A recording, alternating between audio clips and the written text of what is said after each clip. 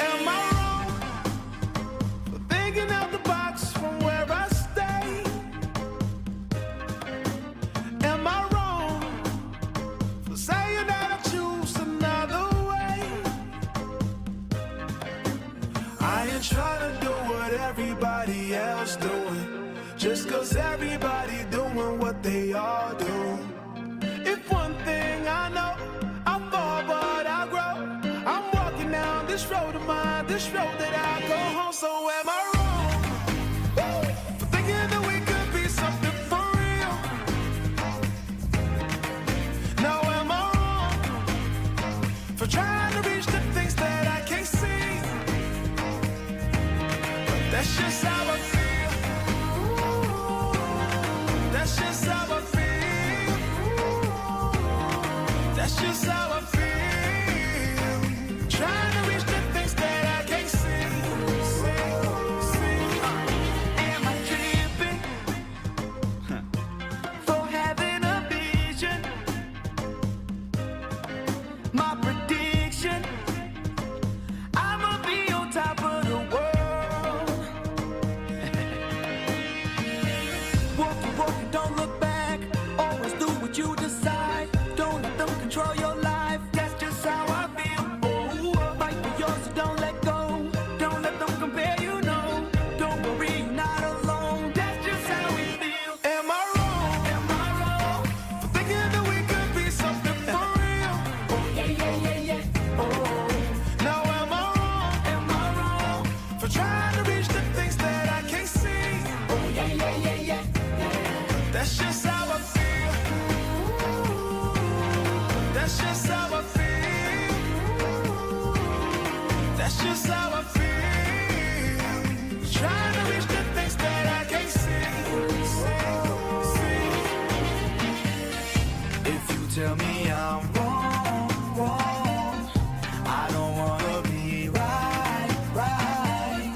If you tell me I'm wrong, I don't wanna be right. If you tell me I'm wrong, I don't wanna be right. If you tell me I'm wrong, I don't wanna be right. Am I wrong for thinking that we could be something for real? Now am I wrong for trying to reach the things that I can't see? But that's just how I feel. That's just how I feel. That's just how I feel. Trying to reach the things that I can't see. So am I wrong? Am I wrong for thinking that we could be something for real? Oh, yeah, yeah, yeah, yeah. Oh, now am I wrong? Am I wrong for trying to reach the things that I can't see? Oh, yeah, yeah, yeah, yeah. But that's just how I feel. That's just how I feel. That's just how I feel. Trying to reach the things that I can't see.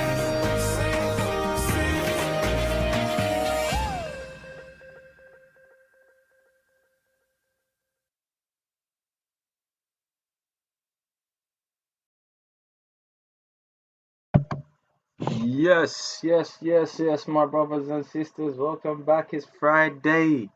It's Friday. Hope y'all well. Salam, my brother. Yes, Muhammad Umar in the building. I see you. Big up, my brother. Early in the mornings. I love that. Yes, welcome back. If this is your first time, welcome to Somali Speakers. Please hit up the like button. Please hit up the subscribe button. We need it.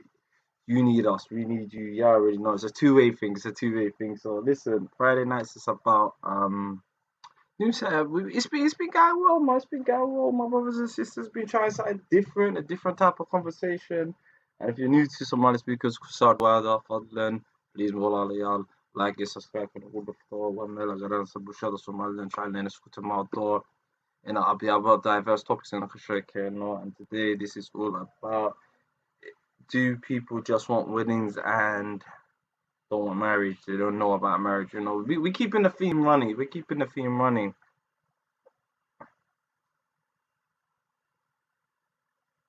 Come on. You already know that was a banger. I know. I had to play it. We're looking for that jingle, my brother, man. You already know. Big up. I see that.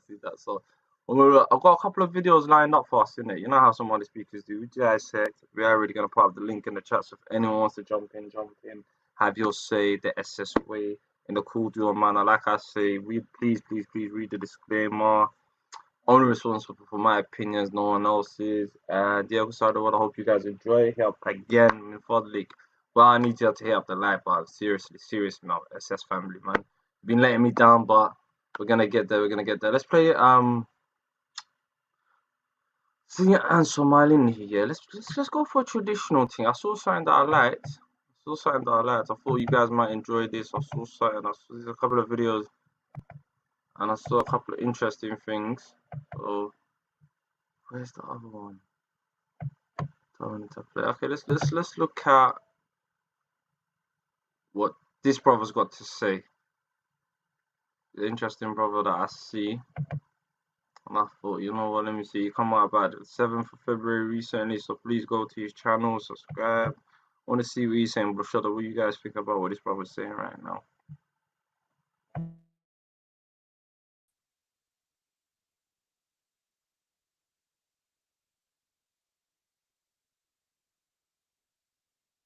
naagta marka labaad waa ayga naagta marka labaad waa ayga marka saddexaad waa ninka marka intiba aaminsiin marka meesha rag wax kama aha laakiin qaar baa koreen afarba guusan laandheerana sidan baan odin kasta laandheeraha aad de laandheera qaarna faan u yaqaan reeqooyiga faan buu yaqaanaan dadka koonfur wax u yaqaanaan qaybo u yaqaanaan ama 6 sano hooyada maan arag way xiisaha ilo qabto hooyo adduunka wax loo dhigaa ma jiro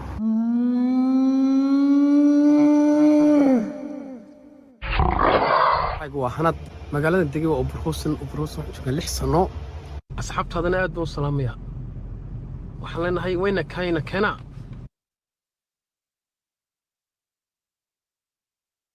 wallahi orta qurbuhu saa aad buu hawl badan yahay khadarow qurbaha dhibaatooyin badan ma taala wax arkaysaa dumarka iyo raggii isisagta bilaadanka inantiin wax doonaysa ma helayso inankin wax doonaya ma helayo isla markaba hore la soo guurso horena la kala tago inankii marka wax soo marka la guursanayo kala wax korasa in dheer oo baadmo oo kala dhisan inanka wax kora marka inan doonay wax kora inan dheer waa inantina ma dheer inankina ma dheer maxaa aga weeyay marka talaba xabada jirta wax weeyaan oo kale habluhu waa sida quruurada oo kale quruurada hadii ma tabto lama kabo ragii halkan qurbaha jirmaka jooga samir male Grammarly can help you write quickly and confidently, so you never have to slow down at work.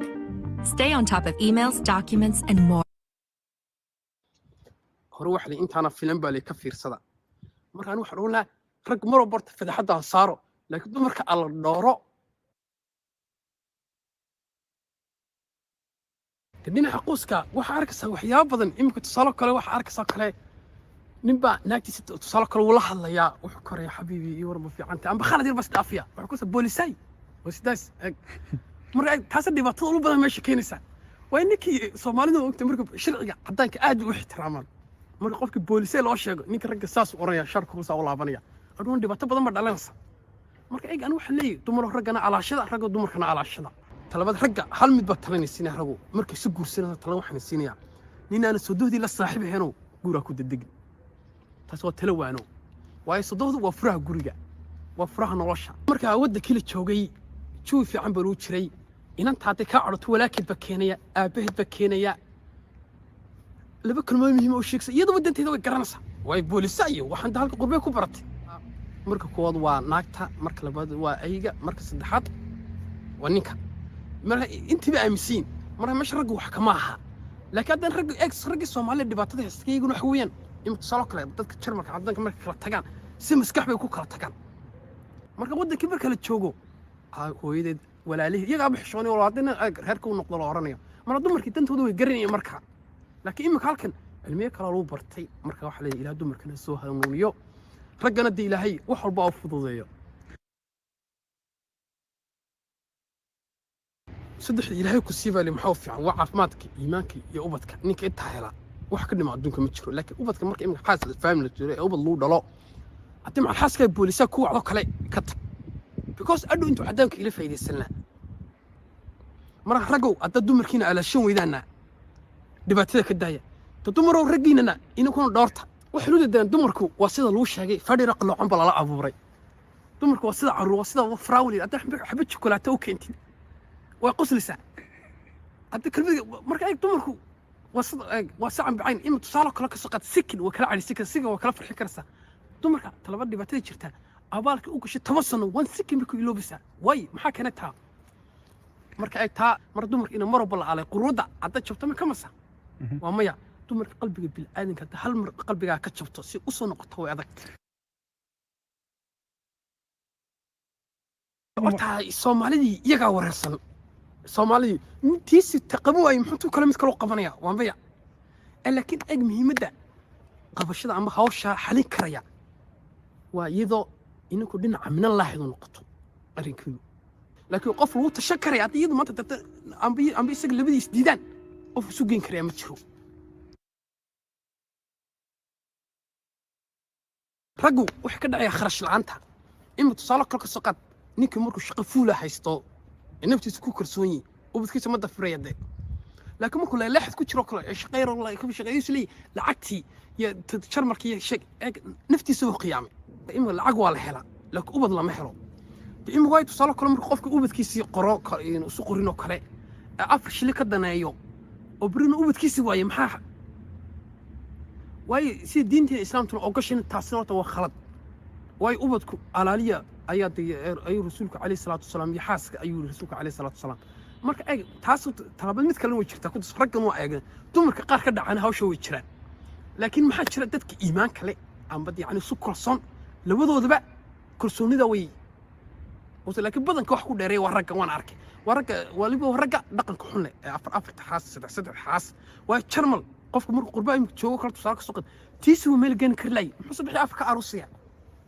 qaar baa wax korayna sunniini baan ku darna way sunniini baan ku daro orda taadi meel dhig marka taadi meel dhig ay orda sunniini baan ku darna marka ay su'aasha walaal wasaas talba aanu rag aad wax u tilna way inta ubadka tuu xabad ilaahay ku sii alxamdulillah ku dhaxa way marka hore inuu ubadku yimin war umahin laakiin qaar baa wax korayna afarba guusan laandeerana sidan baan ordan kasta laandeeraha aad de laandeera qaarna faan u yaqaan reeqooyiga faan buu yaqaanaan dadka koonfur wax yaqaanaan qayb oo yaqaanaan kelmadda laandeero kale ina dad badan community ka soo bixin doona hadii ilaahay nafta noo daayo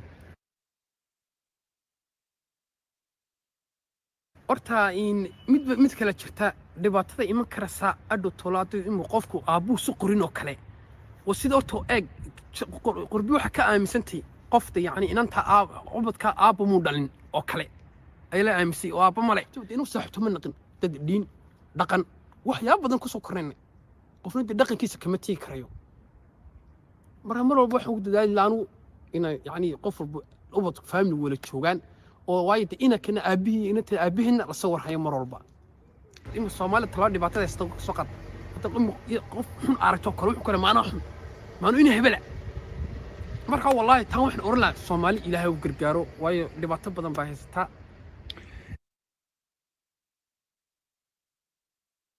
والله Soomaalida waddankii jooga waxaan aad iyo aad ugu talin lahaa inta hooyi aab arksan ciidina macaan arksan ciidina hodanka arksan ayaa wax loo dhigaa jirinba marka waxaan oolaa waddankii jooga barwaaqeysta yani ta ka faa'iideysta Chinese-kiina ana tii hore garan weynay laakiin imka ninku garataan ayaa fiican nin naftiisa ma haliigay waa aniga ira kiira walaahan oo kala kaalay oo kale oo qof aad naftiisa maanta been u sheegtid ada mid kulma been ku sheegaya marka dhalinyartaan waxaan oolaa waddankiina calaashada diinkiina dhaqankiina inaka maanta chance ka haystaba waa imka aanu tusoo 6 sano hooyada maan arag way xiisaha ilo qabto hooyo adduunka wax loo dhigaa ma jiro family waa xiisay halka number walba goorma warqad imanaysa goorma ay shaqo intermiin waxyaabo badan waa extra soo tos noo sharkan laakiin dhalinyaro waxay leeyihiin ka faa'iideysta waqtigiino maalin baa su'aal la weydiiyay waxaan inan baa wax tiri waray marka qurbihii ka dhareegtay ayay dadkii saaliyin baa leeyahay waa maya waxan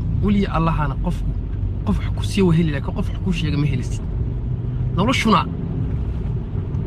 waa ayaamo markaan wada asxaabta qaadiya dhammaantood waxay la talinaya dadka walaalaha muslimiinka ah meel kastoo joogtaanba anigu youtube-ka walaalka ka sii hadlaya waxaan leenahay dawayna kaaye nala socdaa hana jira milidii anu magacyada soomaalida lama bixiyo. The reason I love using StreamYard, well, that's easy. I can make me, Chris Brogan, I can make a show like the Backpack Show where I have a coach.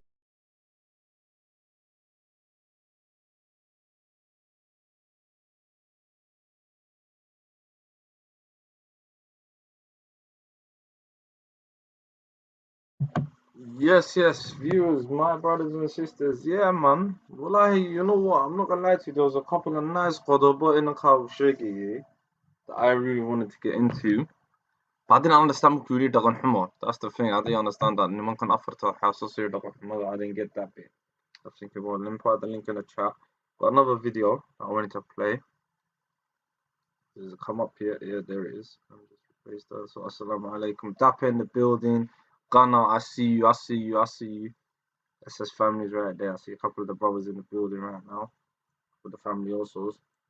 So yeah, I've got that. And there's another interesting one that I wanted to play, but there was a bit that I wanted to play after Daga Humala. I know some family here, but if anyone's watching that, I should let. I was thinking to myself, yeah, that was kind of it's a bit of a low blow. That's something but we're in a Farida though, man. It looks like we're in a Farida, wallahi. You know what? Left on a German Gachoga. So there was a couple of other boosts. Sorry. Sorry, I just, sorry about that. Stuff for love and whatnot. But, like I was saying, yeah. Where was I? Totally forgot what I was saying. Pardon me again.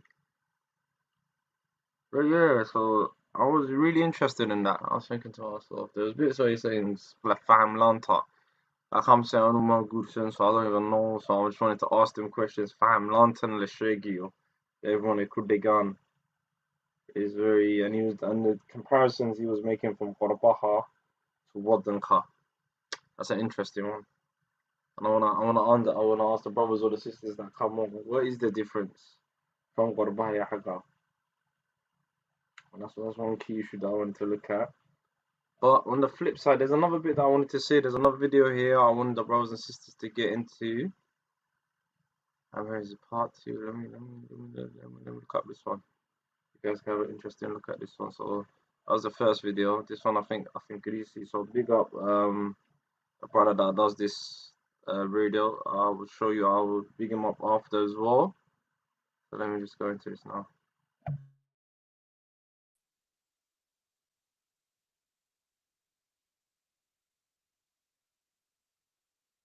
Okay. So you have to be silent. Okay. So you have to be silent. That was their thing, right? So you check in your phones the first day. It's a 3-day retreat. You check in your phone the first day you come in, and they give you a bucket. You hold this tin bucket, and you basically speak into this bucket everything you're running away from. أنا Somali bana hai. No, listen. We gotta get real for a second. I'm trying to gotta get real for a second. That So would this never is- happen in a Somali No, household. I mean me listening to this as a Somali is just completely far-fetched. But it's not far from the deen. It's I mean, yes, I'm not Listen to saying how close it got to the deen, because I Yeah. thought this is some crazy Voodoo. stuff, because I'm Yeah. like shirk maduriya. No, we do not want this. So there's a therapist there, and she comes and she goes, and he's saying, I'm gonna need you to just speak into this bucket. And I'm just like, crying and You let it out into It's the like, bucket. what? Just everything comes out. Everything came into the And bucket. then she goes, okay, now take this bucket and throw it over the mountain. You take the whole bucket, you throw it over the mountain, because we're on a mountain top. Wow. Throw it over the mountain. And then she goes, who do you believe in? I said, God. What's the name of your God? Allah. She goes, sit down here and just pray to your God. Everything that was in that bucket is gone. But pray to him for what you want. I don't want you to say anything that you put in that bucket. So leave that in the past. that It's is done. gone. Over the mountain. I Waba turta. threw the bucket. I'm The telling you, bucket is gone. It was a biodegradable bucket for all those people that are listening. I was gonna And- ask no, 'cause you don't absolutely. wanna just throw those No, buckets They're into the- very particular. about it. Perfect. So that went in, and then she goes, I want you to ask your God, sit here for as long as you want, ask him for what you want. And so I was like, I want my husband to come back to me. I want da da da da. But she heard half of what I was saying. She goes, Anissa, I'm going to stop you right here. Go back to what I said about what's in the bucket. Leave the bucket. Nothing in that bucket should be in this prayer. Yeah. So then I started to pray for things I didn't even think I could have ever gotten in my life. I started to pray for a sign, a way to kind of figure out What's who next? Anissa is. I said, I want to help people. I've always wanted to help people. I need to help them on a global stage. How do I do that? I just started praying for all these things that deep down, everyone deep down knows what they want. But as Somalis, we have this thing of like, you're gonna have this whole thing. You're gonna put evil eye on yourself. Don't talk on it. Don't speak on it. If anything, that was when my belief in speaking into existence was Started. born. You've been saying that to me for like 3 days I now. would like be like, because everything you do, I'm like, because it's true. Yeah. I'm telling you, there's key things that I won't share it, but there was key things that I said on that mountaintop that day that I really wanted, and I got every single one of those Subhanallah. in the time frame that Allah did it. It wasn't when I It wasn't wanted be right away. I was when I needed it. Wallah, it was when I needed it. So anyways, I ended up staying at that retreat for about 3 days, and it was just a lot of cleansing, and it was a lot of facing yourself. That's really what it was. It was really about facing you. Whatever happens to you, you cannot control. You can control how you react. So, okay, he left. Accepting things that happen. He left.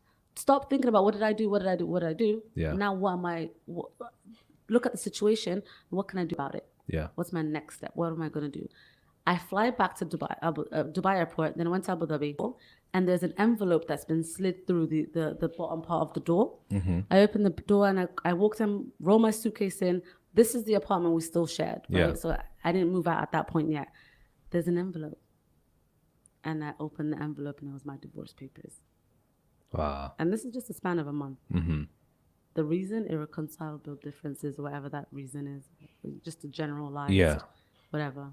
And I looked at that and I just started crying. I was just like, this is it. This is a sign. This is it. It can't get more of a sign than that Right. because you just came. I mean, I did your all of bags are still packed I at this still have point. my suitcase. I go home for 3 days. I've never gone home for that short amount of time. For 3 days. My family knows something's wrong. They're every day, they're like, oh, and this is how somebody's doing. Yeah. Something's like, oh, you got skinny. Oh, you look tired. So they start complimenting on your looks to figure out something's wrong. And I was like, Mom, I'm fine. So I ended up flying. I didn't have the courage to tell them. What do you say? Like, Yeah. You also yourself don't know what happened at this Yeah. point, right? I'm okay at this point with it because I've got my 3 months of. You're okay with what happened, but you don't know how to explain it because people are looking for explanations. They're not looking for Absolutely. like the event itself. I have brothers, I have uncles, they're all gonna be saying like, what is happening? So I still didn't tell them. I come back from London, I go to Vietnam. Don't ask me. Don't ask me. My love for traveling just came from whatever. I go to Vietnam. The resort I'm staying in, some random resort in the middle of nowhere. As I'm driving up, I see a bunch of kids. I see a bunch of kids playing with a football that they made. It was like some plastic bottles, whatever, they made the football. Remember I told you I love football, I play football, basketball. They were playing with it outside. We went to the resort, I came back outside and I sat there for about an hour watching these, and I sound like a little bit of a perv, but wallahi, I wasn't. watching these kids playing. They were laughing, they were playing, they were like running around. Enjoying themselves. Enjoying life. Just living life. I had a notebook that I used to always write on, and I just saw kids playing, and I'm like, they're unplugged.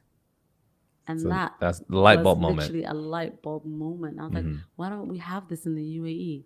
Like, So why what is don't- happening in the UAE at that time in contrast to what you're seeing in Vietnam? I'm seeing the kids in my classroom who come in every morning. Mr. Nisa, look at my iPad, look at my phone, look at I had a 4-year-old who had a credit card. Like all of these things was like, whoa, This moments. is insane. Then I have the students who are like doing all their planning and their prep using an interactive board, using all of these things. And I'm like, this is just, So technology is taking over their lives. And that's when I was like, if I go back to work, bear in mind, nobody knows about the divorce yet, right? So I'm like, if I go فيتنام back, اسكت احفظ ده يعني. حقها بفريا والله بلا سكوب فريا. And I was like, if I go back, I gotta go back with a plan. Like we gotta go back ready. There has to be something that I do. Yeah. So I come back. This is December, and I'm like, I've got 2 issues right now. I now know I want to start this business, but before I step into this new world, I need to have a conversation with my family and tell them what's the reality of my actual world. So إلا هذا your still don't family know. still doesn't know what This is happened. 6 months It's of been them 6 knowing months. nothing. They know nothing. My brothers don't know I gotta nothing. commend you though for keeping it for this long. Respect. I mean, I don't know. Thank you. I kept the secret. Yeah. It was sadly, I was too ashamed. Mm-hmm. That's the truth of it. I can't even sit here and be like, oh, I didn't want to tell them I was keeping this. I was just ashamed. That was the truth of it. And it's felt understandable why yeah, I feel like those that, feelings exist. Yeah, I felt like I could get rid of everything else. I just couldn't get rid of the shame. Mm-hmm. And then I flew home that December, that New Year's Eve. I flew home and I sat my family down and I told them. And the biggest thing that happened was my brothers stood up. And I have two older brothers. They're very calm. They stood up and they're like, do these people not know that you come from people? I know you live by yourself in the UAE. I know you what's Kiliga, but that red number bayo. Yeah. Malin to so doni when people came to ask for They their came hand in to the marriage, family. came to a whole room of men. Yeah. So why nobody told? And the fact they made a very good point. I was ashamed to say it, but he, as a man, should have said it to my family. In Antinawata. I've left. Out of respect, out of respect. daqan, out of culture, Islamically. Absolutely. It is not a befitting action for a man who's been married That was their point. to handle it in this manner. Because Deen Tahata tells you, even when you do divorce, even when people go their separate ways, to do so in a proper manner. Absolutely. You know? Absolutely. And it's not even, for me, it's not even a thing like, well, also, like, Somalis have this thing where fadiga loso farista, and when two people are having a problem, to push them back together. No. That wasn't even the case. It The was question is, how do you just do it in a respectful manner? Gabadi Wata. Because initially you came You did. for her. Yeah, absolutely. So- So that was their point. Yeah. They weren't even mad at me. They understood Valid where I was point. at, but they were just like, "What that bakadam bayo, radam bakadam bayo." No, it is And so very as disrespectful.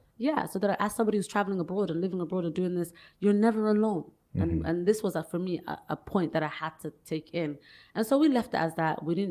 They didn't contact him. Dig Nothing. too much we into really it. just left it as that, because with that I gave them the plan. I said, "Hey, this is what I want to do. I've thought about it. This is what I want to do. I want to start this company. I want to do this. Just all of the above. Yeah. Do I have your blessing?" And I said, yeah. Was just for her so comforting, because she was like, I'm happy you did it that way. Because if you had told us back in June, 100%, it would have been like, okay, so Yeah, if you would have told them in June, you wouldn't have ended up at this business.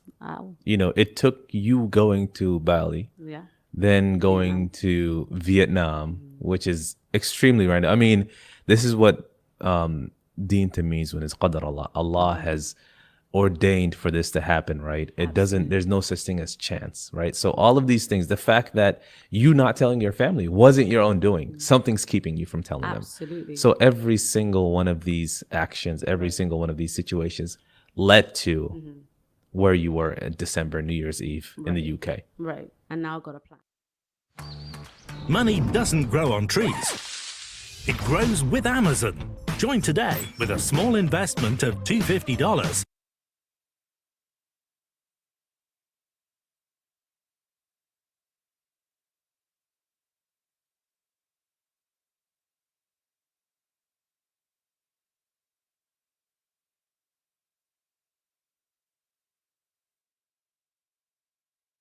But we have to pause my career life, because my personal life is what really affected That the situation, change. the decision that you made. Yeah, because prior to that, moving to the UAE, I moved at 20, and then I happened to meet somebody in the UAE that I connected with.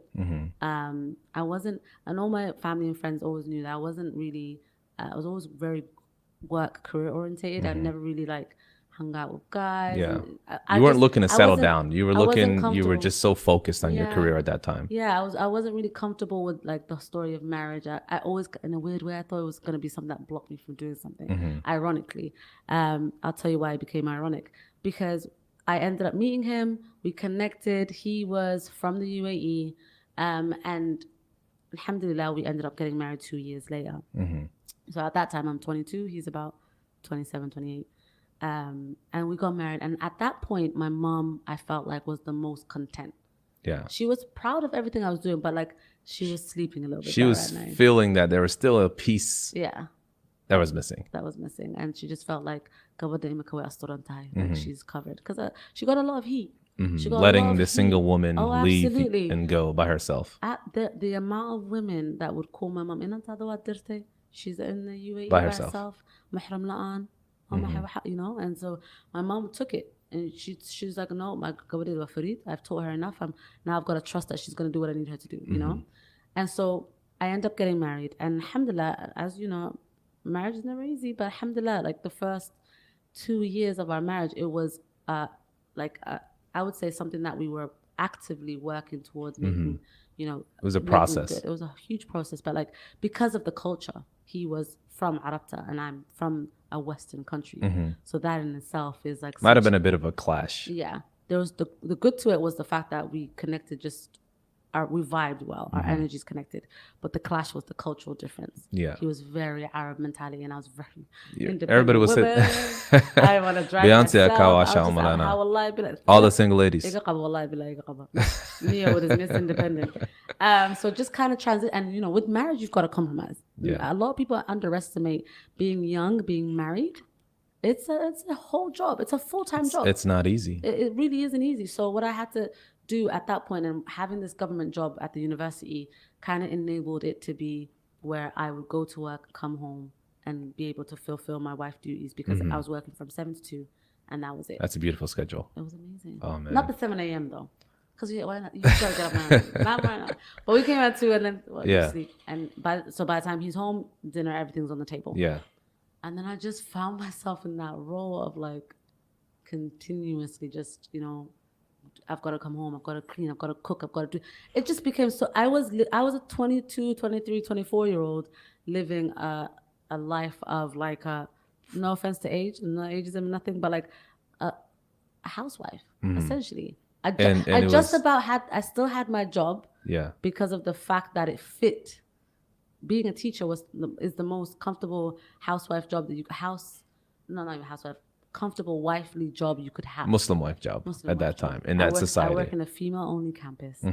There's no men ever coming up in the school. Yeah. On the university site. I finish these hours. I have Christmas and spring and summer off. It's like the perfect Ramadan job. is off. Wow. You know, so he was like, this works. So if you have a wife in the UAE anywhere, Muslim wife, this is probably the perfect situation for her to work in. It absolutely was. Based on Islamic values, based on 100%. like a Muslim household, a Muslim marriage. 100%. And the Sharia helps a lot. If I had been pregnant at any point, I would have had maternity leave whenever I needed it. It was very much in support of that job. Was very much in support of being a wife. If I had.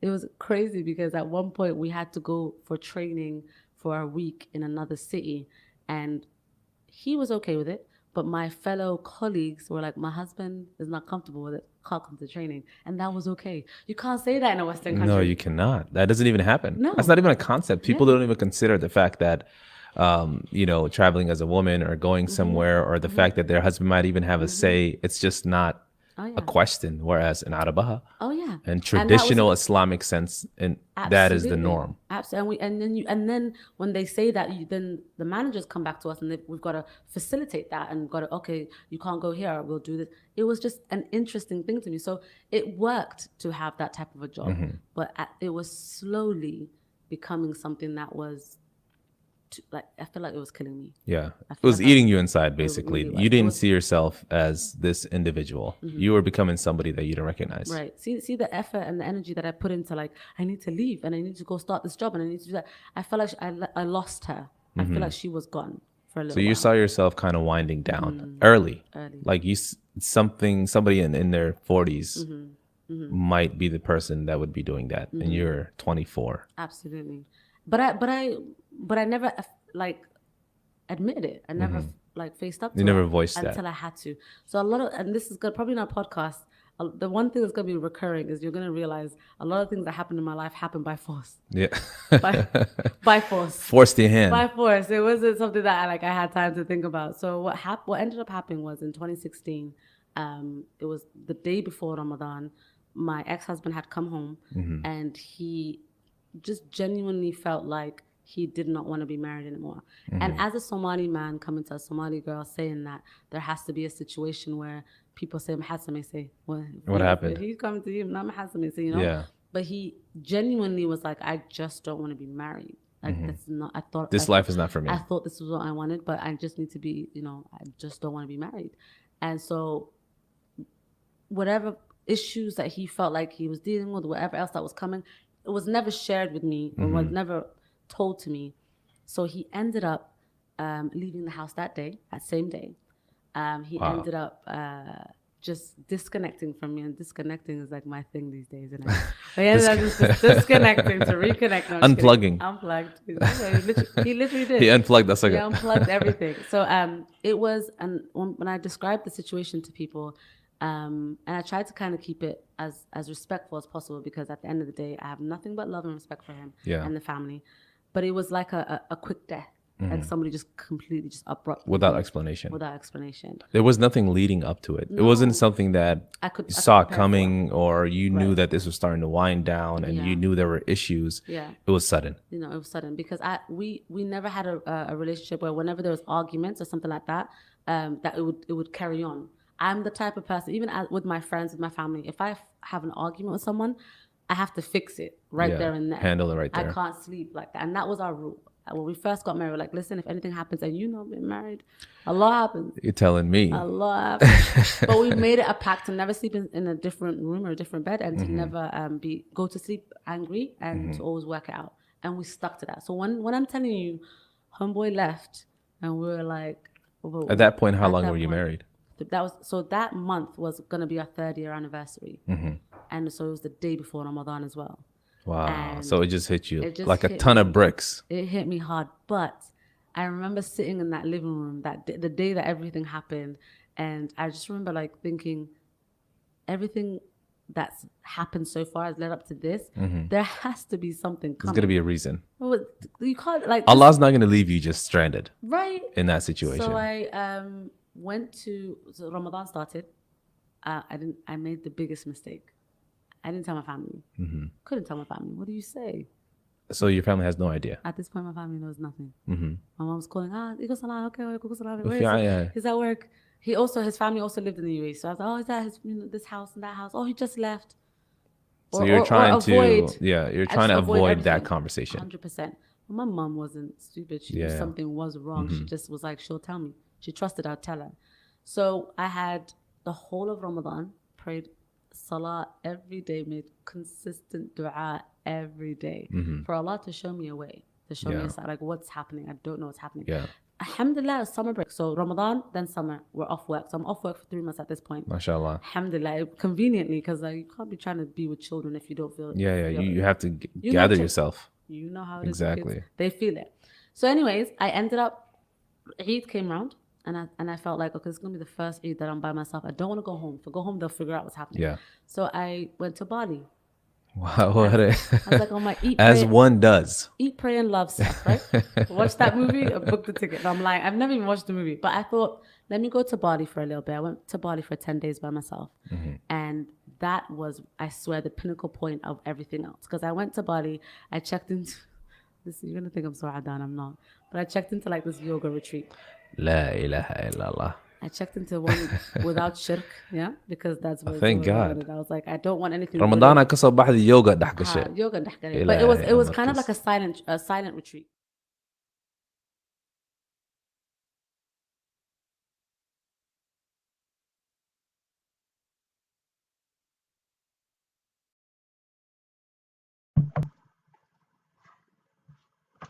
Yes, SS people, big up. I see a couple of family, big up Ayan.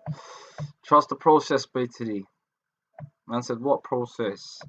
If the process is missing, this guy mad. What process? What's going on? And Untashi had some interesting points. I see Maverick's in the chat doing a madness. What's he saying? It's another thing.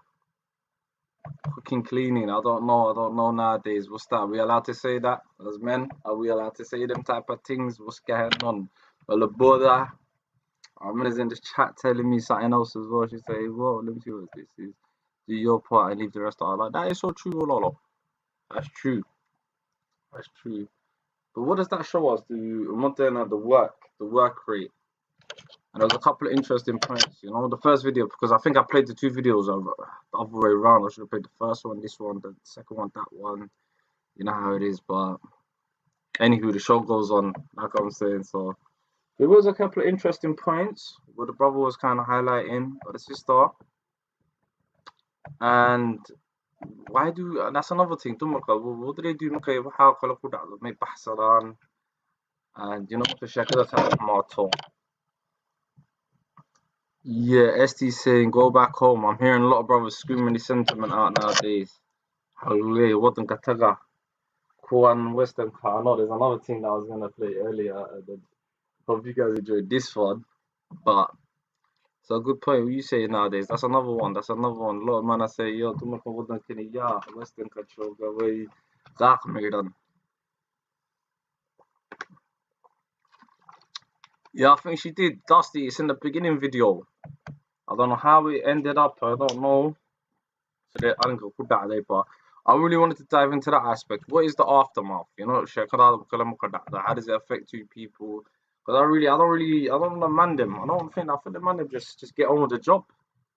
Really, I don't really think it affects the man them like that. But due to the dumarka, I'll have to ask a couple of their sisters or a couple of questions if they come on later on. But let me say, it's the link in the chat. Yeah, definitely the link's in the chat so people come on.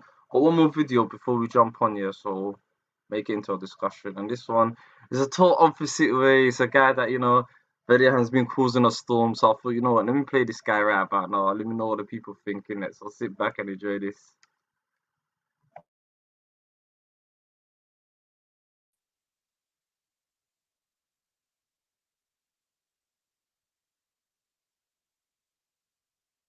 First time. Well, I've been watching you for a while, and I just want to say that tonight is the first time that I actually agree with you. This topic is really good.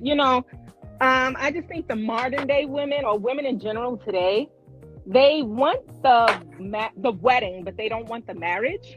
Mm-hmm. So, marriage is a big deal. I'm divorced. I've been divorced for a few years. So I know what it takes to be a wife. My parents, they've been married for 45 years. So okay. I grew up, seeing the role of a wife. How old are you? I'm 40. So your parents are 45, married 45. Okay. So I'm 51. We're both Generation X. Right. Every other generation before us were married that long. Mm-hmm. Why do we fail so much? I just think Quality writing makes your schoolwork better and helps you stand out in the process. Meet Grammarly, the digital writing assistant. We give up. We give up quickly, and also we give up. We don't have the patience, the endurance. And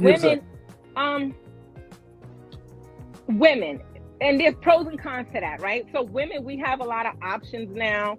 A lot of the things that our grandparents had to tolerate and deal with, we no longer have to. So, women are educated. Women are educated. They're going to school.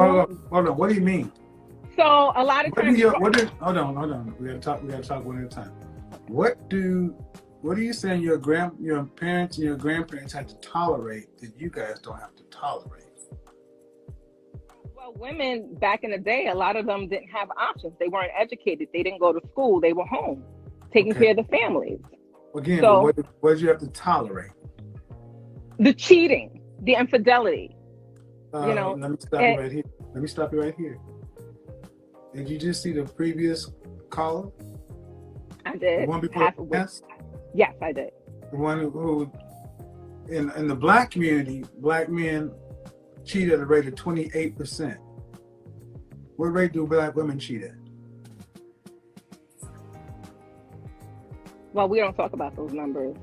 Yeah, we do. Really. What do you think? Maybe 30%? 24, but there's more of you. Black women cheat too. Well, yeah, absolutely. So the cheating is coming from who? See, here's what I'm trying to understand. I grew up watching things that I never saw. Mm-hmm. Waiting to Exhale, The Color Purple. I've been around a long time, and what I know more than anything else is, don't look in the comment section, we're talking. What I know more than anything else is women in our generation use Rosetta and Sojourner and women in the past who have made a much tougher stuff as a reason to say you're strong and independent, but you're not made of the same things. We don't quit, y'all quit. And it's not because you're being treated poorly. Okay. If 80% of divorces are filed in the Black community by women, even if half of them are filed for the worst things, that means 4 out of 10 still aren't. It's still twice as much. That 40% is still twice as many as men file. Yeah, but I think that's all based on perspective, and that's relative to the situation and the individuals involved. So what one woman is willing to tolerate, another woman might not be. You keep saying tolerate. What are you tolerating? Mistreatment, or is so. Huh. I called to tell you I agreed with most of what you were saying tonight. I know, but I get it. But the thing is, when you say something like that, man, you put it out into the air that women back in the day had to put up with stuff that we didn't have to put up with. We don't have to put up with that. And I'm asking, what are you talking about? Because all the stuff. I can tell you. Let's talk about the abuse. A lot of women back in the day dealt with abuse, financial abuse, physical abuse, and the manipulation that all of that entails. But modern women, okay, that you're talking that color purple Alice Walker stuff. I never witnessed any of this stuff. I'm sorry, ma'am. And more women are finally coming out and saying that how many women do you, let me just back it up because I don't want to get anecdotal. This is a bunch of propaganda. Generation X Black women are not getting beat up and abused. Right. Okay, yes. And neither was silent era Black women. But neither was the greatest generation. But you're not taking into consideration that men were completely different back then than they are now. There was no abuse, ma'am. If you go back and look at when The Color Purple came out, it was a big uproar in this country because they said how much it was going to damage the family. Man, I'm Black. You're Black. I didn't see women walking through the neighborhood with black eyes and shit looking like Ike and Tina. This is Where did you live? Where did you grow up? Does it matter? Yes, did you see it? It all depends. Did you see it? Yeah, I'm seeing it. It all depends on Where your you community. From? Where'd you grow up? I'm from New York City. I'm from the Bronx. The Bronx, exactly. New York. And then in the Bronx, so hold on. In the Bronx, in the projects, you can't even have men living in there. Well, I'm 1980. There were men living in there. There were ways. There were rules that men could not live in there, but women found ways to get the men in there. Let's do it. But that's not what we're talking about, right? No, what we're talking about, man. What we're talking about is you said that women in our generation did not put up with stuff other women put up with, and I call bullshit on that. Women in our generation were full of themselves. You counted as a double minority. You got Title IX and affirmative action put you in positions in corporate America that should have gone to Black men as a result of civil rights. But when companies realized that they could get 2 for 1 with a Black woman, Black women got put in positions of power instead of Black men. That was supposed to be part of our settlement. And what happened in the 90s? When sisters got those jobs, what did they do? They turned on Black men. Sally Jesse Raphael, Donahue, Geraldo, Rolanda, Ricky Lake, Oprah. This is when all this, where all the good brothers at, because so many sisters have white collar corporate jobs and looking down on blue collar factory working men. I've talked about this. Dr. T.S.I. Johnson teaches on this. Our women turned their backs on Black men, and you created a story that none of y'all lived. Okay, but listen, I'm not disagreeing with that, right? Disagreeing with that because I'm all on the whole submission thing, the man is the head, all of that, right? I'm on that time. But Black men do the same thing. As soon as they get into position of power, or they become famous, or they meet a certain financial plateau, they no longer look at Black women. They go to other ethnicities. Are you out of your mind? I'm not out of my mind. You don't like to be. Hold on. Look, I deal with stats. Black men are married to Black women at what rate? I'm not dealing with race. I'm dealing with facts of what I know. No, I'm dealing with rates. I'm dealing with. You do the math. You have time to do the math. That's your profession. No. I'm dealing with reality. No. I'm dealing with statistics and facts. Black demographics. You do research for that. What rate when black men are married, what rate are they married to black women? From what I was talking about in my perspective and what I see based on television, the media, what I'm the media basing it on feeds us. actual data. Because you have time for that, Kevin. Well, then don't talk about it, ma'am. I'm going to show you what's prevalent and what is being Then don't forced and talk about thrown what I'm to us. saying, ma'am. Man, your title is so author. And if you're going to talk about black men like this, if you're going to talk about black male image, I'm going to ask you that you be right on the facts. That's all I'm going to ask. So you want me to give the complete? I want you when you data. can come. No, what I want you to do is what I want you to do is if you can come out talking about when black men get a position of power, then they do something and so forth. If you can say that, you better be able to back it up with the facts, data, I can't. That's the because they general don't back, concept. because the facts don't back that up. Black men are married to a black woman at an 87% rate. Nobody is married Right, out like that. but the men that you talk about, the high value men that you always speak about This on man, your. it's this. And what rate do you think that is? Oh, Mister. Oh, What my rate? God. No, Mr. tell me. Kevin. No, Now, this is supposed to be a dialogue. Don't. At what rate of high value men? Because what you're telling me, they marry out at a higher rate. No, I'm saying that the high value men that you talk about on your show often, once they are high valued, after most of the time the black woman has built them up, they shit upon them once they get to the top. Yeah, you're a feminist.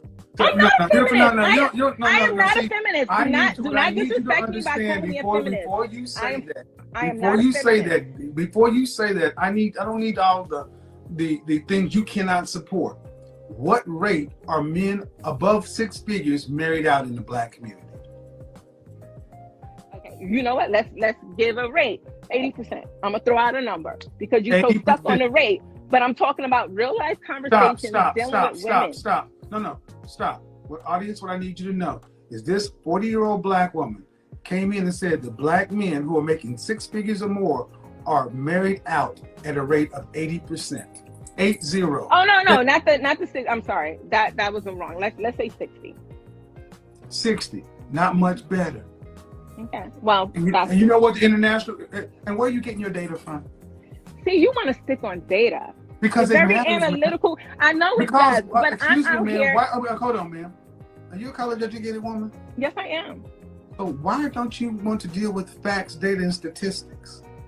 Because this is supposed to be like a talk show or a podcast, but it still needs to be because we're having conversation. Because it needs to be rooted in fact. Okay, well, you're analytical that way, and that's how you run your show. Well, I'm coming in to give what I don't do is allow people to come on and spout propaganda, because that's part of the problem in the black community. Our image is jacked up because so many of our women decide to come in talking like you. This is the same thing about black men being gay down low and in jail.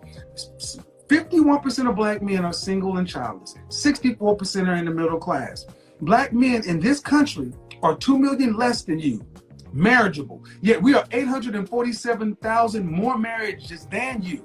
It ain't the problem with the men. The problem in our community is women like you. You're totally wrong.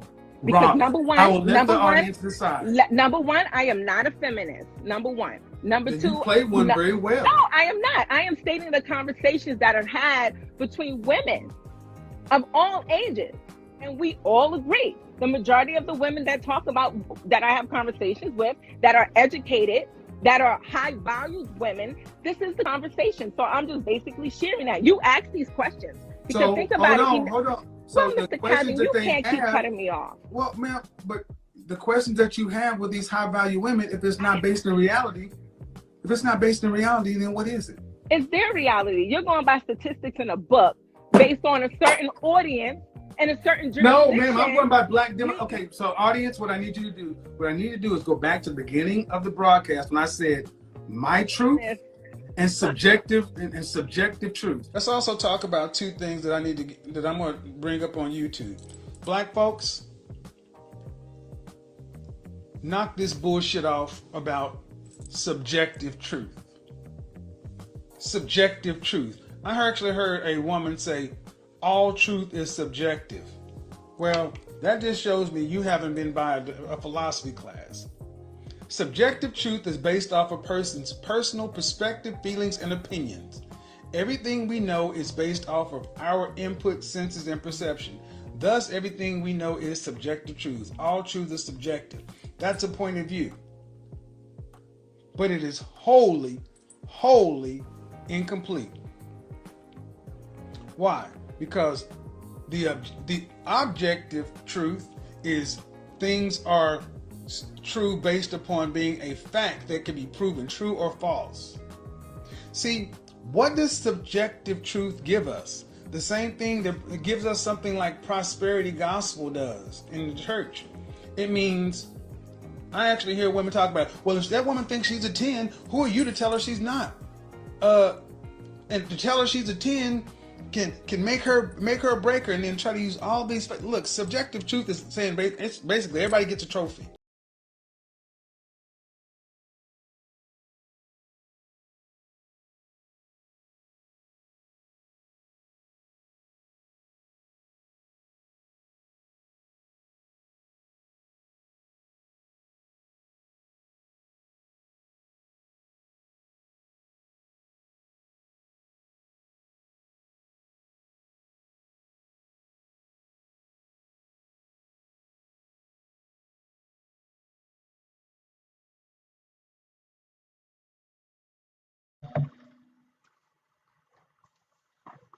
Yes. The chat's going nuts. Oh shit.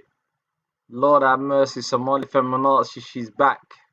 She's back and she's pissed. I ain't seen you in the chat for a long time. Wallah, big up.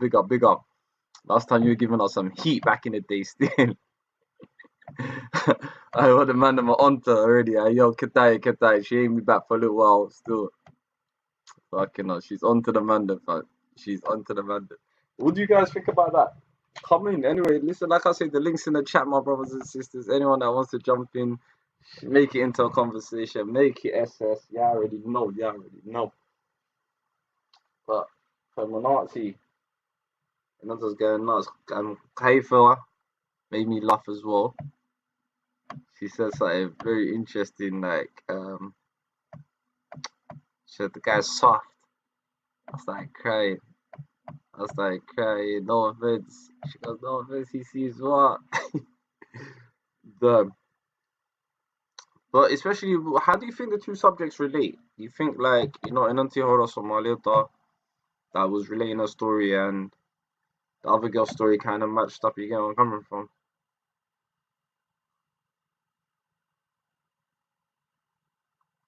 Oh Lord. Oh no, she's getting in. I don't know who pissed her off, fam. I think, no, don't start, man. You know, she's gonna go on all day. But well, no, we're just trying to open up the chats, like I'm trying to say. She's going kind of crazy.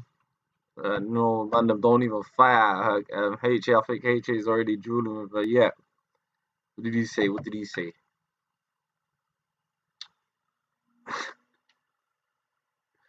Emotional liberal ways. Okay, well, what's that? That's another thing. Do you think, like, most of this was it? Oh, okay, Khalifa saying this as well. He's saying boom. But do you think, man, them that word there? Yeah, you see what, man, them throw that word out there? Yes. Assalamu alaikum. I'm Abdi in the chat. I see you, Double A in the builds.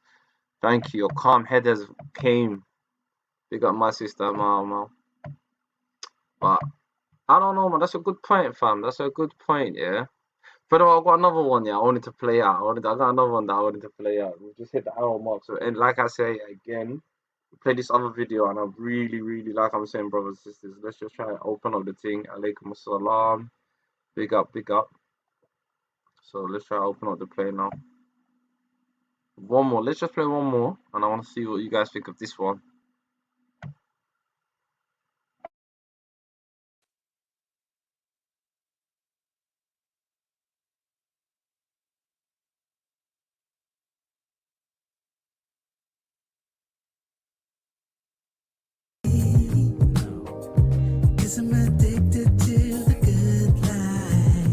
I consider myself like average, like a 4. So honestly, how would you even know if you're the pretty one in your group if you think all of y'all kind of look nice? What do you mean? How would you know if you're the pretty one in your group if all of you guys look nice? Yeah. But you just said that's so serious. You said you rank yourself where? I consider myself to be a 4. Okay, and is that average, above average, or below average? Average. Okay. Okay, if 4 is, I mean, obviously you can judge for yourself. if average is if 4 is average, and what's above average? Like 6 and 7s. On a scale of 1 to 10. I live in Tallahassee, Florida, so Florida is weird. Well, no, everything down here. Tallahassee is still in the United States, so there's no way a 4 is average, ma'am. A 5 would be right in the middle, right? Okay. Half of 10 is 5, right?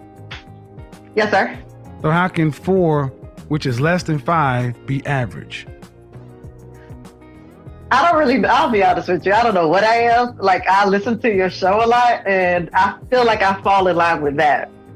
I'm not sure. You fall in line with what? I feel like I fall in line more with the 4 or 5. Okay. Because clearly I don't look nothing like Beyonce and Rihanna and all of that. But your question was, how do you know who's the pretty one in your group when you feel like you all look good? Or something like that, right? I feel like we're all average. Yeah.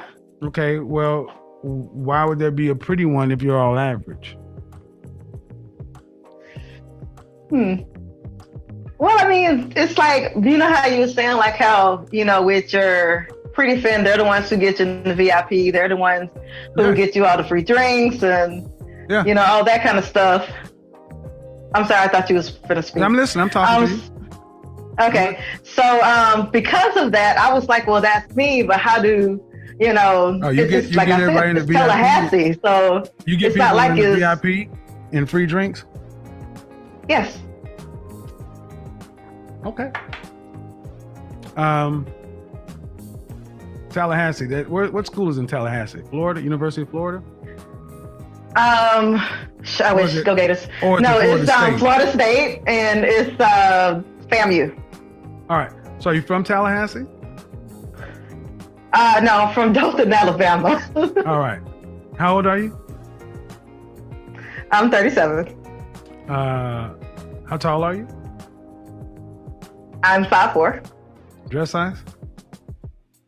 I'm a 16. All right. So, generally, the women I'm talking about, they can get into VIP in Los Angeles, in Miami, in New York City. You're saying you get into VIP in Tallahassee. Could you get into VIP in those cities, do you think? I don't know. I never left the South. Well, what do you think? I think so, because, like I said, I'm not unattractive. I usually get hollered at all the time. But I don't know. All right. Ma'am, do you think New York City, Miami, or LA are more expensive than Tallahassee?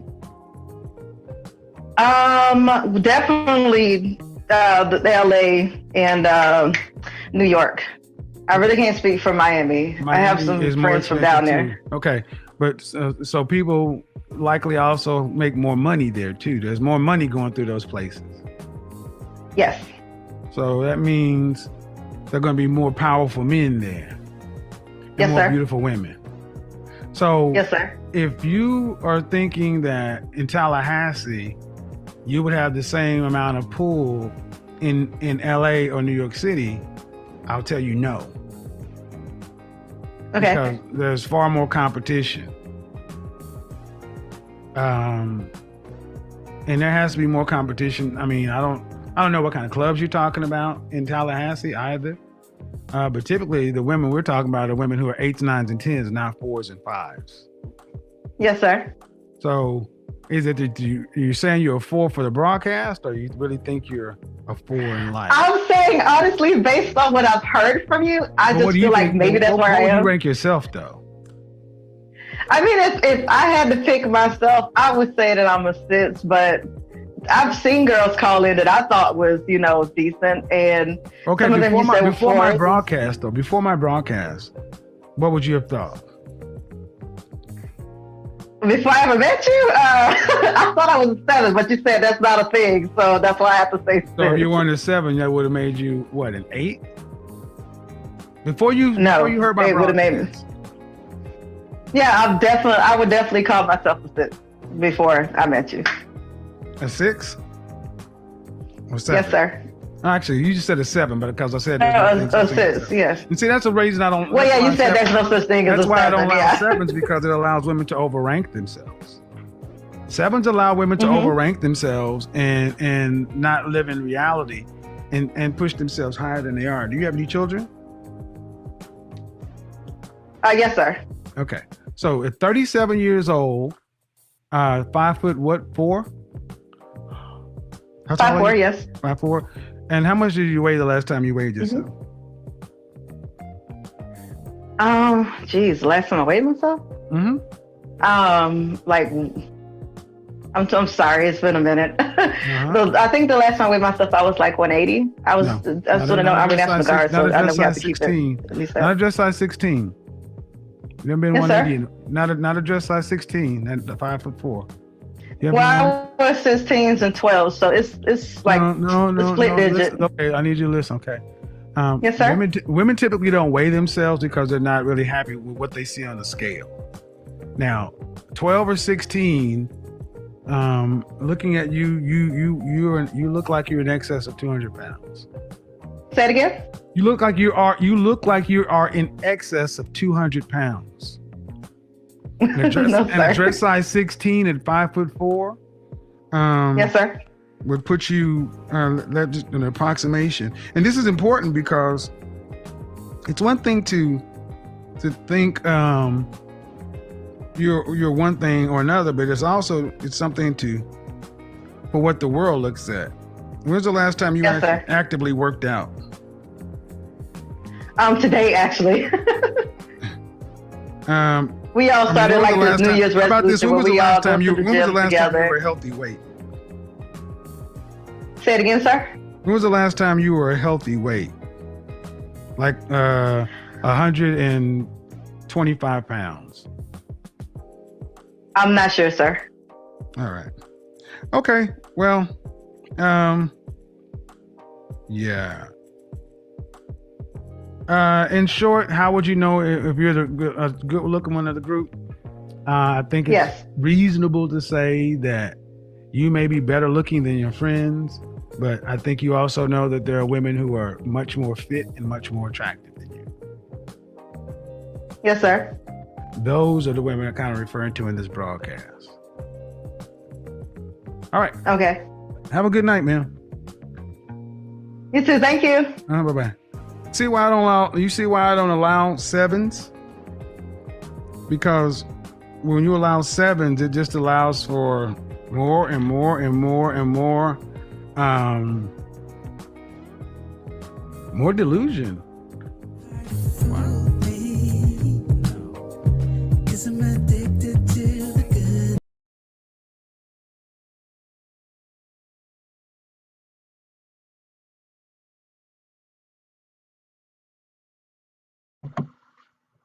Hey.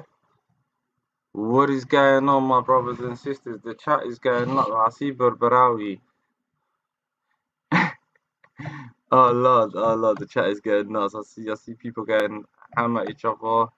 I don't know what's popping. Make sure the squad stop up. Like I'm saying, let me put out the link again. Links in the chat, so anyone that wants to discuss anything, let me know.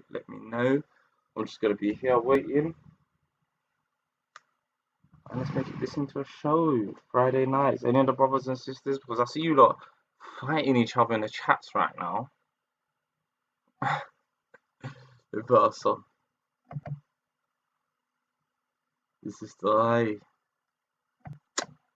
You know, this is what I'm saying. Even I think WM did the same thing the other day, man. She came back and did a drive-by on the Mandem. But it's got everyone's passions heated. I see what's going on here as well.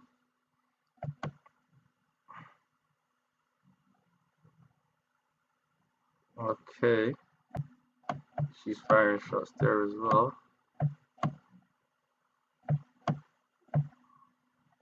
I was trying to say it's not everyone. Alright. Alright. What's everyone got heated about?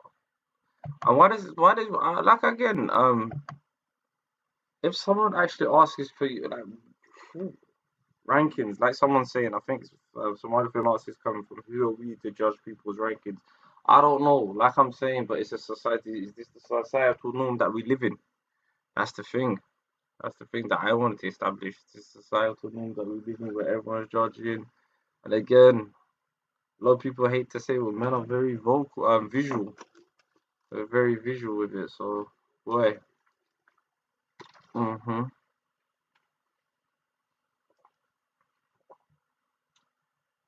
Yes. Do you want to switch off your cam? To switch off your camera, yes, that's it. Hello. It's on default. Hello. Hello, Lolo. How are Oh you? my days, I'm tired. Lalo, how are you? I'm alright, Lolo. Hinda, talk to me. ماشي ممكن حكى صعبة. Today I was talking. You didn't really quite get it. I didn't get this last video. This last video, it was about rankings. Someone asked him, what is average looking? And the guy, and then the woman's trying to say, I'm average, I'm a 4, I'm a 5, I'm this, and everyone in the chat's going nuts. There's a sister called Somali Feminazi. It's a SS. Ranking numbers are subjective. Yeah, this is what I'm saying. Warlord's finest. But then again, people do rank each other. Of course. Hinder, man. I lie. As a woman, do you, how can I say, obviously, I'm going to ask this, does anyone marry someone that they're not attracted to? No. That's number one. So when you first see someone, you're like, MashaAllah, it's a natural habit. So I don't get why some of the sisters are mean about it. It's human nature. You don't mean to do it. I don't think you don't mean to do it like him. It's the first thing you comes across about somebody, you know. I lie. Then you look at the ba'at or this part of the Exactly, and then with kusika it becomes even more or less. Oh. That's what I'm saying. It's a universal thing. Robert Haji A said it the best. You get me? Of course. He's trying to say, yeah, I need to watch Kevin Samuels. He's trying to say, but I don't know why this guy's pissing off all the Dumarka nowadays. There's even a hate campaign. You get where I'm coming from, and I don't get it. Is it finally that men are telling women the truth and women can't handle it? What do you think about that, Hinda? Is it that the women can handle it, or is it that, you know, there's a certain way to tell people something, Marikte? That you know? But sometimes isn't the truth. I know, yeah. But sometimes isn't the truth, you know, the truth. Sometimes, you know, would you rather prefer the truth sugar coated or runta dalagu shega walala? Because what I do, you know what it is? Runta dadka honesty is the best policy. Where runta we can it's not something he did. Do you get where I'm coming from? And like I said, and I've had this debate, and I've said it before. I don't know, some girls find this a bit rude, and I say, not every girl is beautiful. Don't let the movies and lies deceive you. No, wallahi. And if someone tells you the truth, not every girl's got a face that Hoyo can love. Hinder, please keep the chat warm for me. I just gotta do something quickly. Yeah, I'm gonna be 2 minutes. Speak to people in chat for me. Hold on, yeah. Okay. All right. What's going in? ضرورته بدن لما تشعل الساعة. Oh my days. بالبراوي يطلع هالليسان.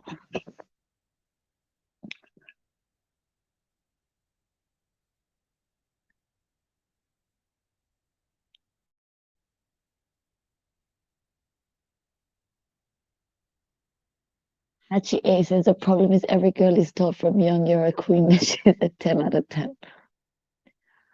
Well, confidence building is also important, you know.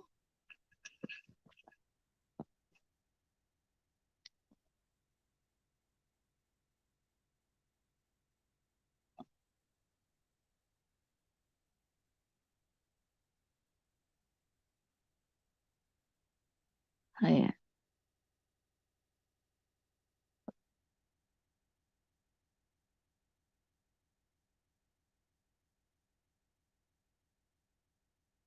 Somali feminazi, my sister, why don't you come on and join us and speak? Let us know what you need to say. I'm back. Wallah. Is that Reaper? Yo, Sorry, London accent. How you doing, Reeps? I'm good, alhamdulillah, man. Just indoors, man, due to this COVID madness. Come on. Today's going to be an important subject, innit? Today's a very important subject. Sister Hinda, thank you for keeping it up for me. Thank you. One sugar. I love that. Big up. And this is a very interesting brother. Reaper Rad, welcome back. I'm good. How are you anyway? I'm all right, alhamdulillah, man. We just watched a couple of episodes from Kevin Samuels, a man that's causing a lot of stir.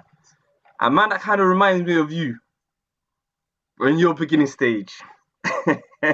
Yes. But what do you think, though? What do you think? Some people, do you think they just want the wedding, they don't want the marriage? And we were watching one Somali girl earlier. To be honest, Malala, marriage, you have to understand, marriage is on a decline in our generation since we're all, which I'm assuming, all three of us were born in the West, all born in UK. Basically, marriage has become a trend. Nigga. African. I'm Full, African to the bone. proud. African, proud. Come on. Come on. So carry on, Reaper.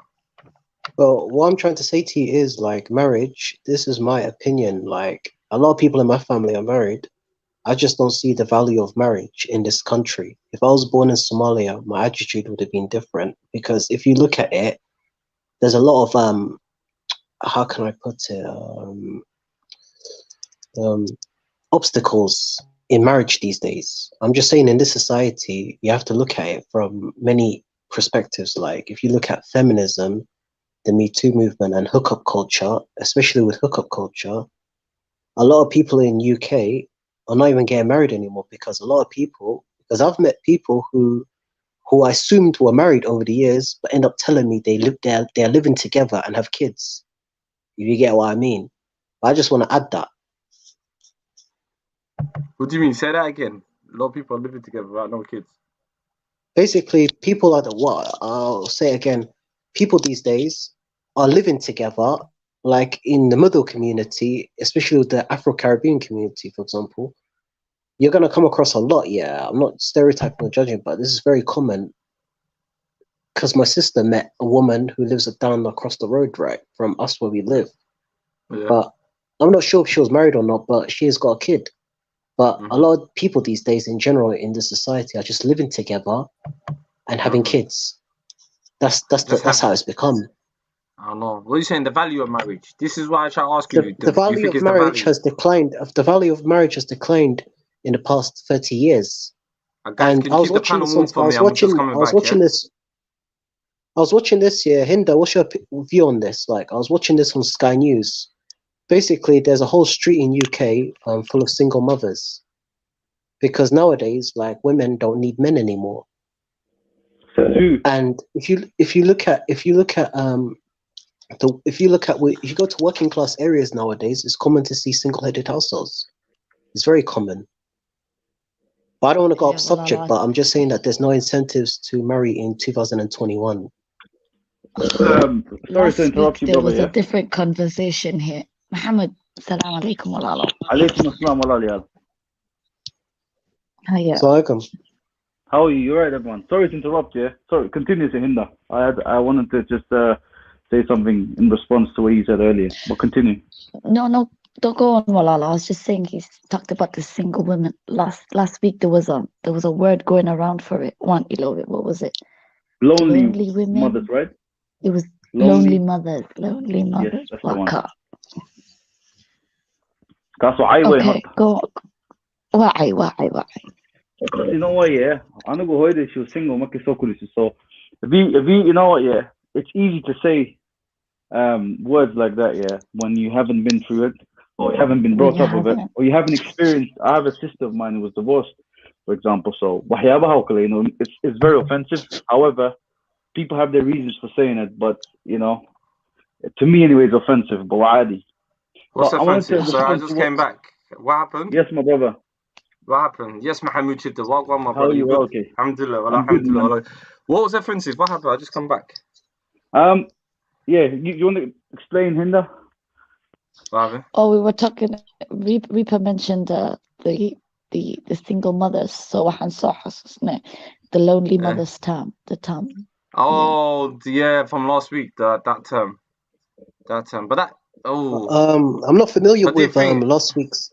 I'm not familiar with last week's subject, but with lonely mothers, I just want to add something. Like, since we're living in this society, like, it's so common, yeah, it's very, very common to see single mothers and divorcees. Wallahi billahi, yeah, it's just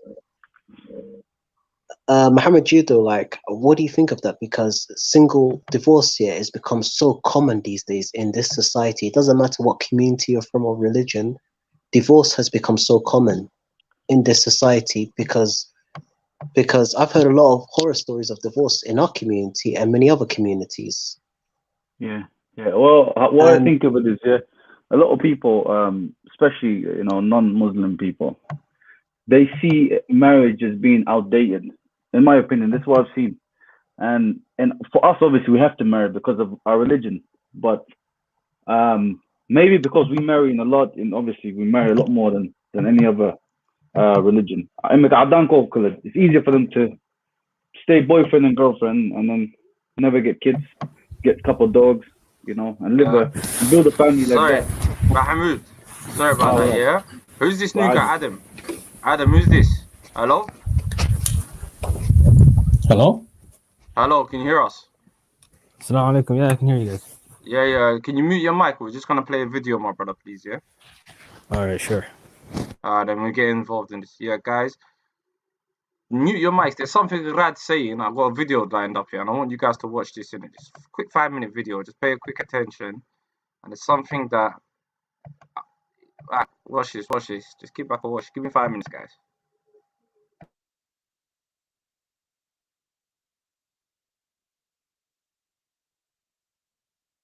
Let's take a look at something real quick. Okay? We have what we call going on right now, beta male energy. Beta male energy. Right now going on in society. We're seeing it. Now look at these numbers right here. They have what we also call single mothers are heroes. Look at this. 1950. These are percentage of births that are to unwed women. We think single motherhood has been around for a long time. It really hasn't. This is a new concept, and they use marketing campaigns to get you to accept it. 1950s, 5%. Not a lot of children born to unwed mothers. We get to 2012, we're almost dang near half. Okay? Some communities, 70% of the children born to unwed mothers. What typically happens right now, the father absence is a crisis in America. 19 million children, more than, well, we're approaching half at this particular point. This is in 2017, live without a father in the home, okay? And I'm telling you this for a reason, because the guys that want to be fathers, the 4 or 5 of you that raise your hands, probably half of you will not even raise your kid from 0 to 18. You won't even have the authority to do so. The systems are already in place. They got a whole bunch of things in place for you to not be in that home. Your job is to maintain that authority. Remember I said, being a father is not enough. Or wanting to be a father is not enough. You have to have the authority. You have to be willing to lead, okay? So what does that lead to? Kids that grow up without a father, 4 times as much to be raised in poverty, 7 times likely to be a teenage pregnancy victim. More likely to experience child abuse. That's normally because Potentially the single mother, the co-parent has moved in another man into your domicile, into her domicile. Okay? Behavioral problems. Who in here was raised by two parents? Okay? Wow, look at this. Okay? That represents, remember that graph I showed you? That represents that. Okay? What about this? Incarceration. They talk about mass incarceration. More likely to go to prison. The stat that I put in my second book, De-Evolution, 73% of the prison inmates were raised in single-parent households, primarily single mothers.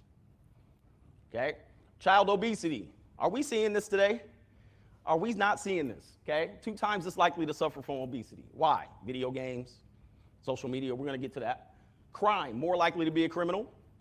Somebody said one time in the 80s, oh, the numbers of the crime rate is going down. Okay? While single parenthood was going up. They wanted an explanation. Well, why is that happening? Okay, it's happening because they're all in jail. Right? Can't be out there committing crime when you're already locked up. Education, 2 times more likely to drop out. See this?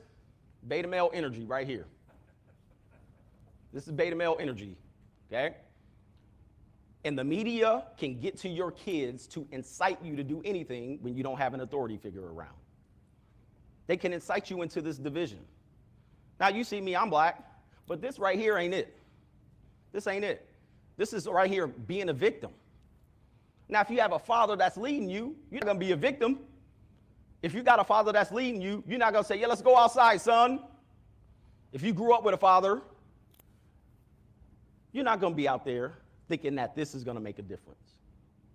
See, I teach my kids they're not victims. You make your own way. You design your own path. You don't go out there and yell and scream in the streets to try to force people to give you something. This is beta male energy. And I called it out. I'm not afraid to call this out on social media. Okay? I called it out from day one that this ain't it. Okay? What about this stuff? Anybody hear of this? It's a movie called Cuties, in which these girls represent 11-year-old girls. Okay? And they're in provocative poses designed to, well, the producer of the movie and the director, oh, this is a coming-of-age film about girls developing and realizing their sexuality and their power. Really? Is that what you're calling it? Because this looks like none of them had a dad. This looks like all of their mothers dragged them down to the audition and said, this is the only way to do it. Let's sell that peace leave. If you've been listening to my content, you know what that is. Let's sell it because that's all we got, girls. See, if these women have fathers, these young girls have fathers, you're not going to let your daughters go out there and do any of this. Okay? Even if you were in a marriage, okay, even if you're in a marriage, a lot of men right now, you're in hand-pecked relationships, meaning she's the authority figure in the house. You can't even say anything about raising the kids because she believes she owns the kids. We're going to talk about that.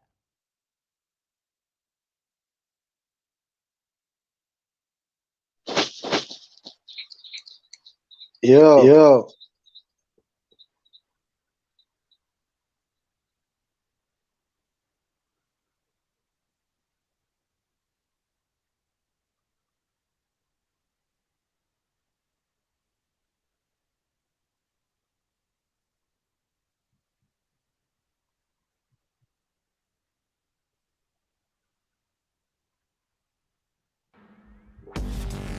Welcome to 888 Sport. Hello. You've come to the right place. Hello. Bet now. Yeah, hello. I just want to add something.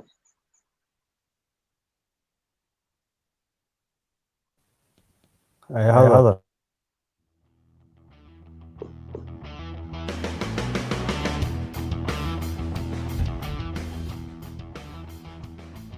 Welcome back to the 21 Convention 2020 of Orlando, Florida, being held for the first time ever at the big and huge triple conference experience of 21 Summit.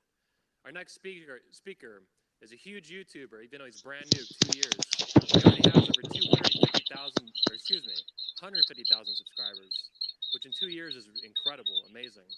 He's also the author of of de-evolution and a free aging lifestyle, and he was a women's basketball coach, college, and high.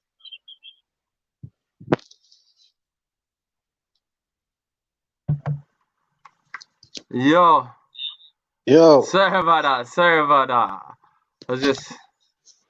I just want to add something, man, about that coach, that MGTOW guy, who's known on YouTube, Coach Greg Adams. When he was talking about the provocative pictures and that, of those young girls in cuties that came out a year ago. All I gotta say is, why do women need a man? Why do basically women need an Arbor, a father, while they've got Arbor Wayne? You know who Arbor Wayne is? Ninka Aida. Dawladda Ninka Aida wa abuhoodii. If you get what I'm saying. I get you, yeah. But then again, how do we break that down? Let's talk about solution as men, as I because if you look at it, well, Khaled, do you remember back in the early 2000s, back in the day, 05, 06, yeah? If you listen to if you listen to songs like Destiny Child's More Than a Woman, if you look at these songs of MTV, they program girls, you got the power, just like with those Gillettes where I am 100%. You know how basically, if you look at this programming of feminism and hip hop culture from back in the day, if you look at the effects of it, it's become common now. If you look at this programming on TV and that, all I gotta say is is if you look at feminism and all of this madness, of like single-headed households, all I'm gonna say is this generation's finished. Wallahi, man. There's nothing we can do about it. No, but I think we can. How can we patch these things up? Because earlier with the sister, I was talking about her divorce. This, the coach talking about the effects of single motherhood, and it's seeping into our community right now. It's affected the first generation. What you're talking about, it's affected the first generation. It's seeping down to the next generation. What can we do? What's measures that we? No, but what I'm trying to say to you is I'm looking at this as a societal problem. Like, if you look at divorce now, it's become rampant even in back home in Africa. Like, I don't think in Africa. I don't know. Like, for example, in Africa, it's not just divorce, but paternity fraud. I was doing some research. I'll tell you a story. One time, I was in a taxi one day. I had to go get the afur food and bris from downtown. And the rice was heavy. And I thought, let me just be in the makhayat. Let me call a taxi. And guess who turned up? This is the first time in my 18, 19 years I've seen a black female cab driver. I was talking to her and that, my house wasn't that far. It was like, 20, 30 minutes and that, Basically, she said that she was from Uganda and that, she was a Miskeen chick. She talked about basically, someone in her family, someone in her relative, like, had a kid out of wedlock with a Ugandan Christian guy and a Muslim guy, and they're not sure who the child is. And she had plenty of stories to tell me back home in our country. Even in a country like did you know a country like Nigeria and Jamaica, paternity fraud is very high in those countries. You could even Google it up. Like, don't be surprised at what goes on even back home in Africa, the continent, because divorce is becoming normalized thanks to the internet and Me Too movement and feminism and hip hop culture, basically modern day culture, if you get what I mean. It's okay, just don't think it's happening in our community. It's happening in many communities. Yeah, but if we focus on our community, because times have changed. Okay. If we focus on our community, what do you think? One of the main reasons is you just blame feminism alone, or do you think like certain men ain't up to par? Because what LeBron said out here is that Somali fathers are not absent, and some people are trying to debunk the myth about the success of the rate of women to Somali men. To tell you the truth, so do you think that's a myth, right? Go ahead. What do I think of Somali fathers? All I gotta say is, I'm so sick and tired of Somali fathers being bashed by these feminists on the internet, not in real life, but on the internet, where you see on Twitter, calling men trash, this and that in general. You have to look at it from factors. If you're talking about the 90s and that, you have to understand the first generation of our family. Like, they couldn't speak English. They didn't have qualifications, even though there were Somalis that had qualifications, but were not recognized. And there was a lot of factors because Somalia. What do you call the society? What's the name of? What do you call a society that's headed by the man? What's the name of it? Patriarchy? Yeah, patriarchy. Patriarchy. Somalia is a patriarchy society where the man is the provider and that. But from what I read from research here, but once Somalia start coming to the West, the Somalis start to come to the West in the 80s and 90s, things start to change. Basically, if you look at Aida, this is who I blame. I blame, for example. Do you think some of these sisters that are screaming this out like, don't put these things let me in finish. factor, Let me or do you finish. think it's either selfish? The culprit I'm trying to say is there's a culprit in this. We have to analyze this very carefully. There's three culprits in it: feminism, qadka, feminism, qadka, and Aida. Those are the three culprits from the first generation. No, all right, cool. What do you think about the system actually brainwashing women as well into that thinking? Like, because do you think a lot of the Somali households tend to forget that? Like with what you're saying, No, but it gets passed on. For example, it gets passed on because my question is here: why do Nagas Somalida? Yeah, I'm not saying all of them, minority. I'll give an example. Like, if you go on YouTube, right, basically, this is like in all Muslim communities, yeah. In general, culturally speaking, why is it that Nagas Somalida, for example, want to have a minority of them in Arabiya and Manhas Somalida due to their bad experiences and want to affect the other brothers and sisters? Like, for example, if you look at if you type up divorce stories on YouTube, the majority is going to be Somalia. And what saddens and angers me is how can you talk about your divorce in front of millions of people? I'm seeing that a lot on YouTube. Knowledge is as a minority, power. I'm going to add. Knowledge is power, Walala. It's When you celebrated come up nowadays. and you're No, comfortable enough. I've never been married yet, and I've had relationships. But let me tell you something. Why am I going to expose my? This is why I wouldn't talk about it, because of my. I don't like talking about my experiences in terms of what's private, and not only that, it's going to affect myself, but it's going to affect my family and my community. If you get what I'm saying. Let's say if I wanted to get married in 5 or 10 years' time, and let's say if that video I uploaded from YouTube, let's say if I were to upload it today or tomorrow, and I meet this girl and we're in a relationship and she finds that video of me, you're telling me it's not going to have an effect? Like, hold on a minute, Nika or he's got issues, if you get what I mean. Asbabinesa, basically. I don't want to sound old-fashioned, but it's best to leave it. Because there's always an effect. That's all I'm going to say. So because you wouldn't do it, so they don't have a right to do it? Is that what you're saying?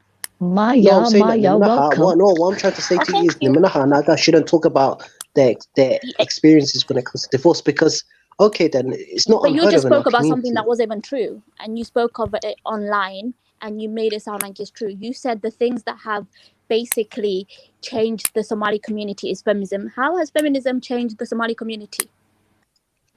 Please explain that. You said hard, Eid, and feminism. So our mothers and fathers were feminists. Is that what you're trying to say?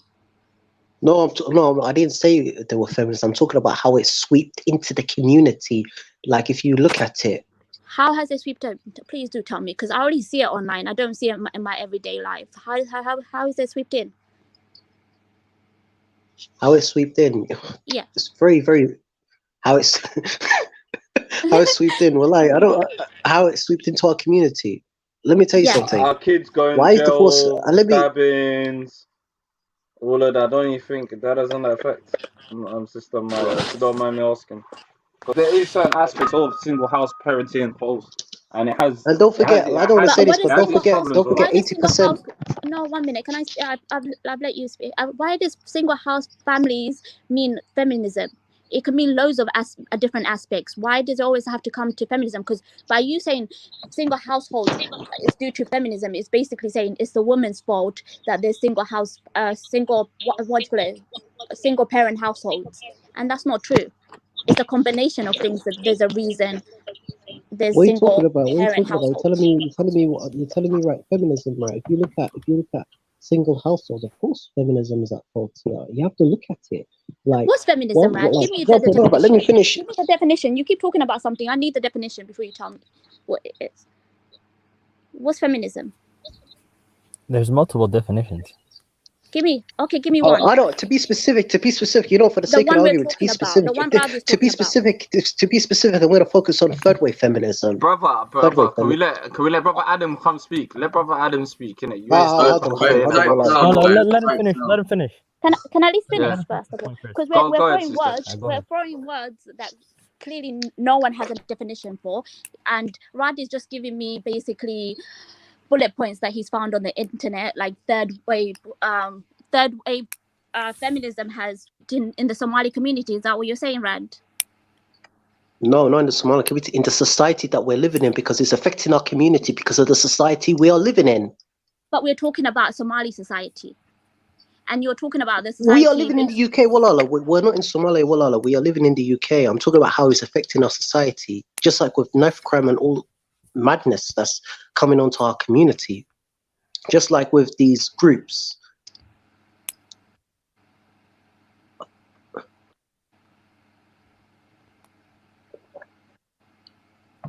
So you're gonna give me the definition? What feminism? Yeah. Maya, I came in because of you. Oh, Maverick! You better take it easy. Nah, listen. The definition of a feminist, isn't it? A woman that wants to a person apparently that wants to empower women, basically. No, it's about equality for women. It's about equality. That's a lie. That's a lie. That's a lie. That's a lie. That's a lie. Now, yeah, that's a lie. Didn't the Prophet Muhammad sallallahu did he not give women rights thousands of years ago? So what does one have to do with the other? No one said the Prophet didn't give women. The Prophet gave.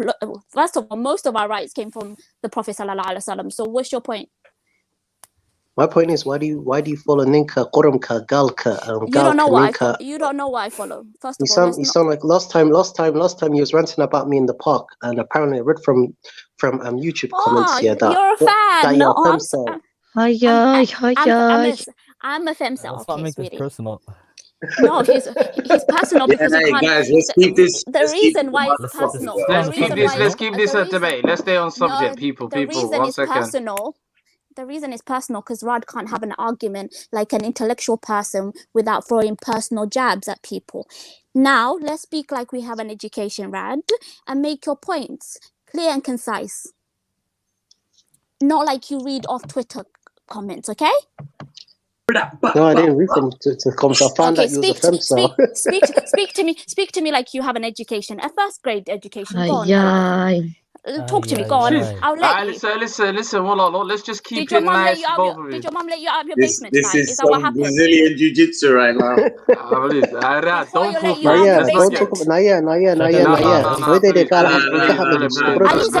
I didn't say anything about his mom. I didn't say anything about his mom. No, you did. You shouldn't mention people's moms on the panel. I didn't say anything about his mom. Sis, that's no. I didn't say anything about his mom. No, I said, like, his mom let him out of there's his no need to basement. argue this. We don't mention people's moms, please. I never said anything about his mom. I said she let But him out you of his just basement. no. What does that have Listen, to do don't with his mention. mom? Okay, no mentioning people's moms, please, on my panel. Does anybody speak English? I get what she's saying, but let's just move on. But do they speak English? You can't say I said something that I didn't. Let's just keep parents, let parents off the mic. Parents are off the mic. Maya. Please, let's be civil. I'm gonna let you off here. No, listen, please. Maya, I'm gonna let you off here. Listen, Maya, my brother, sorry. Let's be civil. Yeah, no, please, just move on. Let's just move on. We're being civil. You get me? We're being civil. I'm gonna let her off for this. Yeah, I'm gonna let her off. I'm gonna be civil. I'm gonna be civil. Let's not trigger each other. I just want to have a conversation, innit? Hey, shaitanka iskanara. You get me? So let's carry on. The topic, Hagimursa Maverick. Now, furthermore, I want Brother Adam, seeing as you're new on the panel, first time on the panel, add a little. What do you think? Throw your 2 cents in there, brother. I'd cool off a little bit. I wanted to comment. I wanted to comment on earlier when we were talking about, watching basically divorce stories on YouTube and like naga like, you know, the whole divorce story and stuff. I mean, I see both sides to the story. Like the Gabda, they're arguing it's good. These girls who've been hurt before, or you know, they had bad experiences, they're trying to share their story, you know. So Gabda Hakala, it's like a warning for them, right? Yeah. But also from the man's perspective, it's like, you know, you guys had all these problems and stuff like that in the marriage. No marriage is perfect, right? At the end of the day. So when you just bring your divorce story and you bring all the bad energy and all the bad experiences, because let's be honest, no one's when they're having like a good marriage going, they don't just make a YouTube video talking about how perfect it is, right? So at the end of the day, all we're seeing is like the bad. So what's happening is now the youth, the Somali youth and stuff, when they come on YouTube and they're watching these stories, all they see is the negative on the bad. So of course they're not going to want to get married because they're like, what's the point? So I feel like there should be like a middle ground. Like there should be some mature women making YouTube videos explaining, you know, about like the things that's necessary, you know, but also they shouldn't be like airing out their dirty laundry to a certain extent. You know what I mean? Yes. So I'm just saying, like, I understand. You know, did you watch the sister earlier? Like the sister earlier in that Nomadic video. Big up anyway. The all credits go to big up Nomadic Hustle from Canada, that brother. I think like the sister, she spoke about her thing in such a sharp way. And I've seen certain things, maybe, I don't know, maybe some things that are exaggerated and it's getting pumped out there with social media that does have a negative impact. Hinz, do you want to come through, Walala? Yeah, I just wanted to say something, Adam. Last week we were talking about how some of these subjects are taboo, Marakte, in our communities, where you can't sit down and you can't talk about your problems with maybe your family or your parents. And what I think is like this sister comes through, right? And she's not bad mouthing her ex-husband. Well, she actually says that she has love and respect for him a couple of times in the video. But what she's doing is that she's giving, I think, other women who've been in that position, going through that same thing, giving them hope, you know, so that you feel like you're not alone. Other people are going through these things. I just feel like hers was a story of hope. She figured out her life. She made herself, you know. So it shouldn't really be taken as a negative thing, Marakte, especially when she hasn't come on to really badmouth or chat shit about anything. But Hinz, you have to understand, Walala, it's one-sided. It's one-sided, the story. If she wants to talk about her divorce story, she should at least pass her husband's contact number, phone number, or email for people who want to hear both sides of the story. Because if you look at these videos... Yeah, at the end of the day, there's two sides to every story, and then like there's the woman's side, there's the guy's side, and then there's the truth, right? I really don't think that's necessary. Let me. Only the woman should be heard. All right, guys, check this out. Yeah, let's be honest now. First and foremost, women talk. There should be no surprise about women talking whatsoever. I mean, we're just now privy to the stuff that they talk about because of the internet and YouTube and all of the rest. But this is what women do naturally. They talk about their issues. You understand? So first and foremost, maybe the guys should not be watching it in the first place. So if us guys weren't watching it, we would have no issues with women talking about their divorce stories, etc. And secondly, this excuse about the guy, it's not like these women are mentioning the guy's name and address, are they? So if they're not mentioning they're not bad-mouthing them, exactly. Yeah, no. If they're not mentioning the man's name and address and etc., like his identity, if they're not airing him out, even if they were bad-mouthing him, as long as we don't know who that is, then she's just telling her story, and she's entitled to that. But then again, think about it though. Isn't it? Maverick, social media by the end of the day were shaitan. These Somali girls, these Muslim girls who post their videos on what's it called, Twitter and YouTube. And I don't want to say this, but I've heard cases of this. I know this is off subject, but sometimes these pretty attractive sisters who divorce. Now, stay in subject, man. Don't go outside. No, but I just want to finish. I Yeah. just want to finish. Sometimes these sisters are asking Let him for finish. Let him finish. because as I said before, yeah, there's millions of people, hundreds of thousands of people who are going to watch the video. You could have someone from that family or someone in the community who's not happy who might do sihr on those sisters because it's happened before. Mm-hmm. Well, has tell that to the birds. We're not going to have a سحر discussion. الكيكة تيمي. Wow, I like want to say one people are not thing. allowed to so people are سحر not allowed to say الكيكة their صباح story. There is. People are That's not not allowed to really say a their serious story. argument, now, is it? How did I People are say not that? allowed to Everyone say has their to tell their story. story. But Not listen, yet. So One at people a are not time, allowed to please. say their Please. story let's be because honest, Sahib. somebody This is the might give internet, them a right? sihr.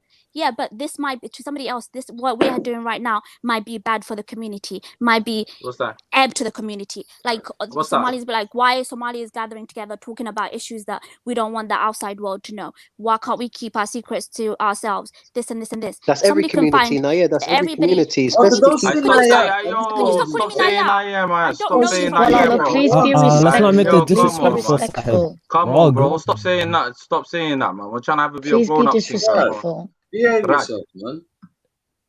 Just walla and walla, that's it. Just stick to walla about it. Just none of them things there, man. Come on.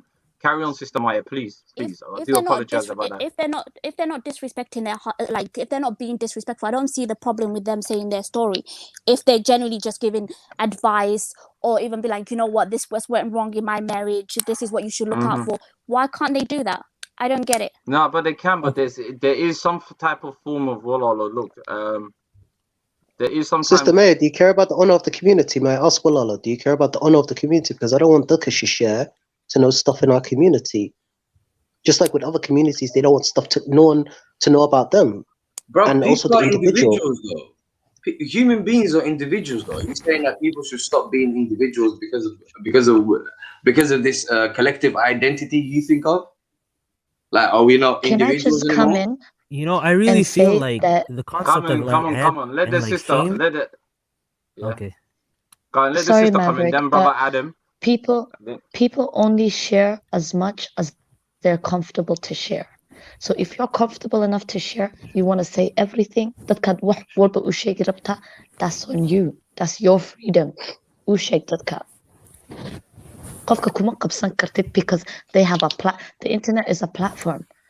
They have a platform to come whether they want to diss somebody out, whether they think they're dishing out advice, it's up to them. To be honest, this Yeah, is but we're looking at the bigger picture, right? But this is I wanted to say we can let brother Adam come we through, can Maverick, argue. yeah? Let brother. Okay. Yeah, Go I on, just Adam, wanted to come through. say, like, I understand everyone has their freedom to like make their own YouTube channels, share their own story, you know, everyone. But like, if we want to fix this problem, this is a community problem, you know, this is an individual problem. We're trying to benefit everyone. So we can't just like focus on the individuals. We're looking at how this could potentially hurt the bigger picture, you know? So my point was earlier that most of these divorce stories that are popping up, because it's become a trend at this point, right? It's, you know, every time the divorce happens, you know, she uploads the YouTube video and then there's the gabda in the comments saying, you know, like men are trash and stuff like that. I know it doesn't happen that often, but it's starting to become more and more people. And then Nimanka, they're saying, oh, you know, stuff like that. My thing is, I feel like ebb and like shame and all these things, they have a place. And we can't completely eliminate them, because what happens is if we don't have any sense of shame and any type of hishot and stuff like that, then there's going to be lots of problems emerging, and some of them that are happening today that we see. For example, like before, like if you look generations before, when there was a divorce, people would look down on they give the woman a little bit of a hard time, to be like, Allah, what happened, stuff like that. There might be some blame going her way. I'm not saying that's justifiable, but what that ended up like what that caused was the people would think twice about divorce, right? They would try to make it work. But since now it's become something to celebrate, and as soon as the divorce happened, it's like, oh, you didn't need him, you know, you're better than There's that, even a divorce part whatever. to add. So I'm saying, and this is just one point. There's multiple things, right? That before in the past it used to be ebb, it used to be shame, but now since, you know, we're becoming more progressive and like in the West and stuff like that, we started to celebrate the things that were that used to be bad, and this is the side effects now that we see. Adam, is ebb only for women? Can I just ask you a question? No, it's for everyone. It's for everyone. But you made it seem like it's majority for women. You're like, if we had ebb, it wouldn't result into divorce. Like, I don't get it.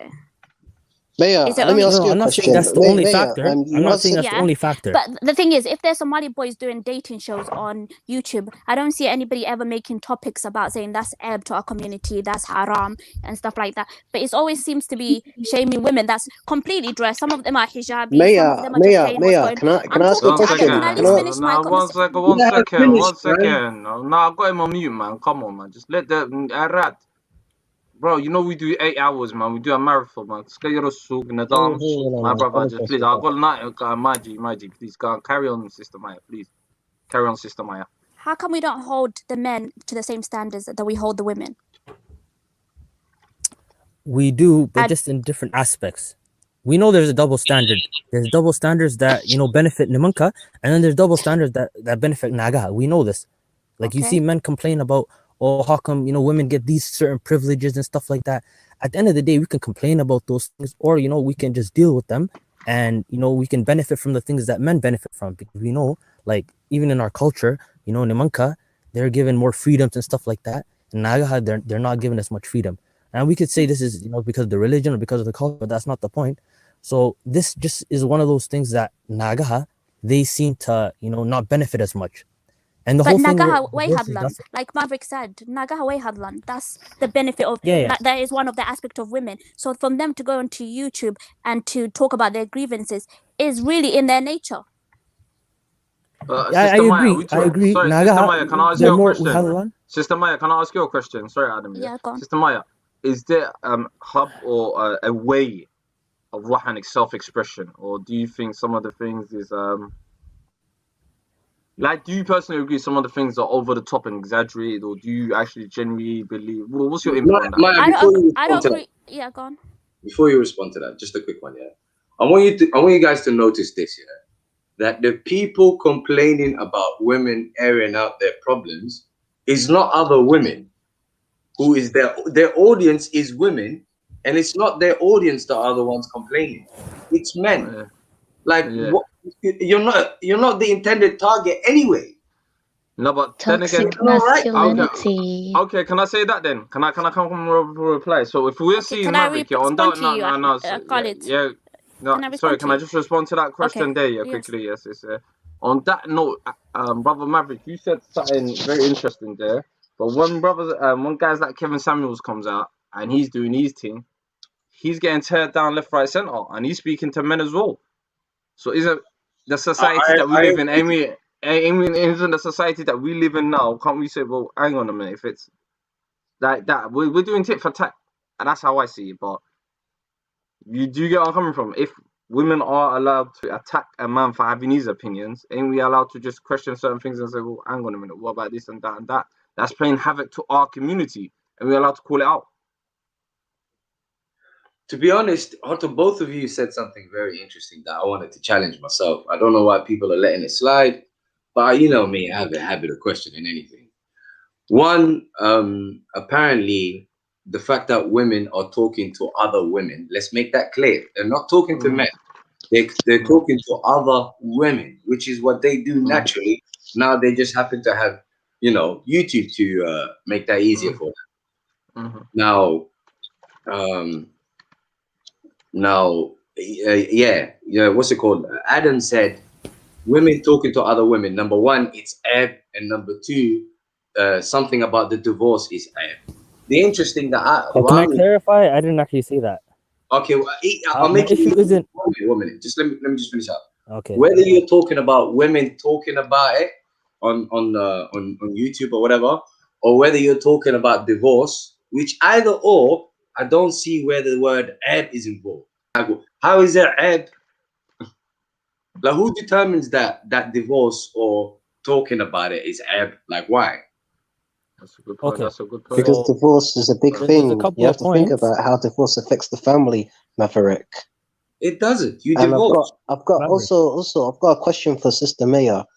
Do you think men and women are equal in terms of divorcing and doing things what you just said before, like on dating shows and stuff? Do you believe men and women are equal? I'm gonna mute my mic. Do I believe men and women are equal? Yes, I do believe men and women are equal. I believe men and women are different, but I believe men and women are equal because the way God is going to judge you on the day of judgment is going to be exactly equal. What's haram for me is haram for you, Rad, regardless of what you think. If I do something haram, it's Okay then. But I don't believe that men and women are equal. Well, I'll give an example. Like, you know, Siad Barre, 30 or 40 years ago, he wanted to make a law. I'll give you an example. He wanted to make a law where the woman can divorce her husband, and a woman can get equal inheritance to her brothers and that. But does not go against our deen tani, our daqan, our culture, and our religion when it comes to areas like this in general. women can get This is for divorced in everybody. Islam. This is for everybody Women in can get a general. divorce in Islam. Women can get a divorce in Islam. The only thing you have to do is forfeit your meher money.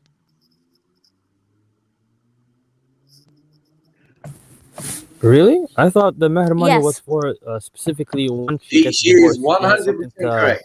I'm 100% correct. A woman can ask for a divorce, but as long as she's forfeit her divorce money, she can get her divorce. She can. Oh, okay, never mind. Does not That's stop all a you woman got from on getting her. You realize that's literally all you got on her is that money. That's what makes her your wife. But listen, Maverick, you misconstrued what I said earlier. Maverick, but I haven't I wasn't finished. saying.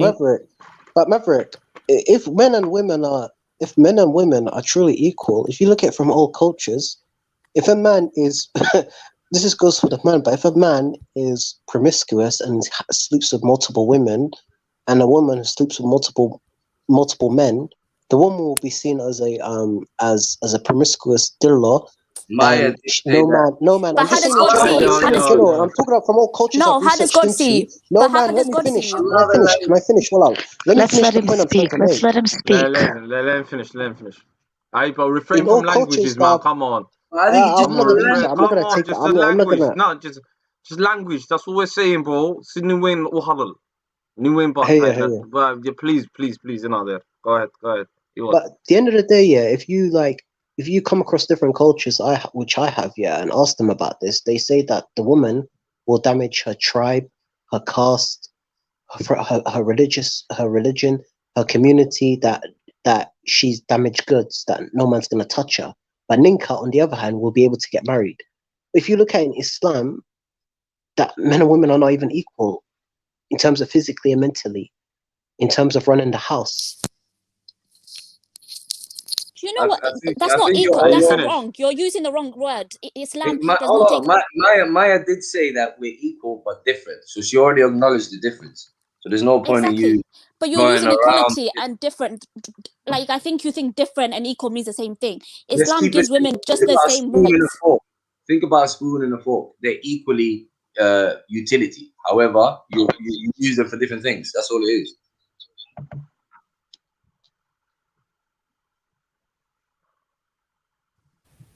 And just like you've got a heart and a brain, they're just equally as important, but they do different jobs. No, but Maya, you keep asking the question, and you keep saying society sees women. If you sleep with this many men, guys, can you guys keep it clean? I'm coming back, yeah. Okay, and if men do this in Islam, I'm sorry, does God not judge you the same? Do I get more sins because I'm a female? I'm talking about the society. I'm talking about the society, guy. No, but I'm talking about this. No, but listen to me right now. Yeah, you know it's the truth. It's the truth. I could sleep with 10 women. Yeah, God forbid. You guys are talking about nonsense, man. We're different. That has nothing to do with equality. Come on. That's what I said. I said the exactly same thing. Equality and being the same. I've never said I'm the same as a man. I never said my job is the same as a man. I don't see myself as a man. I know my difference. I know my weaknesses. I know my strengths.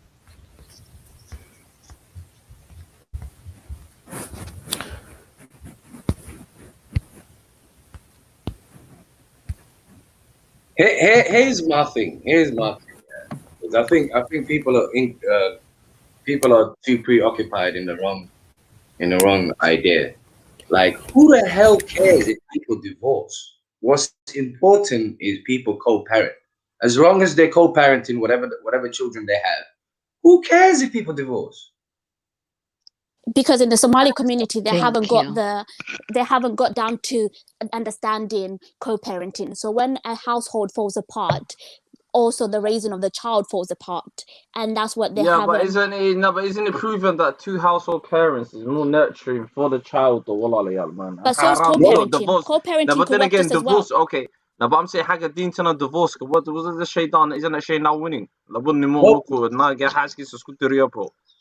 Nope. So what about them Of aspects? course he's winning. KO. Warun come Nope. حاجة دينتنا إيه والله man. I don't know about Maverick. You got your own funny deen What in are we it, yeah. I'm basing this saying, on? you get me. And Why I'm are not coming back here. using I'm coming back. Lalo, we're basing it on the fact that divorce is not a sin, but it's something that Allah hates as if it was a sin. Of course. And the Nabi Sallallahu hated it. If you read it, Nabi Sallallahu hated divorce as well. If you know that. But And that's what I'm no saying. matter how much, and you know why then it's not a sin? Because it's inevitable. I'm not trying to say know it's what I a mean? sin, wallah. I'm just saying, ilahi bak, and it's more humble. Look, especially in countries that we've grown up in, Sister Hinds, Yeah. in rough environments. A lot of us Somalis, we've lived in rough areas, co-parenting, having two structured households, wallah, the deen to the kuhida, wallah, reku habunta, runta wanaksa. This is the whole ethos. This is the whole ethos of why I try and make this, this segment nowadays. Is to try, let's see if we can patch it and heal the things and speak about it. But for me to say normalize divorce now. Okay, we're that. Okay, cool, we're that. But what habona maha? That's all I'm trying to say. Wait, That's that all the angles on it. I'm sorry, Walalo. Maybe we had a little disconnect there. It's something that I don't want to say it's Eb, because now you see when I say it's Eb, we're gonna have a big problem with everybody. But wait, dada, but it's not something that people should be happy about. It's not something that people should be celebrating. Like people will come up and they will discuss it. Everybody. No, I'm saying discuss I agree with He Maverick. has the right to discuss it. Let me ask you a question. Please answer this one, yeah? This for Hinda, yeah? Is tennis good or bad? Tennis is my favorite sport, man. It's my second favorite sport. Can you use is it good or bad for it? Good or bad? No, you can't. Not being you can't. specific. It's subjective. I'm saying good or bad. Has it got anything to do with evil and good? No, it doesn't. Oh yeah, the sport tennis. Yeah. No, it hasn't. It depends. All right, cool. Then tell me what divorce has to do with evil and good. Evil and good. Okay, let me tell you why. Okay, quickly, because right. Listen, Maverick, Maya, I beg you hold up the panel, you guys, and Hinda. Yeah, I'll come back. Give me 2 minutes. Yeah, go ahead, Adam. Come through, my bro. Listen, Maverick. The reason is we know the story about Ruha every single day around Maghrib time when all the shayateen come to Iblis and he gives the crown to who? I think you're talking the wrong guy. Why? I don't do them things. You don't do hadith? I don't do hadith. Okay. But I'm just saying there's a hadith that says that's like the Iblis's favorite sin is divorce, because he knows that's but I'm saying for the people who believe, majority of people believe the hadith, right? So I'm saying our perspective, the people who do believe in it, that's the angle we would come at it from. We would say that this is something Iblis loves. He loves destroying the family because he knows the family is a unit. We know we have the community, then we have the families, and then we have individual, the household. So he knows that the first step in destroying it is right? And then the kids, they don't have that strong, that father figure, that mother figure in the house, and how now they only have one. No. I'm saying, they're not going to get the same. They're not going to get the same love and attention as a household versus. I'm not saying they shouldn't. I'm saying it tends not to happen. I'm saying it tends not to happen. But then you're picking on a particular situation though, because that can happen even if the person is in the house. You can have both mom and dad, and you can have shitty moms and dads. So you're picking a good example of a mom and dad and a bad example of co-parenting. That's unfair. Yeah, but we see that more often now. Don't you see the issue with right? Then you see the woman. There's a lot of men complaining about what's it called, their ex-wife using the kids against them, right? They're not Yes, letting but them there's see their also a lot of daughter. men They're not letting them see their son. Weaponized. See, why? Yeah, Those kind of wait. arguments, they're so manipulative because what you're doing is you're picking very particular negative examples and you're using that as like the general concept of what co-parenting is like. Just to basically rant. Wait, so are you saying you're for co-parenting? Why not? What's wrong with it? Are you? Oh, okay, I think then. Maverick, you're for Because, co-parenting. I mean, my thing is, I want divorce to be like last resort. I want the family to work out, to be together, and then if it doesn't work out and there's abuse or there's something, then there should be divorce. But okay, why are you? You know when you say I want, yeah. Are you talking about your relationship or are you talking about other people's relationship? Like, why should you want anything to do with other people's relationship? What should it do with you? No, I'm basing what I want on what the Deen says, right? Which is keep the families together. Come on. Are you saying the Deen is pushing towards celebrating divorce and having divorce often? Rad, I Is it fair that get you what have you're saying, more than Malala. emotional arguments? Is it fair to say that you're bringing just basically emotional arguments? How's it emotional? Who's bringing emotional arguments? It's not an emotional argument, Maverick. Okay, when you bring the Deen, you're basically saying, because you believe in it, you have to now shut up. That's all you're doing. Maverick. So listen, Maverick, let me tell quick you question, something. Maverick. You know when a Does woman, the Deen Maverick. promote? Hey, go ahead. Maverick, let me tell you something. You know when a woman divorces her husband, yeah, this is a trend now. This is a trend up which I've seen.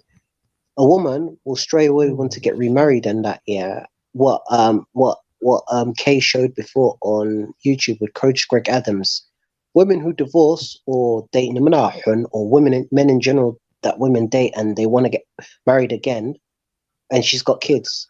Who's going to be a cleanup man to take care of? Is she not allowed to get married Let me finish. Can I finish? Is she not allowed? If you go on, but if you go on singlemuslim.com, what's the single mothers and divorcees here. My general, let me give an example. Like, let's say if Maverick is selling me. No, but let me finish. If Maverick tries to sell me, like me, I love drinking Pepsi.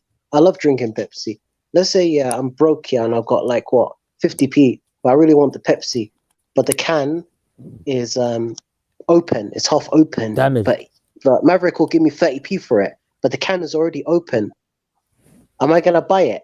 All right, are you done? If the can has been opened, but okay, are you done? Excuse me. The analogy of what I'm trying to tell you. Excuse me. One second. This is easy. No one has told you who you should be with. So why is like literally, no one has told you that you should be with single mothers or that you should be with women that are divorced. No one has told you that. If they want to take the risk of being a single mother and being divorced and potentially ending up single, that's on them. Why you? I don't care, Maverick. I'm just trying to explain to you. You is my brother. Is when 2021. Yeah, what man is gonna look after an old man's kid, bro, man? Who's telling you? Like the cleanup man. Can I just tell you something? Maverick, are you the cleanup man? Maverick, no. Oh my God, Walalo. Let me tell you something. This is not a diss. This is not a diss. Kuma Aineyo. But let me tell you something. It is so clear how old you are. Wow. Let me tell you something. Did I say that you should marry single mothers? Did I say that? Did I say that? Yo, I don't see what the issue Single is. mothers are destroying society, my brothers. They're destroying society. Wallah, they're destroying it. Single mothers. I don't know where you're getting that from. It's your choice. No, but single. The way I see it, Marity, life is. I'm not hating on single mothers, but they play a role because you have to understand they are destroying the society. That's how I feel. Divorcees and single mothers are destroying the society. Can I ask a question? Why are single mothers always why do you think single mothers always because of divorce? What about if she's a widow and she's a single mother? I'm not gonna say wallah, I'm not gonna say nothing. I'm gonna shut up. I'm not gonna say nothing about widowers. I'm not gonna say nothing about widowers. So why do you get to decide which one is bad and which one is good? I'm sorry, Adam, didn't you say divorce is God doesn't like divorce, but is it haram? Has God not made it haram? It's not haram. It's No not. one's It's saying made it's halal. haram. Yeah. So for you to decide that a woman, like for Rad to make it sound like a woman who is divorced is somehow less of a human being somehow, how is that fair? Wait a minute. Wait, but listen, doesn't the guy get to have choice to pick who he wants to marry? So if No, he that's decides he fine. I doesn't don't want mind. a divorcee, I don't mind who he marries. He never has to but marry a then woman that's been that's divorced. all this is. But that's what he means. I know But he the way you're worded it wrong, describing but I it, feel it. but the description of how they're describing women is very telling also. Are you not seeing the way the women are being described? Half drunk. No, but No, Maya. but Firi, Who listen. cares how he I'm describes? honest with you, yeah? He doesn't have to marry them, but what he can't do He doesn't is have to say marry that them. women. Yeah, he doesn't have to marry them, but what he can't do is say that You women shouldn't get divorced or whatever for But them what to he's do saying is so, women who or are divorced, women shouldn't be right? They're single less after a desirable. certain That's all age. he's saying. And it's the Well, truth. who cares? Ben Ma'han, right? Walala, can I tell you What? something? I There are didn't hear. some women out there who are divorced and they have kids and they are even more desirable than the ones, the single Wallah, ones that you've Benton's been good looking there, at. man. Benton's good Okay, there. Firi. Okay, listen. Sahib. They really are. Even I ain't Firi, gonna you can say that, right? But that's like me saying, Naga Somaliyet, they rather have a nin who's making 40,000 a year than nin is making 100,000 a year. Everyone knows that's BS. So Firi, you can't say that to us because That's hypergamy, wallah. the same way Naga Shekestan. So you can't qan'i an Naga to be like, oh, divorcees are more sought after and they're like, I'm not saying just because you're a divorcee you're never No, gonna they're get married definitely again. not sought Then after. why? If I were to say that, it's a lie. But we can be honest and say like there's certain things they want and there's certain things they want. I thought this was like the basics. Like, what's the issue with that? I agree with Maverick, to be honest. I think if people want to get divorced and raise their kids together and be co-parents, I think they should be allowed to.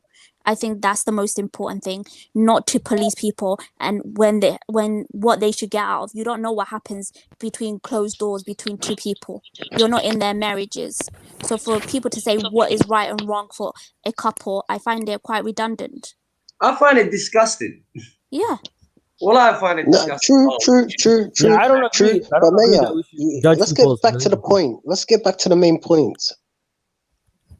Do you think in Yeah, we went off 2021 marriage is dead? And this is a question for Maya. What do women bring to the table? Can you tell me, what do they bring to the table? Wallah. Oh my God, I'm not answering that question. She's gonna That's say on the table. First of all, Somali women bring a lot to the table. A hell No, of a I'm not lot. talking about women in general. Women in general in 2021, since we're living in this messed up decade and era, what do women bring to the table? Because I'm making good money and I've got a good life. Like, what do they bring to the table? Exactly. What are you talking about? Women make good money too. What that's like me saying to you, what do you bring to the table? Exactly. I'm talking about we're living in You this don't. day and age Okay, now, right? Yeah. Let me finish. Let me finish what I mean by that. money Is into it. Let in me terms finish. of marriage. You said money. The only thing you could have brought to the table was money. I make enough money to satisfy my needs. What are you bringing? Clearly, you don't have anything else apart from money. What are you bringing? Kay. Drop the mic. Kay. Hello. I don't need your money, I don't want to listen. I don't want to get. I do not want to. I'm gonna be honest, yeah. I do not want to get myself kicked out, yeah. But I'm gonna say it, yeah. The only thing women in general. No, it's not nothing negative. It's not nothing negative. The only thing women bring to the table. Can you close your mic? Go on. Someone's got some mic. Go on. Well, we're all adults here, yeah. I'm gonna be honest, yeah. I don't care about the woman's money or education or nothing. I feel like women don't bring nothing to the table. The only thing they bring to the table, and this is very common knowledge, and we all know this, yeah, and I don't want to say this, but it's the letter S and E and X, basically sex. They That's bring what they bring children. to the Can you table. have children? Can you have children, Rad? I'm sorry. Can you have children by yourself, Rad? Of course not. Of course not. So I'm sorry, they already bring more than you because all you can bring is money, and most women make a lot of money. So we don't need you. You can't even bring children into the life. So Thanks for answering my questions. Like why do I what? The ones I was going to Why say, in does- this day and age, a woman can actually say the same thing to a man. Because, like she said, they make money too. So really and truly, all you bring is sex and children too. That's Exactly, why so what once do you they bring? have their kids, they tend to divorce us. Keep it real, B. Keep it real, Yeah, all the way yeah. real. Maverick is the only one who's keeping it real. Maverick, just What like do you just like bring? Wolf, what do they What do you what does bring? what do you No, because you keep saying, what do women bring? Apart from money, what do you bring, Rad? Please explain to me. Wankubari. what do I bring? What do you bring? Yeah, go on. Why are you laughing? What do He you has to bring? think about it. Oh my days. What do you What bring, do I Rad? bring to the What do you bring to the table? Go on. Tell us all these women on this panel today. What do you bring? I bring a Take your time, lot to the Tuji. table. What? Tell us. Oh yeah. Go on. Just one. I bring to the Tell me. table. What do I you bring bring? my knowledge. I bring my knowledge, my I don't need it. experience. I've got Google. I don't need your knowledge. Go on, next. Let him answer, Sister Maya. Please let him answer, man. Well, I have Google. I don't need his knowledge. No, please, I'm good. please. Let's So turn this so into adult so conversation, guys. so I feel like it's I going told left you and again. right. I told you again. You can say what you like here, but that's the truth. Women only bring sex to the table. Like, why buy the cow? Why buy the cow when you can get the milk for free? You still haven't told me what you bring, so you're laughing because Come you on. can't say it. It's fine. We get it. You don't bring anything. Shukran. Yeah, that's Hey, it. Come. Nah. See, Maya, you know, I gotta keep it real now. You can't hate on the guy. When he said knowledge and experience, he's definitely right about that. Because men generally, we're speaking about generally now, men generally definitely have more knowledge and more experience because life has put them in situations where that was a necessity and not necessarily for the female. So you gotta give Prove he has more life experience than a woman. You can't prove that in today's day and age. I You can't. can't do that. I can't How? do Okay, that. go on, bring it. Okay, well, let me show you how easy. Life gives men more challenges than it gives women. Like, you gotta understand, in society looks after women. Like, society bends over backwards for women. It doesn't do that for men. Especially let's be honest, especially a black man in the West.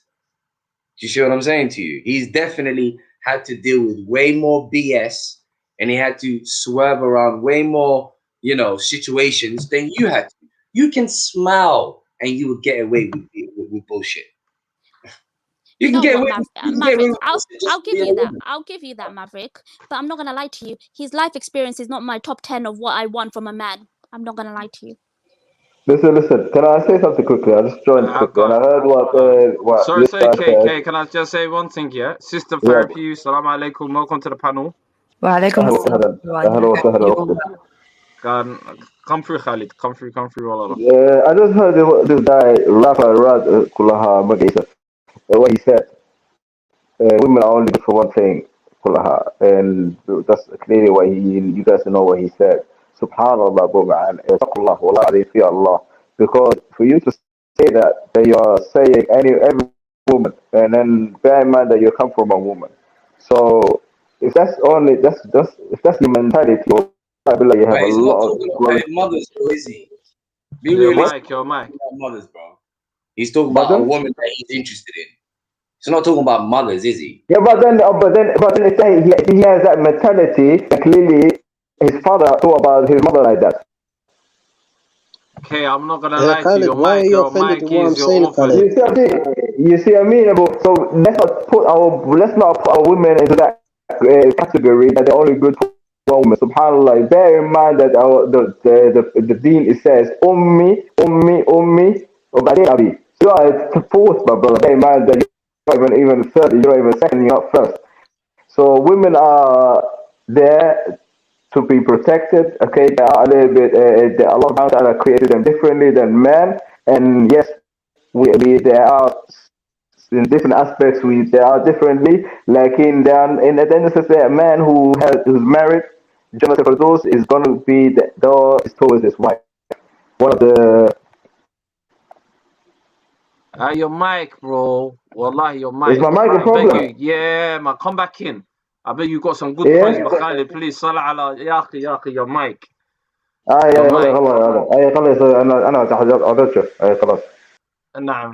Come back in. But I'm gonna say this to Khalid. Only, right? Yeah, who just came out, right? Yeah. You say that women need protection. Wallahi, Khalid, man, my brother, you sound like a simp, man. Like, why does a woman need a man if she's an independent woman? Does So can I just anyone? add? Can I add to the discussion? Firstly, I was watching it, and I was, as always, a really interesting topic, especially when it comes to men and women. Subhanallah, I feel like Come on, be honest, man. It's ST, man. It's fire. You already know. You already know. You have to come in here. You have to come in here. Go, carry on. yeah, I had to. I really did. Don't hold back, though. Don't hold back. See, don't hold back. Lay it. No, of course not. So, firstly, I think, Corner, we're definitely getting brainwashed when it comes to, the things that are going on in society around us. And I feel like as men and women, the fact that we even have to ask ourselves, like, what do you bring to the table? I feel like it takes away the beauty of the experience that we're meant to have on earth. Like, we're, very different, sort of two different creatures that Allah subhanahu wa ta'ala has created. So I feel like we definitely use deen and we use certain, concepts, especially that are out there now, against one another. And just to answer, I guess, the brother's question is that, subhanallah, men, men and women bring various different things to the table. Like for me, it's like, if you think of the physical and obviously the spiritual, like there are elements where when a man comes into a relationship, he brings a lot of really valuable things, like, Maverick said, about knowledge, about life experiences, and also structure as well. He brings a structure to the relationship. And at the same time, a woman, we seem to, just because a woman has, like the brother said, all she has to offer is basically sex, really. I don't think that's really the truth, because women bring more of an intangible experience to the relationship, where man's, I guess, what he brings to the table is more tangible. So, a woman brings variety, she brings novelty, she brings, tenderness and careness and warmth. She raises the children, she rears the children. She also provides, emotional support and stability for also the husband. So I feel like when we look at the positives of what we can contribute, because Allah subhanahu wa ta'ala, he would have created the world with just all men or with just all women, but he didn't. It's like your logic and your emotions, like as human beings, we're very vast in terms of our sort of innate traits that we have. So it's the same way, like we all have intrinsic value, and I think we bring that in different ways into the relationship. We all have different characteristics. We all have different goods and negatives and positives to the table. So just put one gender in one category and say they're only good for one aspect in life, Wallah al-Azim, that's very bad to say. And I hope, inshallah ta'ala, that over the years or over the couple of days you reflect on that, because it's not life of, that's not the way of living. If you see every woman is only good for one aspect, then you're never going to succeed. Yeah. And can I also just add in regarding the divorce, right? Like I actually looked heavily into that divorce, where it said that one of the most hated things to Allah subhanahu wa ta'ala is divorce. And I did a little bit of research on it, and that hadith is actually not sahih, but the wording is considered as sound. And the reason for that is, like, if you are find yourself in a relationship where maybe it doesn't fulfill some of your needs, or you don't fulfill their needs, then the opportunity is there to divorce. Some of the most, best of generations before us, they got divorced, and sometimes it was just a simple fact that they didn't, they weren't bad people, they just didn't align with one another. And also there was another hadith where, subhanallah, the Prophet ﷺ married, I'm trying to think of the circumstances or the situation, but I'm just paraphrasing here, I can't remember, where he married a woman, and the night of consummation, obviously when he went to I guess the dwelling, she said that she sought refuge in Allah against him, and straight there and there on the spot he gave her divorce, subhanallah. So when we talk about, sometimes I feel like we do use that hadith to weaponize it against women so we can keep them in certain marriages. And sometimes maybe sisters do that as well, Allahu A'lam. But yeah, I just wanted to share that. Like, good divorce. Sister therapy, I've got something to say. If women say they are righteous today, women today of our generation, if they are righteous, all I'm going to say... Don't say anything negative. Don't say anything negative. Don't say anything proactive. Say let him finish. Sorry, laughing. But sister therapy, I'm gonna be honest with you. Yeah, as I'm gonna stick by what I'm gonna say. Single mothers and divorcees and hypergamous women, I just see them as wicked. Wallahi, I see them as wicked. Okay, so let me just say something very wicked. then, right? So like so you believe in hadiths, right? And that you believe in Islam, right? And there's a hadith, the Prophet ﷺ, where he saw into where one of the companions, I can't remember exactly. All I remember from the hadith was that he saw hellfire. It was full of dumarka nagaha. Hellfire. Okay. So did you read the rest of the hadith where it also mentions that majority of the women in Jannah are women? Are also women. No, the majority of I don't know about that, but the majority there's also the majority of there's more women in Jannah as well. Okay, Maya, sorry, can I just answer? I'm not gonna comment on it. I have to look into hadith. I'm not gonna comment onto that. I'm not gonna comment. Okay, why so are you not commenting on that, brother? Why are you not commenting on that? Can I just say, I think it's very apparent, brother, and again, with no disrespect, where your mentality lies. Because if you're referring, Yeah, sister therapy, finish. Oh, sorry, I put myself on mute. I was talking to myself, subhanAllah. No, I said, with all due respect, brother, like, I think it's very apparent where your mindset's at, because the fact that you had to quote that. Apparent? Where do you think my mindset is at? Like, okay, so could you relate to me the rest of the hadith? Finish. Go ahead, Rad. Sorry, no interruptions. Go ahead, Rad. Come through. All I'm gonna say to you is, I love, for example, I don't know everybody in this room, but I love everybody, their parents and grandparents. I love my parents and I love my grandparents and before them and the generation after. But I just dislike modern day women in 2021 of our generation because I just see them as wicked in this land. I'm not gonna say Somalia or Africa, but in this land that we were born or raised in, which I was born in. Women in this land, as I said, the three things I listed are wicked. That's all I'm going to say. They're very wicked. Okay, because we are living in a wicked land. I agree, and I feel like we have wickedness. Like human beings are created. For example, I just want to add as well. I just wanted to add this. Got me angry. Like no, I don't before know you let it finish, man. Go on. Do you want to reply? Yeah. So before you finish your comment, brother, I wanted to ask you. So you're saying women are wicked, right? Like, help me to understand where did you get this idea of? Like, is there something that you experienced? Is it something that you witnessed other people? Is it your observation?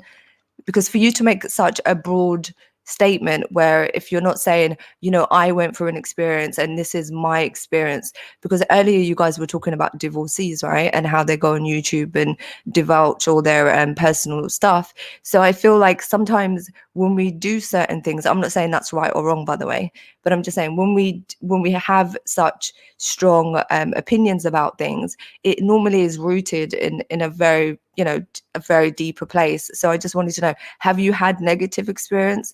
Have you met every single woman in the world, in the West especially, where you're actually saying that they're evil and they're wicked? Maybe not evil, you said wicked. I think it's red for rage. Sorry? Hello. Yeah. Negative experiences. I did have negative experiences, like of a woman in the past who has misled me, and many of the experiences I'm not going to talk about. That's okay.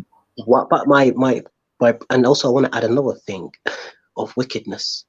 Why do you have a problem with me seeing women in this country, whether it's Somali, African, Indian, Arab, or Turkish or whatever, as wicked? Because this land is corrupted. And also, I want to add another thing. Who's familiar with that show, Naked Attraction? I don't watch TV, so I don't know. Because I was watching this out of observation to get an idea. Why do women come on that TV show to be naked for a stranger? And sister, what's her name? Maya Mia will be shocked by that. How come feminists are not like pissed off about that show? Like women are objected and then men are objected. because So because But, it's but almost brother, wrap up, Who told you that I was a whatever you call it. feminist? He keeps saying I'm a feminist. What you seem to you sound like one make the anyway. mistake about No, is that no. you're pick and Why do you choosing. keep saying it? You pick and choosing certain aspects, and what I've heard so far is that you have a pattern. The pattern is that you are sexualizing female the whole time, and Constantly. that's the issue that I'm realizing about you. Everything that you're talking about is sexualizing. Now you just mentioned naked women being sexualized. Well, everything is not sexualized. So I think you have, that's the problem that you have, that you're sexualizing everything that you see. Woman is equal sex. That's it. That once you have that out of your head, Who said I'm so on the sexualizing island, you women? might see Who something said? different. Sorry, Khalid, one second, Rad. We've got a new guy called Ahmed. Yo, who's that? Assalamu alaikum. Alaikum assalam wa rahmatullah. How's everyone? I'm alright, how are you? Alhamdulillah. I was gonna say something short and simple. What I think is the Somali men need to take over the community, like look after the community and be real men out there. Somali Batai. I know Somali Batai, of course. Where are you from? Yorkshire, bro? Where are you from? North? I don't know that. We come from northern accent in other one. Yeah, of course. What's going on, bro? In other. Yorkshire, what's going on? You came with a northern accent. What's going on? Go on, talk to me, bro. Yorkshire, I'm proud. What we need to do, we need to be real leaders in this community. You get me?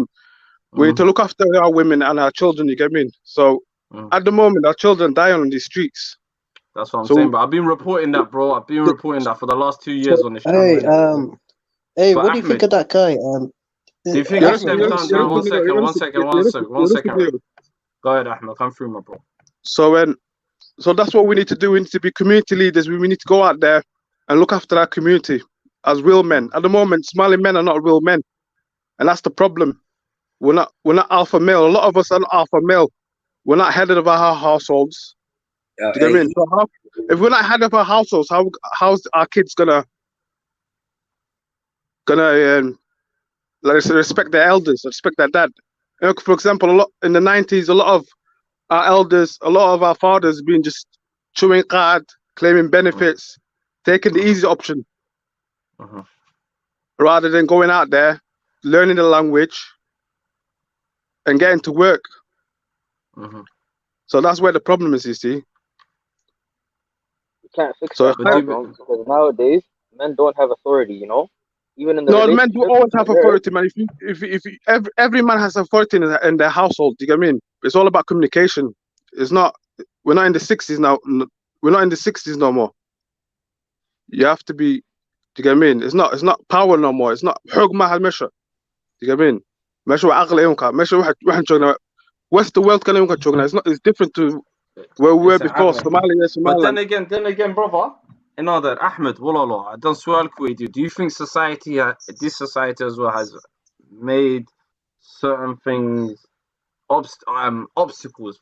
There's a lot of obstacles, of course. In the West, you gotta remember, sometimes, I don't even like to blame the Abiyah Shayma. Majority of them. I don't blame them, man.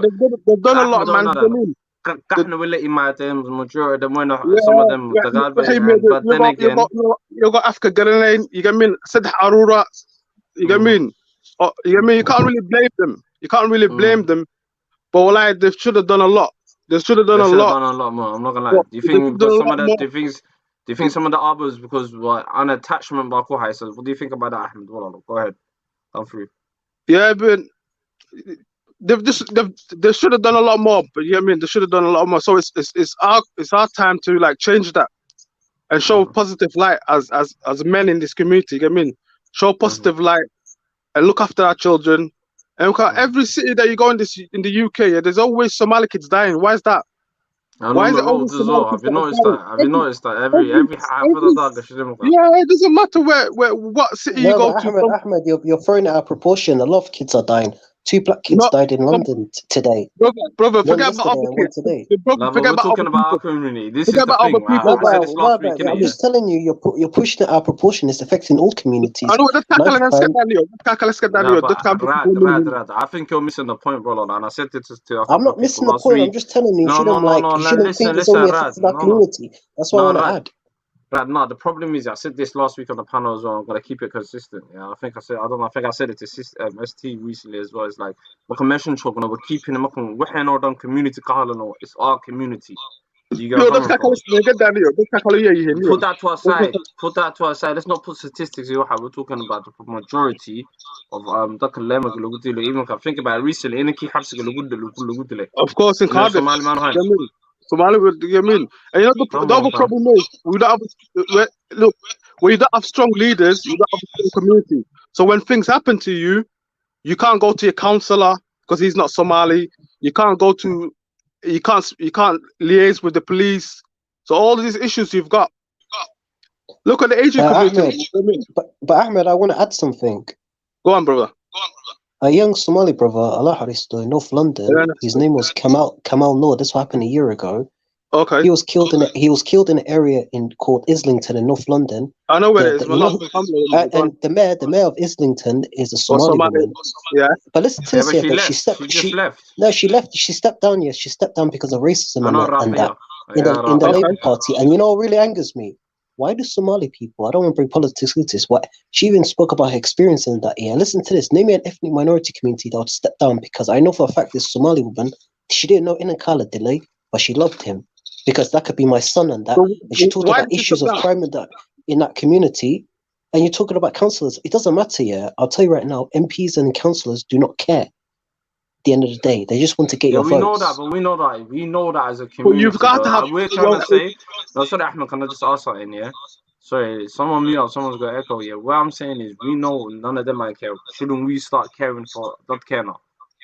And start changing also, I want to add. Like also, I want to add as well before I mute. Yeah, Ahmed, you say that the community doesn't care. Like, there's a kid. Yeah, I don't know if you know about him. Yeah, there's a kid called Abdullahi Tarabi, who was known as T-Wiz. He was killed 3 years ago, and the community avenged his murder. That middle kid killed him, who died in Telford. If you know of that story. If I tell you the truth, brother, I don't really know about that story. But what I'm saying to this you, kid, I'll say to you quickly. This kid, killed him 3 years ago, and this kid, used sihr to bust the case. Afterwards, he made a music video, and Huwaidis. I even watched the video of Huwaidis crying and that.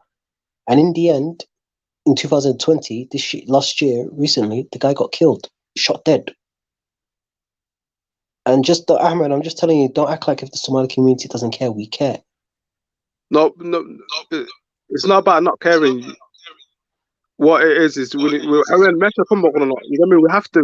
have to be out there present, man. As Somali men, we have to be out there present in our community. You get me? We need to show examples to the young kids. Do you get me? That you can be something. You can be a mayor. You can be a councillor. You can be a doctor. You can be whatever, really. You have to be leading our community. And that's where the problem's from. We're not leading in our community, and that's why our kids are dying on the street. You get me? And all these other things. But why are they dying? I'm telling you, why are young kids today dying? What is the cause of the streets? No, because Ahmed, I want to let you know. Yeah, I want to let you know of the problems, because I'm in London and you're in Yorkshire. Because I've got family in Yorkshire as well. Do you know there's a lot of problems with this is very important. This is, even though I don't want to go off subject, but it's part of this as well. Yeah, the family and that marriage. I was reading a report. Yeah, this was published a year ago, 2 years ago, about a gang, the biggest gang in East London. If everyone's heard of them, the Mali Strip. How many kids? I've heard about them. How many kids are they recruiting? Somali and non-Somali, especially non-Somali. A lot of kids are being moved around. Yeah. And if you don't know this, Ahmed, a lot of Somali gangs have got control over places like Suffolk and Ipswich and Melachas, east of England and that. And the point I'm trying to make is, where are the parents? Because a lot of parents, this is what I've heard, their kids are being trafficked. The girls, they're being trafficked for sex. The boys are being trafficked to do. That's the Western world. It's going to happen. That's the Western world that we live in at the moment. It happens to every community. But that's where the problem is. No, but where are the parents? No, but Ahmed, my question is, where are the parents, basically? Yeah, even before, let's go back to the 2000s.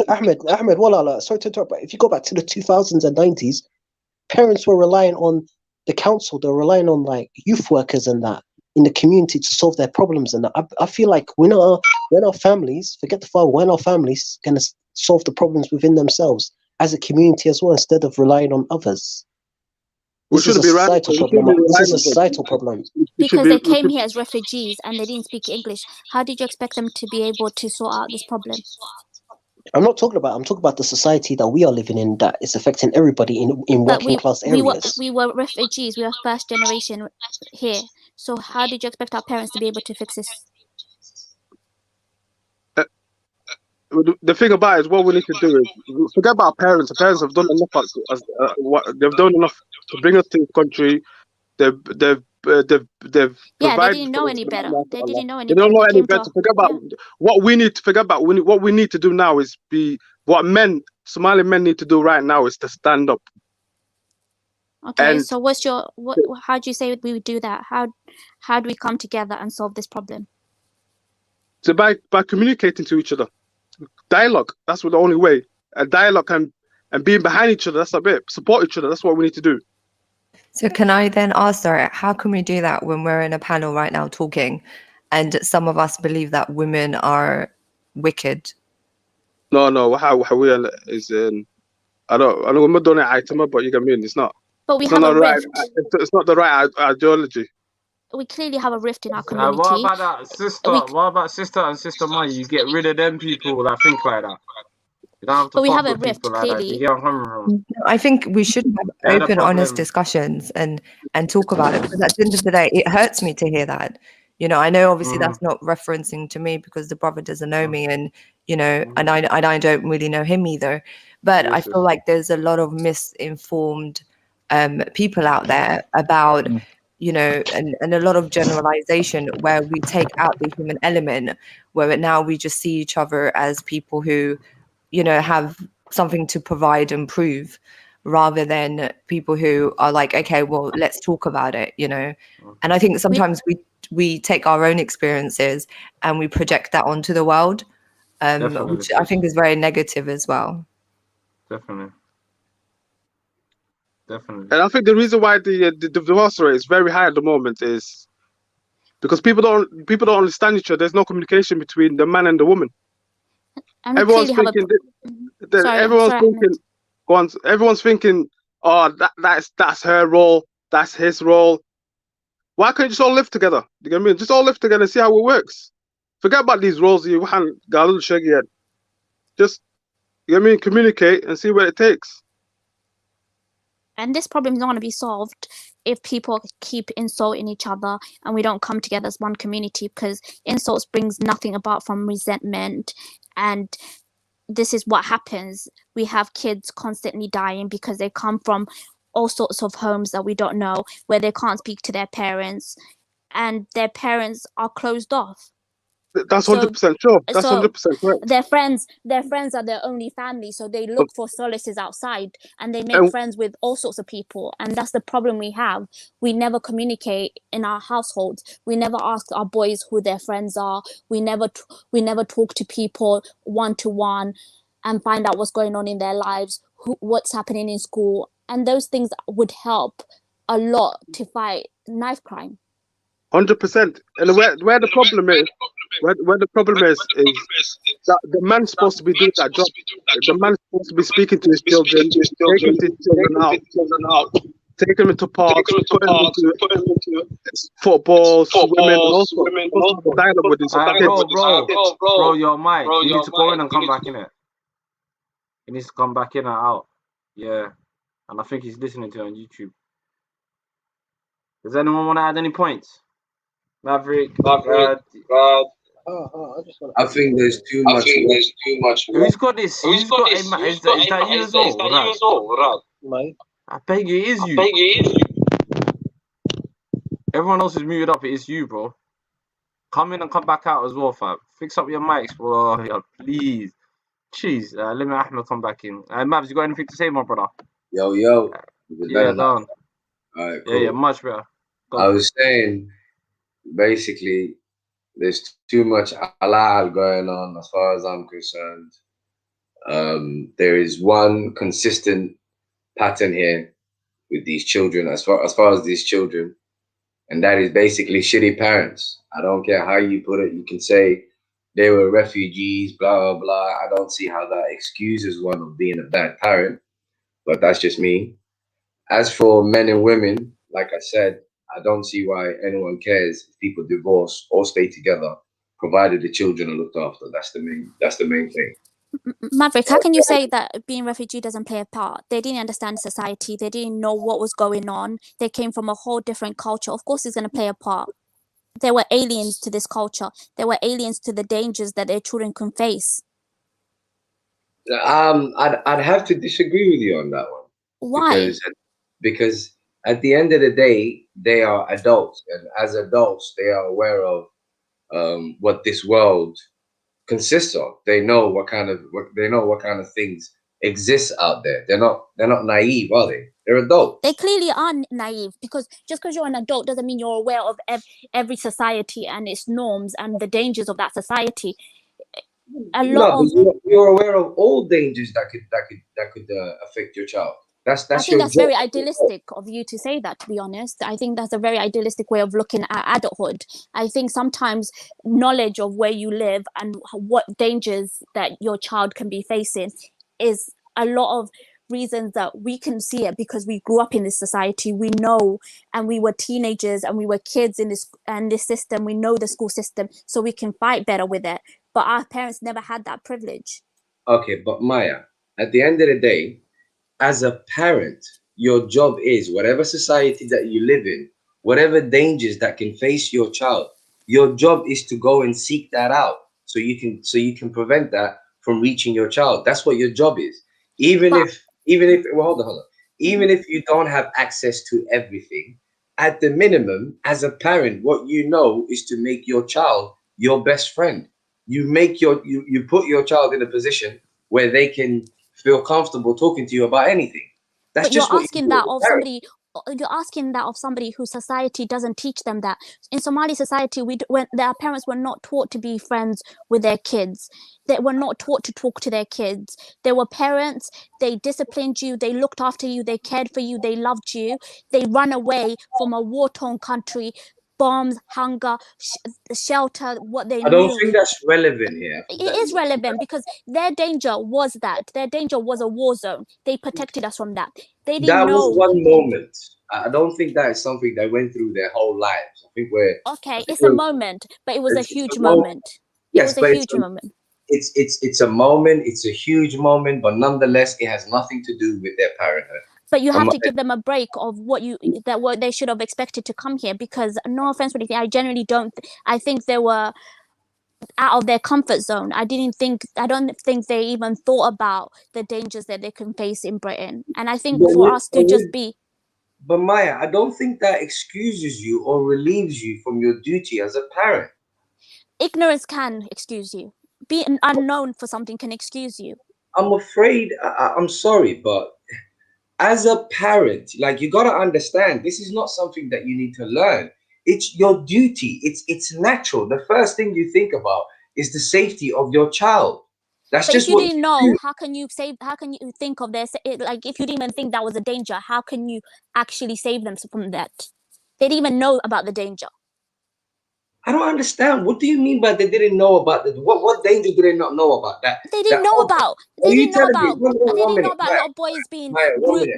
They didn't know about little boys being groomed by gangs. They didn't know about little boys. Maya. Let's be fair now. Since the beginning of time, regardless of the society, children, teenagers have always been up to no good. Gangs, criminality, breaking the law, selling stuff you shouldn't sell for the sake of greed, and chasing women. That is universal. That's it. That's eternal. That's been happening since the beginning of time. Yo, guys, sorry, man, we've got a new guy here. Hello, can you speak up? Hello. Can you hear me? Yeah, man, bro. Welcome. Say nothing. Rad's on the back here. Sorry, my brother. Sorry to cut you. Rad, there he is. Just connected. Why did you? You just connected right now. Why did you kick me out, Wallah, man? No, your device wasn't connecting. It just connected now. So I thought I wanted, them ones. But come through. Maverick, finish off your point. Yes, I was saying, gangs, criminality, greed, chasing women, teenagers being teenagers, has been happening eternally and universally. It's not limited to any particular location. And yes, our parents, they went through a bit of drama, but at the end of the day, they're adults, they're human beings, they are parents, they realize this is life. This is nothing excuses them from being a They went parent. through a war. It wasn't a drama. It wasn't a drama. It was a war. Fine. They were refugee in a country where they didn't speak the language. They didn't know the customs. Okay? They didn't speak the language, but they speak the language of their son, of their daughter. So at the end of the day, they should have built the sort of relationship with their children that their children is basically closer to them, or their children feels confident in telling them anything. If they haven't built that relationship, then they've failed as parents. I'm sorry. But that's not a reality in our culture. How many parents do you know that are friends with their kids? Well, in our culture has failed then. Yeah, clearly, but it's not just because they followed a culture doesn't mean it was their fault. It was what they were taught. It is their fault. Listen, every human being is responsible for their actions in this planet. Every human being. I'm sorry, it's not an excuse to say, oh, my particular community practiced this particular culture. That's not an excuse. Abraham, we all claim to be Muslims, right? Abraham was in a community full of idolaters. Did he use the excuse of, oh, this is my community? No, he stood up. He used his brain. That's supposed to be your role model, isn't it? He was a prophet and he was chosen. No, and you know why? You know why he was chosen? You know why? Do you know why he was chosen? Do you know why we have prophets? So they can. Okay, can I just finish? They were to lead the way. Maya, was Abraham a prophet when he thought? When he did that, was he a prophet then? No. Exactly. It's called thinking. But he was chosen. He's responsible for that. But he was chosen. You do know that the thinking was an aspect that Allah That's gave why him. he was chosen. Because he was a thinking man. Okay. So And and that's he what was he's supposed to chosen do. to lead. He was chosen to lead his community. Now You're changing the point. The point is he thought. That's what you're supposed to do. Okay, fine. Now that we know better, and we know how things should be run and how things should be done better, we're the ones who are responsible to make those changes. Yes, but you can't. But we can't keep blaming our parents for something they probably didn't know any better. Man, I'm sorry. Look, all of these children that are getting stabbed up and whatnot, blah blah blah blah. I'm sorry, but the fault is their parents. And though. No, it's not always their parents' fault. It's a child's fault as well. He makes the choices. But Ahmed, what about the environment? You're missing the point. What about the environment that they live in, the children or the parents? What about the environment? There's not always to blame the environment. You can't always blame other external factors. It's not. That's the problem. Home is supposed to beat the environment. The home is supposed to be bigger than that. Like, and that's where it comes from. Can I give an example? Like blaming the parents. Like, I don't think the parents should be blamed. Like, this is very touchy subject. Like, like there was a case I looked at. I mentioned this last time with Kayan, that with the case of Allah Harisa, the case of Osman from 19 years ago, a Somali boy that was bullied because he lived in Harlesden Church Road. Are you gonna blame his parents because of Hafada that he lived in that was killed? How am I? Is that for Maverick? So what was the question? Am I going to blame his parents for where he was killed? Because the Dawlad housed him in that area. And what do you think he'd be alive if his parents, let's say if his parents had money and they were educated and lived in, let's say, Surrey, do you think he would have been alive today? Because you can't blame his parent, because you can't blame the parents at the end of the day, because you have to look at external forces of the environment that he lived in. Not at all, because in the same environment, first and foremost, you got to understand, we all come from estates, and so that's nothing new to us. Now, speaking of estates, what you will notice is you will always notice kids that are involved and kids that are not involved. You can't blame the environment. How many times do you see other children basically going to work, going to university, whatever, and not getting involved in anything? So I'm sorry, man. blame the parents and the kid. That's it. Anyways, what's the solution now? Forget about the parents. Forget about what environment they're in. What is the solution? My solution is we should go back to Duggan Kearney and Dean Tierney, and we should like adapt to these modern, disgusting times. Ahmedo.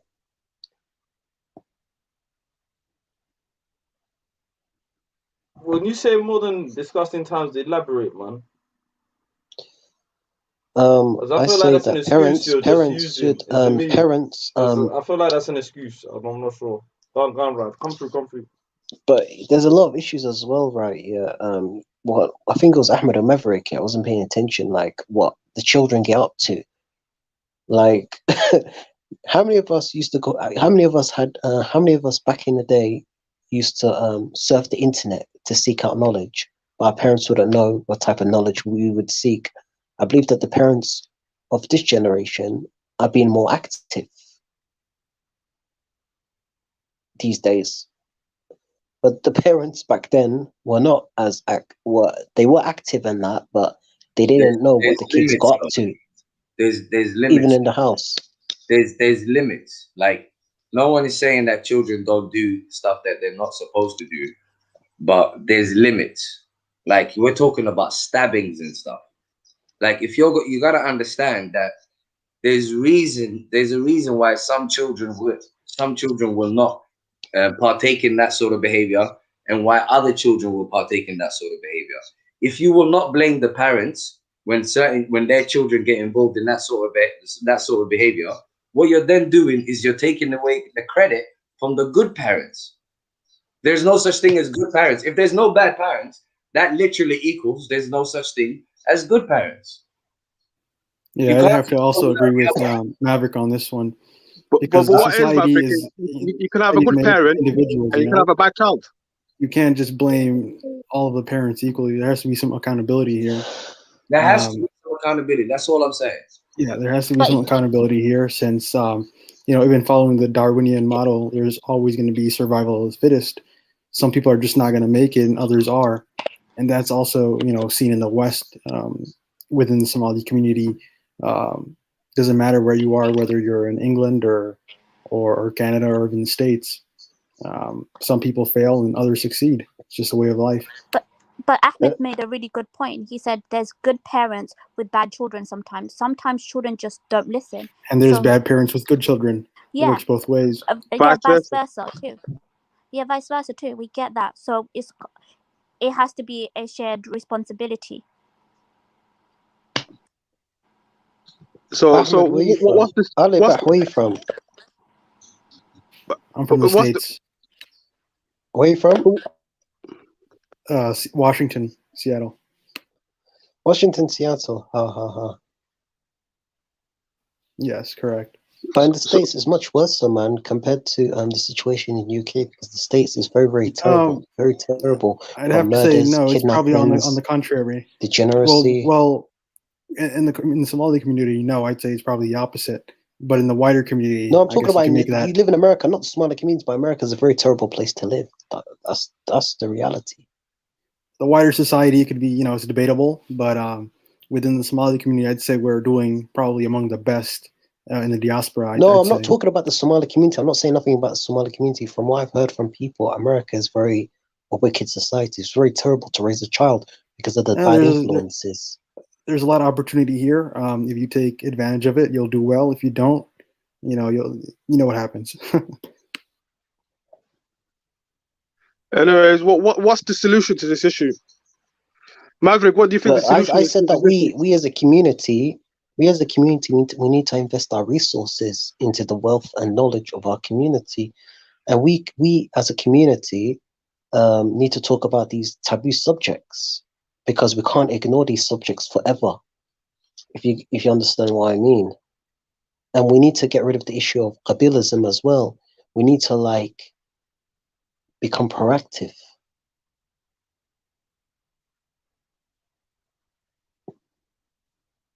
For example, here's the issue. Why is it so difficult?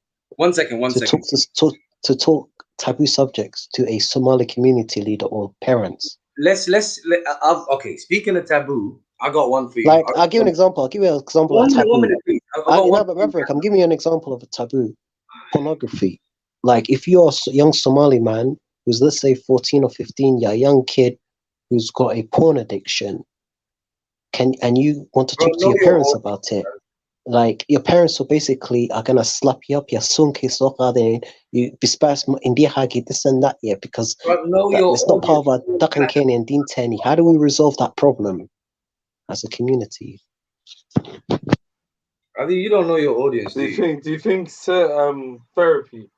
I'm talking about that. But what do you think though? I wouldn't know how to porn addiction. I don't know, but porn addiction is a real thing though. Oh, that's not a serious topic. Like, can we just allow that? I don't know, fam.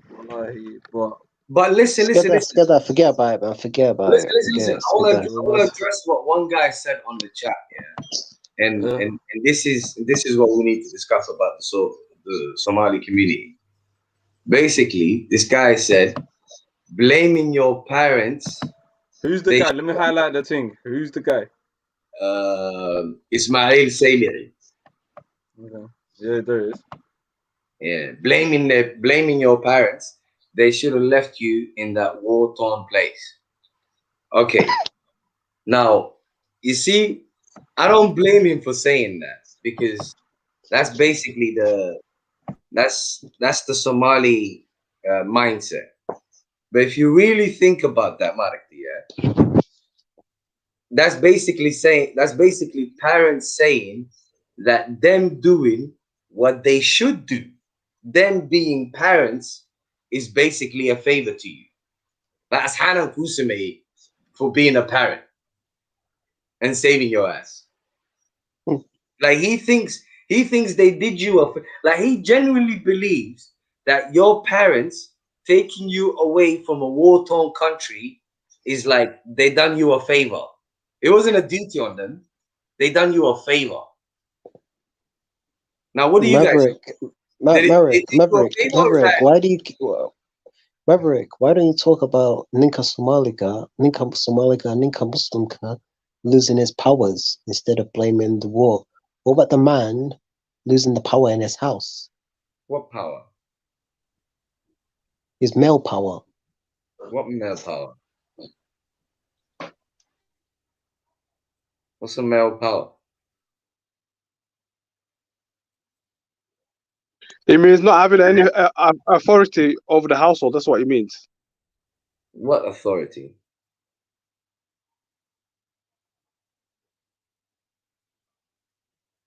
There's certain men think they don't have any authority in the household because of the Western world. I don't know why. What authority do well, they that's think not they true.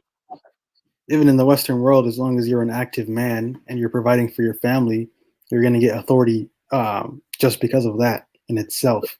I don't believe in men not having authority in the West. I think that's just a bunch of malarkey. Ahmed, I know you. Ahmed. Go on, sister. Can I ask you a question? What do you think? Do you think if somebody is a good father and a good husband and is actually the leader of the house, do you think there's a woman who's just going to be like, no, I'm going to take that away from you? I don't want that. That's how it's supposed to be. Yeah, that's how it's supposed to be. Do you not think that's what women want, though?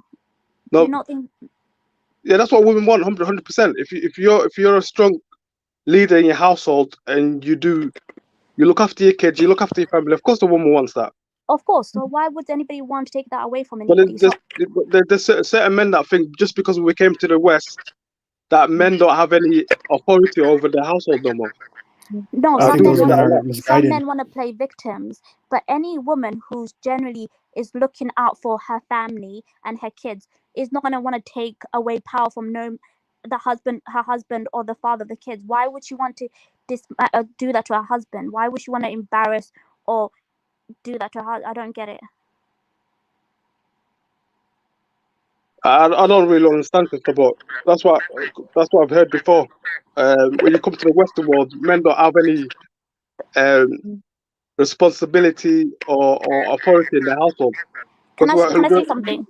Ahmed, I'm so sorry to interrupt you, but that's the problem with Somalis. We all share these old wives' tales. We tell each other something, and we all take it like it's the holy word. Like we take it amongst our friends, and then one friend takes it to another, and that all becomes the truth. That's not always the truth.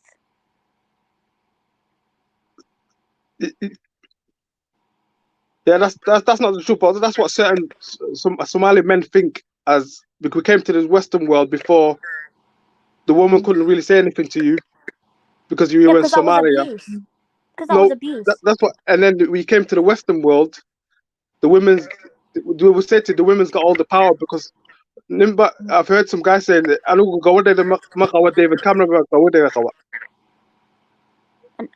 I don't know any woman that says I don't want my husband to be the leader of the house. I don't know any woman that says I want to be a single mother. I don't know any woman that's saying, you know what, I just hate this guy. I want to kick him out for no reason. Those things don't make any common sense to the thinking human being. Like Ahmed was talking about, if we just think for ourselves and not take what our friends tell us or what we hear from social media, no one wants that. Everybody wants a good house. Everybody wants a good, loving husband or wife. Everybody wants a support system. Everybody wants good children.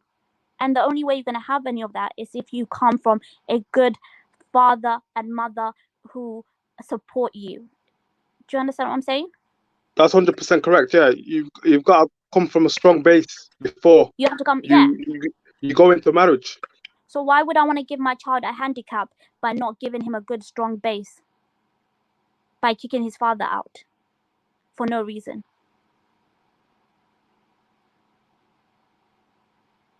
You know what? Because I'm shortchanging my child.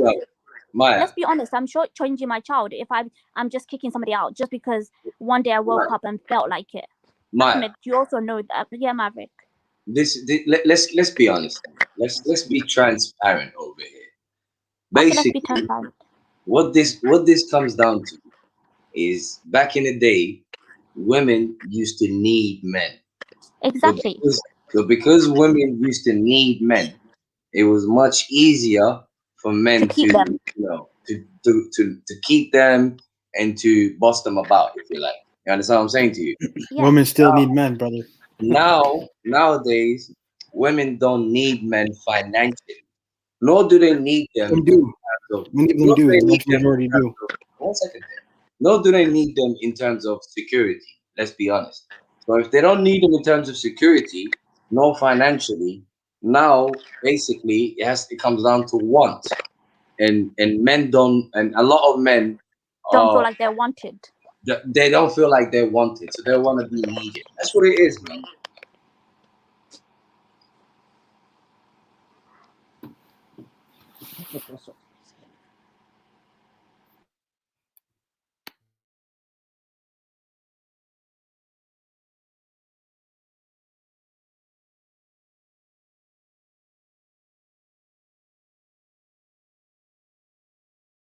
Why did the room go so quiet?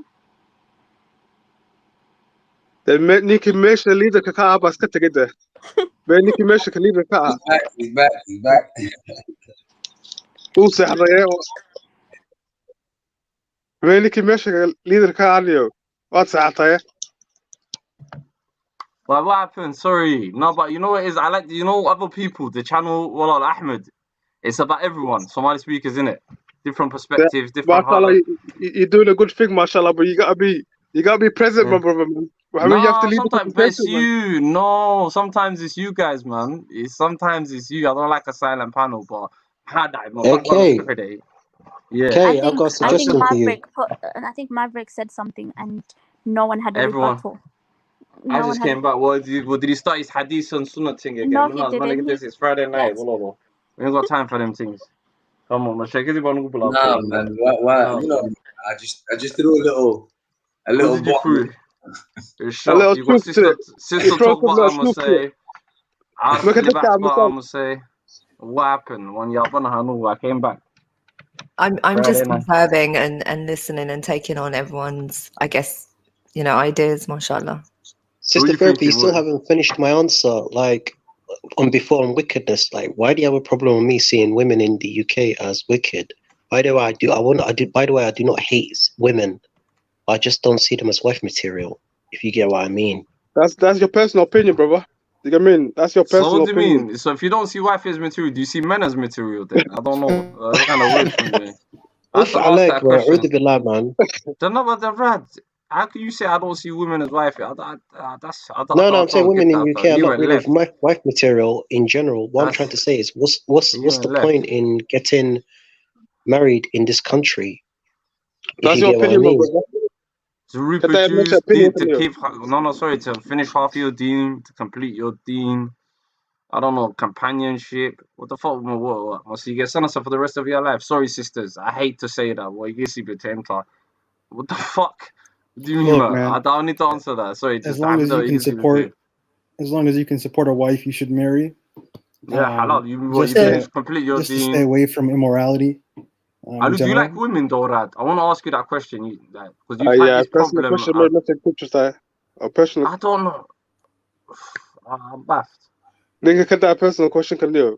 I think, do you know what it is? A couple of him months ago, saying he did women the are same wicked thing. is just nonsensical, man. Let's be honest. Yeah. Go on, let sister therapy coming through. Lads, let the sister talk. No, I just wanted to say, like, firstly, I don't have a problem with him saying that because that's his opinion. But I would like to know if that's how you feel. Like, I don't know how old you are. Like, are you planning to get married? And, you know, where are you going to go and find a wife?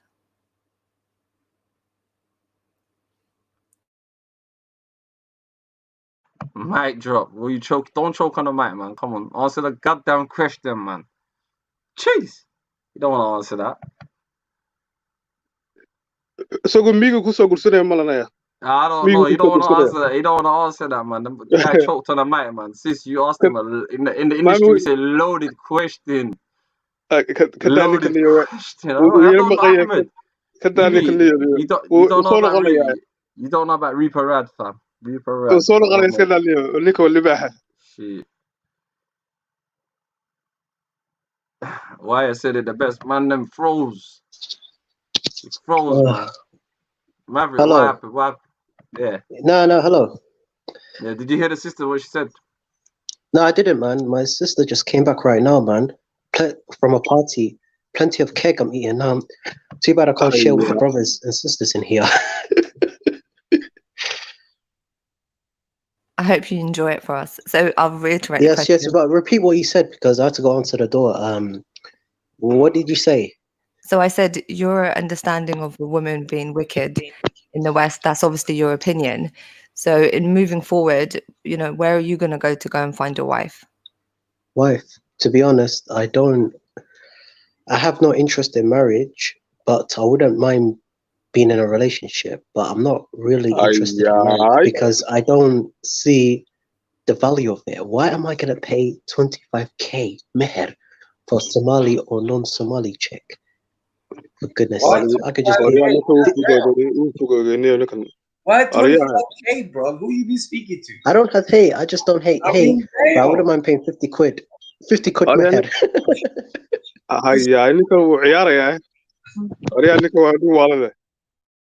So let me ask you a question, right? So at the moment, do you live alone?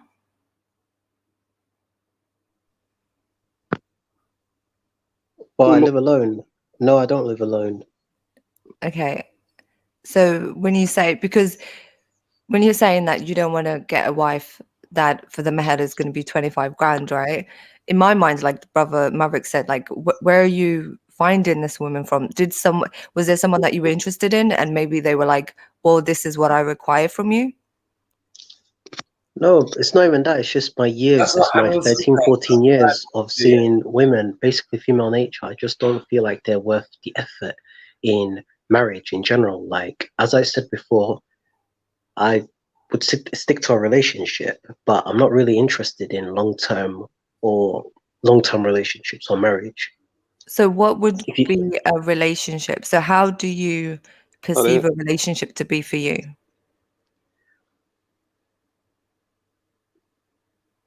Like what's the relationship you're looking for? Relationship. Do you want me to be honest? Yeah. Should I say it for you? Is it just sexual gratification? ورنينك كداية كده man. I don't think he's ready for those type of questions. You know, he's probably not up for that.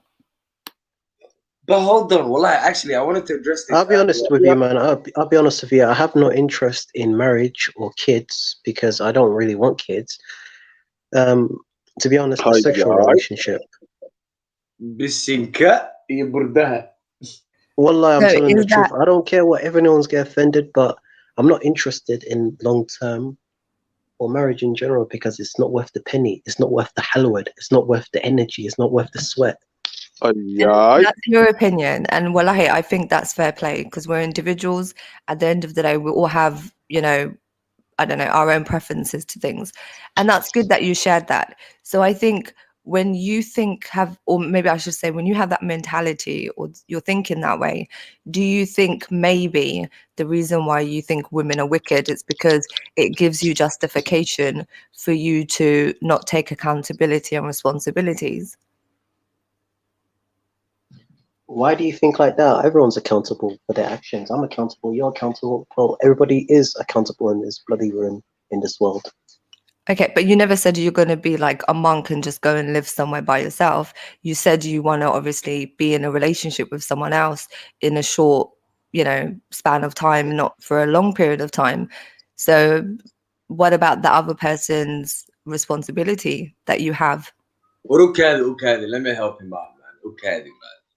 Bruv, I think you got the wrong end of the stick, mate. Marriage doesn't have to be that big of a deal. It's no more than a contract. So if you want it, So if you wanted, So if you wanted, as she put it, sexual gratification, if you found a woman that would basically agree to those terms, you don't even have to live with her. So that's all it is. It's just a contract. So what's the beef? Why do you have an issue with a contract? And it doesn't have to cost you 25k. I don't It know can where cost you £50, like you said. It can cost you £50, bro. It's all an agreement.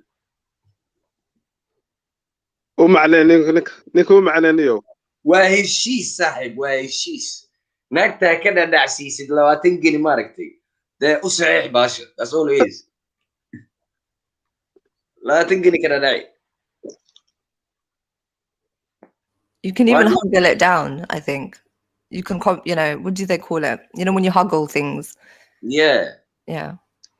So when you're hustling, bargain. That's it. 3 for 1. It's a business. It's a business 2 deal, for man. 1, 3 for 1 nowadays. We're Sister seeing Therapy, let me guys ask you doing a it. question. Are you married? Because you sound like you're not married, but you're asking me all these questions. Who are you talking to? I'm asking these. Well, I'm not here. I'm not here sharing my opinion. You did. So I guess that wasn't the discussion of the panel. You said your idea. You asked me why I think your opinion or I had a problem with. And I said I didn't. And I'm trying to understand you better to try and get to a place where we can, you know, where we can understand and have I guess, an honest and open dialogue, right? Of course. Rad, can I ask you a Maverick, question? Maverick, Rad. you said contract, didn't you? Rad. Maverick. Yeah. Maverick, can I say something? So Like, Rad, do you want to answer Sister Maya's question? She's got a quick question for you. What does she have? How does it work Islamically? What you're proposing? Proposing what? No, how does it work? Like having not getting married? Because you said let's live you said the way to make societies better is following the religion. So if you want to have relations outside marriage, how does that follow either the daqan or the religion? Yes, I don't want to sound like a hypocrite, but I am. You're right. I am going against Daqan Kanpinta, but I've had my at least you're experiences. honest. I had my time. Why am I going to get married in this country? While getting married is like what? Buying a can of. To me, marriage is like a can of Pepsi, and it's like a mobile phone contract. Let's put it that way.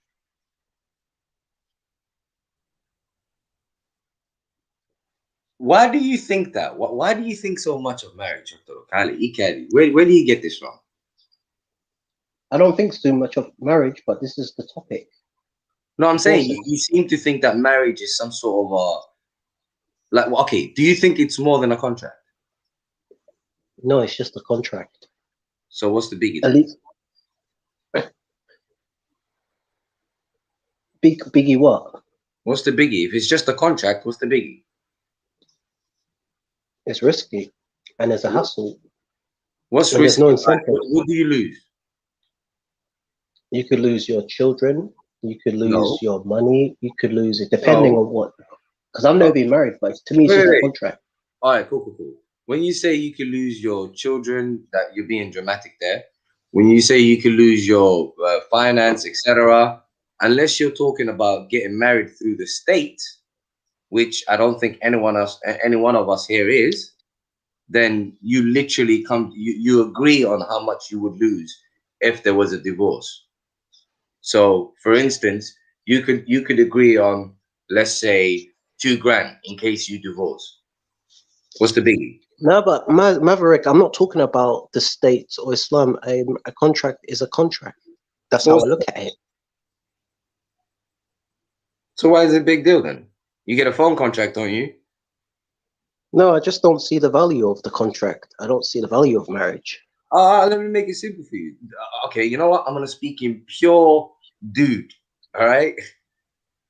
The value of the contract is at basic, you have access to her every night, whenever you want. How about that? So, but Maverick, well, if you're talking about sex, I can have access as well. Just go onto otherwork.com. Okay, but the problem. No, wait. That's not a problem. But the problem with that is that's not exclusive. This one is. That one is, getting backed by 100 other men. Then Nickel private one-to-one talk ماشي حوي group talk. Okay, what's the baby night? أو معناه حتكون DM مني private tuition. I'm happy to give you a therapy session if you want. Nickel private session he needs one-to-one. I think you should take up that therapy offer. Bro, this is simple, man. You get a contract, she's yours, the children are yours, you have a company. You understand what I'm saying to you? You have a partner. The most important thing is halal. That's the most important thing. Can I also just say, right? Go on. Like, I feel like when we have that kind of mindset, right, I think it comes from, I'm sorry to use this word, but from a place of only looking out for yourself. Because at the end of the day, like, you have a need that Ilahi put in you, right, which is to fulfill those needs and desires, even if it's just the basic, like, sexual desires, right, with another human being.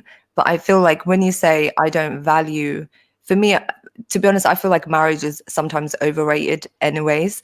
And it only benefits women, sister therapy. Sorry? Marriage only benefits women. It doesn't benefit the man, to be honest.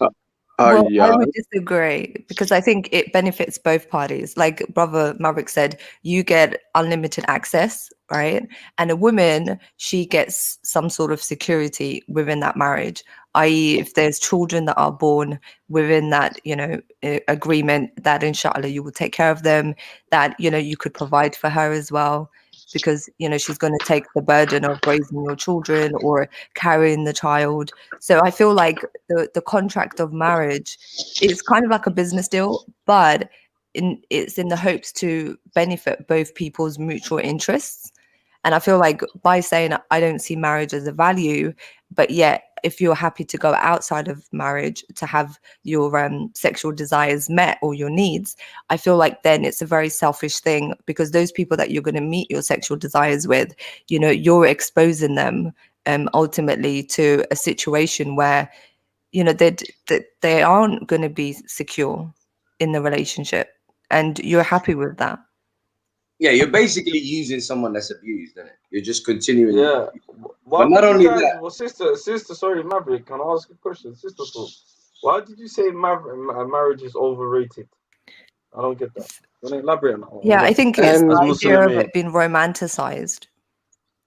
It's been wrong. Like, You're I saying the And idea of sister therapy, you said like I want to add something as well. You said security. Women need security. Hold on a minute. We're not in the 1950s or 60s, my sister. Like, why does a woman need a man for security?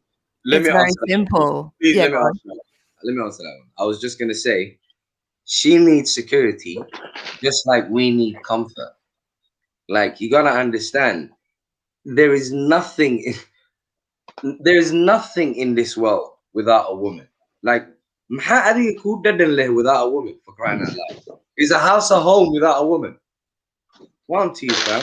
Come Can I on, just say, preach, just the basic preach, my thing, brother. the I cake never that knew you had that you're anyway. enjoying right No, now, Maverick.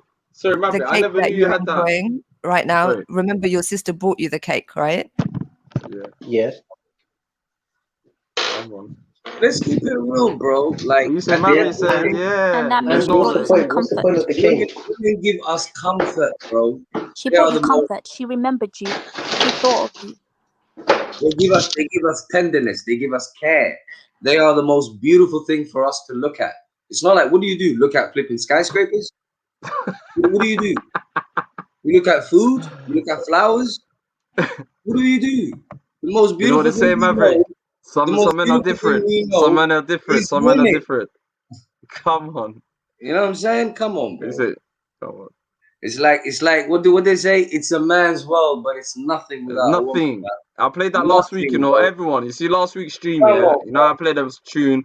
I played that last week. Go back to that video. Please hit the like button for that one as well. But answer the goddamn question, man. Would you like skyscrapers? Yo, Do you like I just kites? hello. What do you Would you want? like PlayStation? stamps?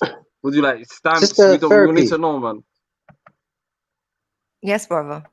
Sister therapy. You said that women need security. Like, I just want to finish this off here. I don't want to, but let's be honest. Why does a woman need a man while she can get a bloody a Tyrone? Basically, you want a kid, you want a baby, right? She lives on a council estate. Let's call her Gemma. She'll just get a free house and free money, and she gets security from Abba Wayne. Dawlada Abba Wayne, which is daddy government. So why does she need me while he should just get security from Dawlada and Aida? Well, it's very simple. I mean, let's look at the statistics of people that live in council states. How flourished are their lives? It's not flourished, Look at but think the about it. crime She can get a rates. nice. Look at the crime rates in those areas that you're talking about. But a There's lot a of women reason why want she's kids. there. She's not there by choice. No, she maybe by choice. Maybe she wanted it. Why? She let's say let's call her Gemma. Gemma doesn't want to work. She wants the quiet life. She doesn't want windows to shut. She wants to have a kid, and she doesn't want a man in her life. And she meets a bloody Tyrone or whatever. Bam, she has a kid living in that estate. Firstly, you have a very, very, very I'm really trying. I'm really grappling with myself to try and like be in your favor and to try and understand where you're coming from. And I'm finding it quite difficult because I feel like you have a very negative mindset when it comes to women. And I don't I know don't if have a negative mindset, but this is reality. This is reality. Why are they there? Was it by choice or was it by their stupidity? I'd say some by choice and some through naivety and stupidity. Okay, what Well, about the men can that I live in just those say, if there's circumstances? men like you that are out there that want to take advantage and not take accountability and responsibility, then I yeah, don't do that. I don't do pump and dump. No, yeah, I don't do pump and dump. Oof, I don't do that. I'm a responsible Okay, man. what about men who are in but those you don't want to get situations? married and No, you want to but have be temporary responsible. relationships? Oh, you use a condom, so that makes you responsible. In this society, yeah. But you Brother, first of hate. all, Can I ask a question, Rad? You hate this society so much, but yet you want to emulate it as well. I don't understand. Isn't that a contradiction? How Of can you course, hate something and call it abhorrent and say that it's devilish, but yet you want to move forward by exactly their example? You want to be not married. You don't want to take responsibility. You think it's going to cost you financially to look after a family, and you're very selfish. All these decisions are made with you in mind first, but yet you hate a society that encourages you to think like that. No, yeah, I don't have to explain myself to you. Why do you keep calling me Naya? I don't Fam, understand. I No, you don't. have to be respectful, man. You gotta be Why respectful. why You do you gotta be find Naya respectful, bro. negative? Time out now. I've told you a million times. The Stop calling brother me. seems a bit immature. Give him a Nick, time Nick, out. time out to you, Neo. Give him a Nick, little. we're بلا What's good, Boga, fam? Nick, we're بلا What's good, He needs a Boga? little time out, man. See, I was gonna, you know what? Yeah, this is the problem with people. Like, why people gotta be extremists, bro? I would have been on his side, but he gotta be all extremist and shit. Right, That bro, ain't no allow the thing, man. confused, Come you know, on, I man. don't think I he's keep telling you, man. extremist, What's he's wrong with you, confused. man? Stop the disrespect, bro. Naya يحكي ده مش What's wrong with this guy, bro? I read one more time. Let get down to you, man. Ahmedo, what is Arab and what is not Arab? Lama Yeah. not ma nagisate. لما تكون نaya Neo وحافظك Neo من حشونين. You know, No, there's a way to do it and get away with it. Yours is just karar, fam. Like what kararti? That's why you said it, literally. Maverick. كده كلمة دانيو لا كده كلمة دانيو انت كده كلمة دانيو ولا شيء. Maya, madonna kuyara alahoge on you, man. Maverick. Like, in Anto or Wallala, can't you just say one of the two, man? Act like a grown-ass adult, fam, man. Come on, bro. Maverick. 100 times. You can't agree with somebody that keeps contradicting himself. He keeps saying he hates this society. He hates what is taught and everything about it. But yet he wants to behave exactly the way the society encourages. I'm not behaving I'm irresponsibly. gonna agree with him in terms of like women are taking the piss nowadays and shit. You know what I'm saying? Pardon? I didn't hear what you said. Maya, I want to add another thing. I think men like me are avoiding marriages. How do I not know I'm not going to end up with a woman who's got a past? That's what I'm worried about, a past. That's where communication comes from. That's why you have to communicate. That's where communication comes from. That's why you need to go and find out who's compatible to you. You're not gonna go in there. Process. Ahmedo, if I wanted to find something about Maya right now, I could easily find everything about her, about her past and everything, if I wanted to right now. Why would you want to know about her? I don't understand. First of all, tell him to do it. Go on. Nah, do you know what it is? If you give me a sword, I can find out. Nah, do you know what it is? Rad's extreme.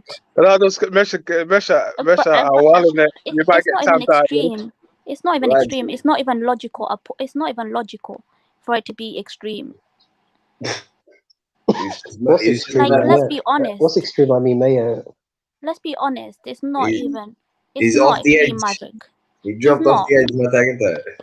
You can't even follow. You can't even follow it. I think she means he's being inconsistent. I mean, this is why I advocate, though. This is why I advocate. For real. You can't say the society's wicked and then advocate for having sex outside of marriage, right?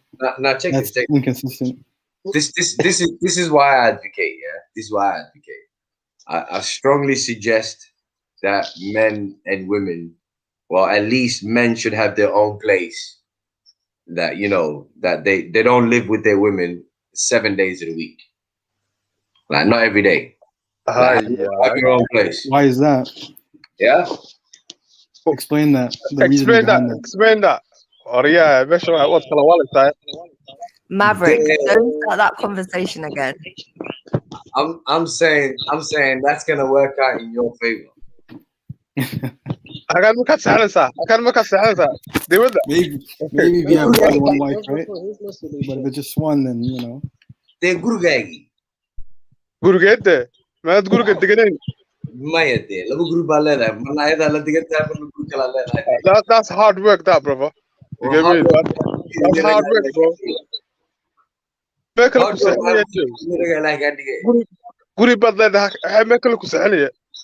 It's your own place, innit?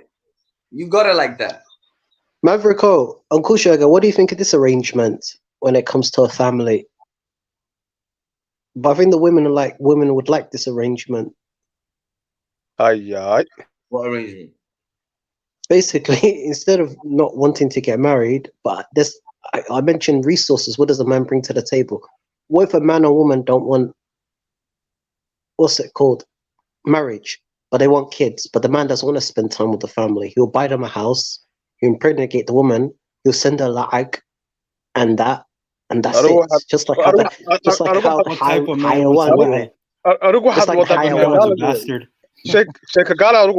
Shekagala. I don't No, know. but Yeah, you gotta realize. You gotta realize. You Shaka Galibu, what did you Shaka Galibu? What did you can't be telling a bunch of Muslims. The guy seems wicked himself. I'm joking, man. I'm joking.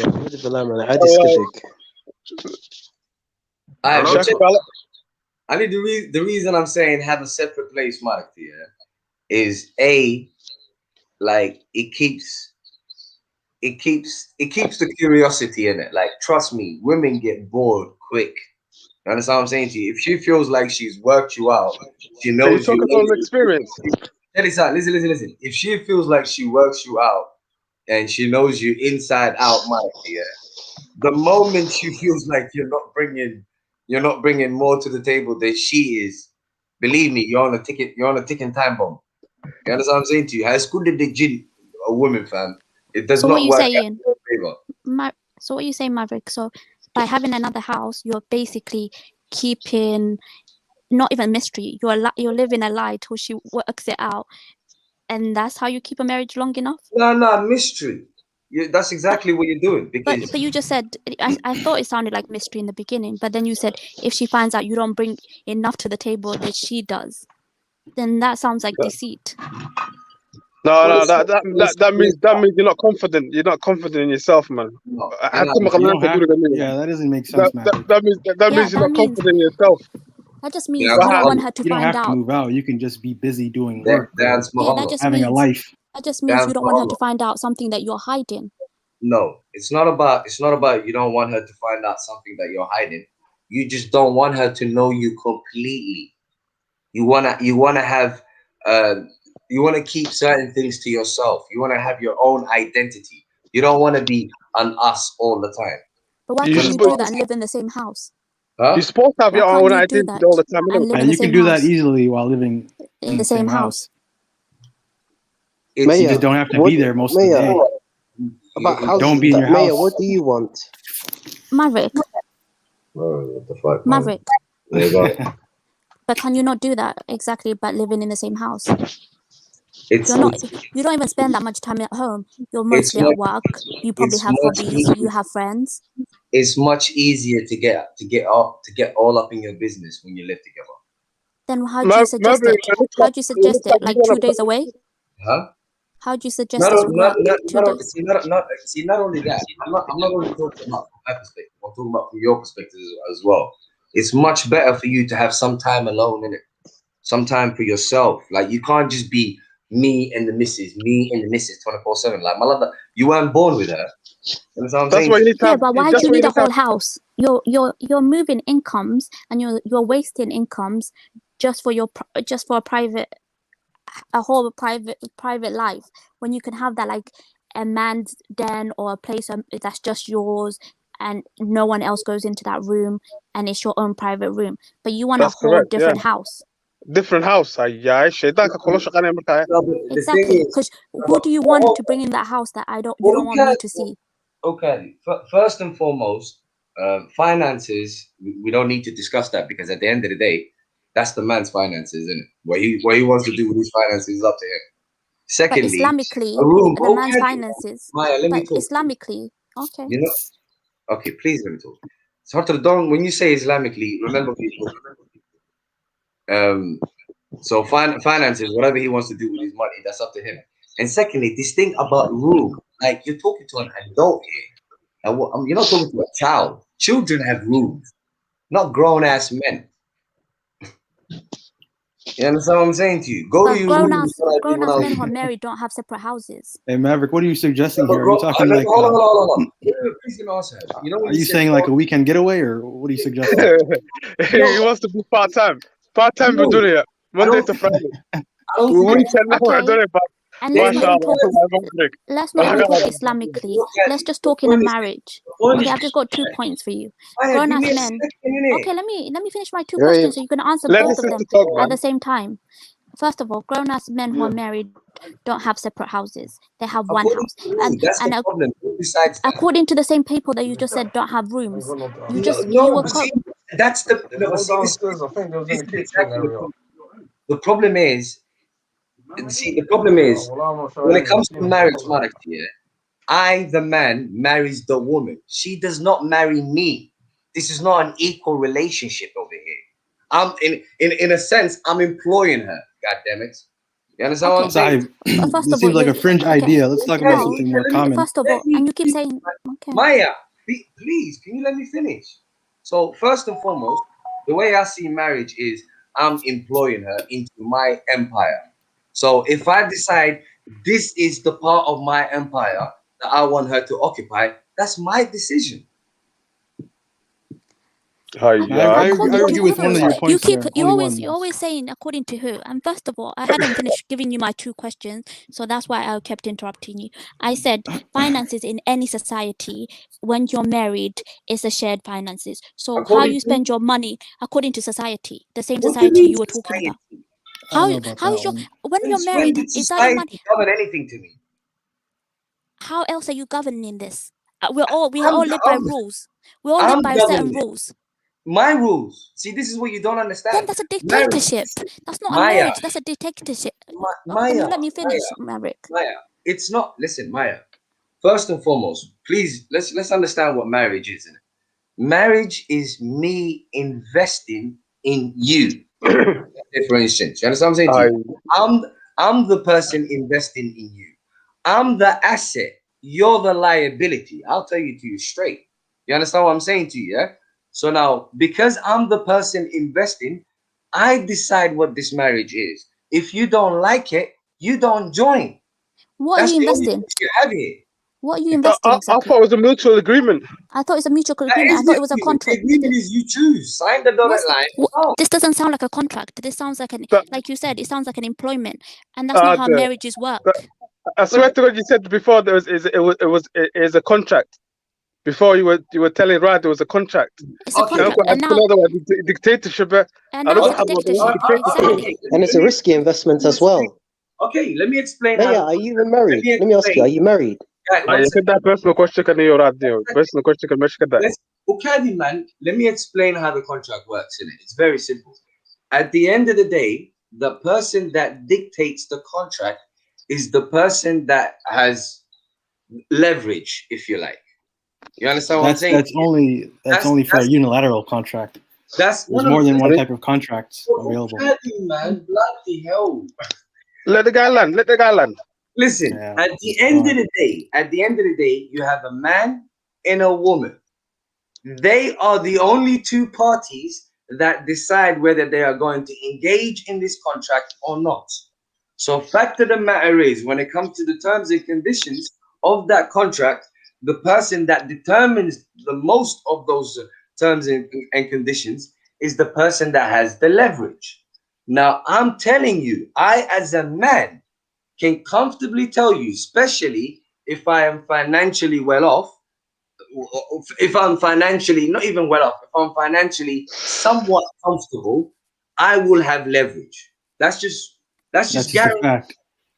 Okay, what if the woman makes more money than you? I'm telling you, I'm employing her. I can say that comfortably. What if the woman makes more money than you? What if the woman makes more money than you? That's a different situation. Her money is irrelevant. No, because you said I don't care about her money. The only money a woman has is her youth and her beauty. That's her money. You're making it seem like. First of all, why doesn't she have any input in this contract? I don't understand. Oh, she does. Because the man has got a lot to lose in the contract. It depends. Listen. She has an input on this contract if she has leverage. But 9 times out of 10, the guy will have leverage. That's and how do you figure that out? Because you guys, you age like milk. Maverick, don't waste your time telling her what the leverage is. She knows that women don't have no leverage apart from in the marriage. You're speaking to Maverick, Rad. Please wait your turn. You age like milk, and you are a financial liability. Yep. Hence why I'm an athlete. That's just how it is. I swear to God, you're just as bad as Rad. It's a fact, though. It's not a fact. Women come a dime a dozen. Arya raad bad ka tii dartay anigu raad wuxuu kuleeyahay waxaan u baahnaa inuu kale girlfriend anigu ma believe he just wants a girlfriend, yeah. Bro, I didn't say anything. That's bad though. Men are an asset. Like how are we gonna be a liability? Women are an asset too. They can be. You know what I mean? No, in what way? In what way? What are they an asset? No. They can be. No, wait. They can be, but they can also be a liability. Men are not generally a liability. Can I just say, but unfortunately, today's society, I feel like is causing both men and women to be liabilities. Because firstly, we don't have no trust for one another. I feel like we internalize a lot of, you know, the propaganda, the war that happens between this gender sort of roles and, you know, what our responsibilities are. And I feel like at the same time, the fact that now women seemingly seem to have more power than men, and men feeling demasculinated, which I don't think is thanks true. to feminism and the hookup culture. Well, 1 minute, let us speak, man. Let us speak. 1 minute. Go ahead, sister. So, yeah, go ahead. Because of all of that, I feel like we're missing the point of like the truth of it all, subhanallah. And I think maybe we should, instead of thinking like I'm better, because sometimes even when you think of it, it could come across quite egocentric, like, you know, oh, these are the values that I have. I feel like everyone's kind of, you know, like that gorilla thing, like puffing up their chest and saying, I do this and I do that. But really, what's we wrong both with that? have pros and cons. Right? There's nothing what's wrong with going after someone that has the same values as you, or that you deem to be on your level? I think it's very important to go with someone that you share same values with, because it will make your journey together in whatever, you know, way a lot more easier. So I think you should have values. And maybe that's the problem. We don't have the right values. Like a woman's, you know, I guess misusing her youth, and where she could capitalize on it. And also, you know, men are at the same time maybe being brainwashed, feeling like they're powerless, when really and truly, you know, they still hold power. And I think when two people are misguided, that's where the problem comes. But if you have values, if you know, I think the root of it all is get to know yourself, know what you want and what you don't want. And then, you know, you have a criteria. So when you meet someone and they don't match that criteria, then you'll just be like, next. But what happens is we're investing emotionally, we're invested energetically, financially into relationships that we should have really vetted right from the beginning. And even if we did, you know, it doesn't mean that there's a guarantee, because there's no guarantee in life, but at least you'll have a better chance of making it work with someone. Yeah. At least what I've seen is that men that develop themselves early on have a lot more to choose from than those that are seemingly later in the game and don't take advantage of their youth. So I'd say that I guess it works both ways for both men and women. But men mostly have advantages later in life, while women have them in their youth, usually from 20 to 25 or so. Isn't it, Ali Bah, isn't it from 18 to 25? It's interchangeable. It's still within the range. But Sister Therapy didn't mention like, what's the point in investing in a marriage these days? Well, the guy would rather play on his PlayStation 5. You can't climb up the corporate ladder in society if you're not married. That's just a fact. No, but there's more benefits in authority. Ali Bah, you can't gain influence or being authority. Single than being married. That's not true. Maybe from a young guy's perspective, but when you're older and you want to gain authority or leadership, when you're not married, no one takes you seriously, and that's just the reality. Seriously, maybe did you you might be young, you might not be in these sort of circles, but you will find out later in life. Yo, Ahmed, I mean, Ali Baho, what's the difference between a married man and a sugar daddy? Yeah, basically, what's the difference? One is seen as immature, and another is seen as, no, I'm not joking about. I'm actually being serious. Well, what the sugar daddy and the married man, what they got in common is that they're both providers. I don't see that being attractive, being a provider. Well, that's just your opinion. Wait, let me shock you. You're gonna have to repeat that. One minute. Let me shock him. Doesn't make sense. Let me shock him, please. Let me shock him. any engagement you have with a woman will cost you. Any engagement. I dare you to tell me what engagement with a woman will not cost you somehow. That's why you have to pick the right woman, right? You have to pick a woman that has a value, intrinsic value, outside of just her looks. You know, the looks are obviously mostly the focal point, but if she has values outside of that, then that's what's necessary. You're linking her. You're taking her places. You know, you're buying rubber. They will always cost you, mate. At least married men don't have to buy rubber. How about that? Exactly. And then when you're going to dinners, you know, if she's able to keep up with the Joneses, I mean, that's an added benefit, isn't that right? And we ain't gonna worry about, you know, diseases and whatnot. Exactly. Yeah, if you're a sugar daddy, you don't know what she's doing on the side. She could have another man, and you can contract diseases through that as well, which is why it's not advisable. It's seen as immature and foolhardy. What happened to the topic? That's a good question. What was the topic? I feel like we went all over the place, which is good because maybe, you know, it needed that to happen. SES, reel it back.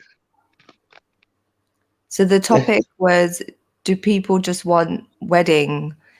I have to look on YouTube. Sorry. Does anybody know the rest of it? Where's the host? May host it there. I think it's, do people just want weddings or do they want to get married? But weddings, the end of the day, weddings, the end of the day, what business? Weddings, man, it's just.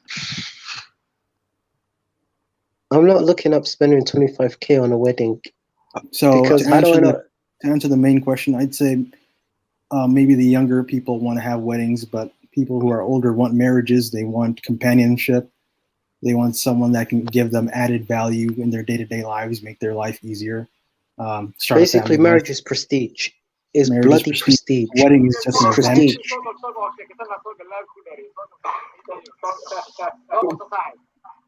Can't hear you, man. Khalid, your voice, I think. Is that you that's talking?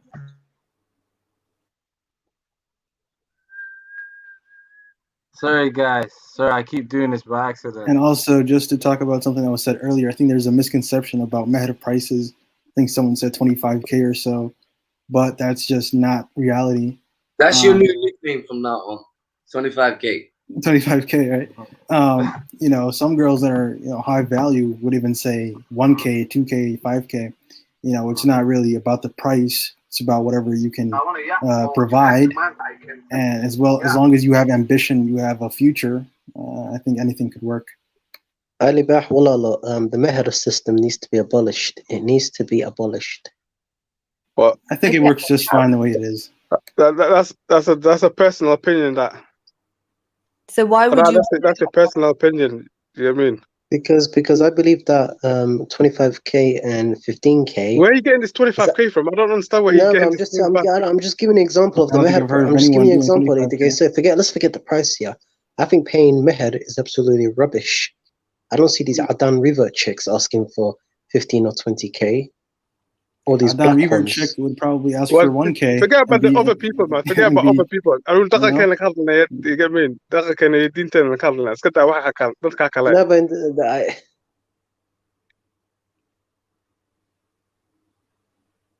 I'm just sorry.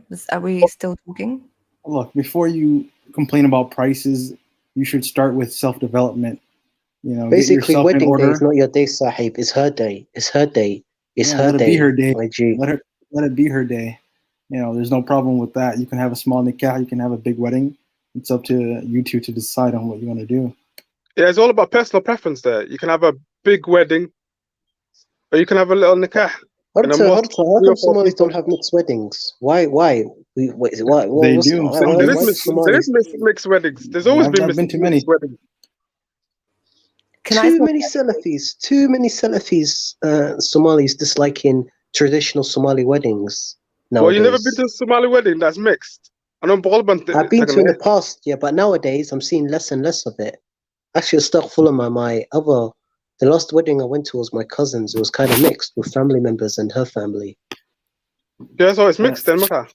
I don't know. It might be different in the UK, but here there's mostly mixed marriages. It's not. It's Yeah, personal preference. If you want a mixed wedding, you can have a mixed wedding. If you want a small nikah, you can have a small nikah. It's up to you. Personal preference. You know, if I was ever married, you know who I'd want at my wedding? Aye. I'd want Hassan Samata to come at my wedding, man. You gotta pay. You gotta pay the bag, right? You gotta pay. Yeah. I'm joking, man. I'm playing with you, man. So I have a question for us, right, for the panel. What do you think currently, as things stand, when it comes to the genders? What do you think some of the fears are? So as brothers, what do you think the women's fears are about actually, the process of marriage? Oh, process of marriage. My fear is meeting her family, or I would have awkwardness of introducing her to my family. So, brother, thank you for sharing that, firstly. I think I meant, in just not to be biased, like, what do you think a woman's fear is? So, like, we'll flip it around. Probably a woman's fear is not fitting into the men's family. I don't know. I'd say probably the man not being able to provide is the number one fear. What would you say it is for the woman, though? No, I think the most important fear is not fitting into the guy's family, or not getting along with their mother-in-law.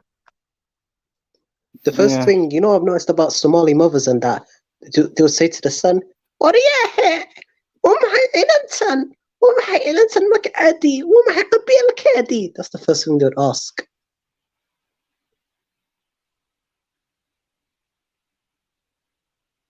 Well, and do you not like that? Do you think that's a problem or something? No, but if you look at it with Somali families, let's forget about Deen to Islam. A lot of Somalis would get the Dakan and the tribalism and stuff involved. I think it's harder to marry a Somali girl with tribalism. Let's be honest. If I wanted to marry a girl from, let's say, from the Rahanwain clan, me coming from the I clan of the north, there's going to be problems. It's not going to be problems. It's all about how you deal with it. There's never problems. There's always solutions to problems. Yeah, I don't really see that as a problem as well. Being from the Darod clan, I'd say that I'd be able to marry from any clan and my parents would be fine with it as well. But it just depends on how you talk to your parents about it and things like that, What about the rest of the brothers?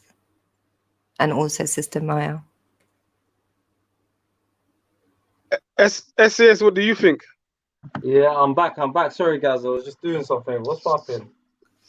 What do you think a woman's fear is about marriage? Huh? I think Pardon? marrying somebody with a different mindset to me, and how we can operate in a healthy and functioning marriage would be one of my biggest fears, especially with some of the conversations I've had in my recent times. That has been a genuine fear. I think I know what kind of man you want. You sound like one of those chicks that want to be in control of everything. Can I just you sound like the type that wants to dominate. Go ahead, son. Get it, son. Get it. She just What did you agree her with, Maverick? so I don't know what's going Exactly. on. What are you agreeing with, Maverick? I'm not so agreeing with anything. disappointed. I'm telling him to go ahead with his question, innit? So answer the guy's question. It wasn't a question. It wasn't a question. It was an assumption. What did he say? Remind us. He said, "From what I sound like, I want somebody who I can control." Well, no, but you remind me. You sound like one of them charer chicks that wants to dominate a guy. You want to be in control. I think that's what you want. You want a man who you can control. Do you know what I want? I promise you. Do you know what I want? I'll tell you. The way you sound like, I'll tell you what I want. I promise you. I'll tell you. Angry and bitter. No, tell me. You seem extremely angry and bitter. Let me tell you what I want. I'll tell you. I want somebody as furthest away from you as possible. Honestly, that's all I want. Can I just say, you don't even know it, so you get me. You can't really come with this guy. I don't even know how. can't come with assumptions. Measure waxa weeyaan waa group. Kada waxa personal.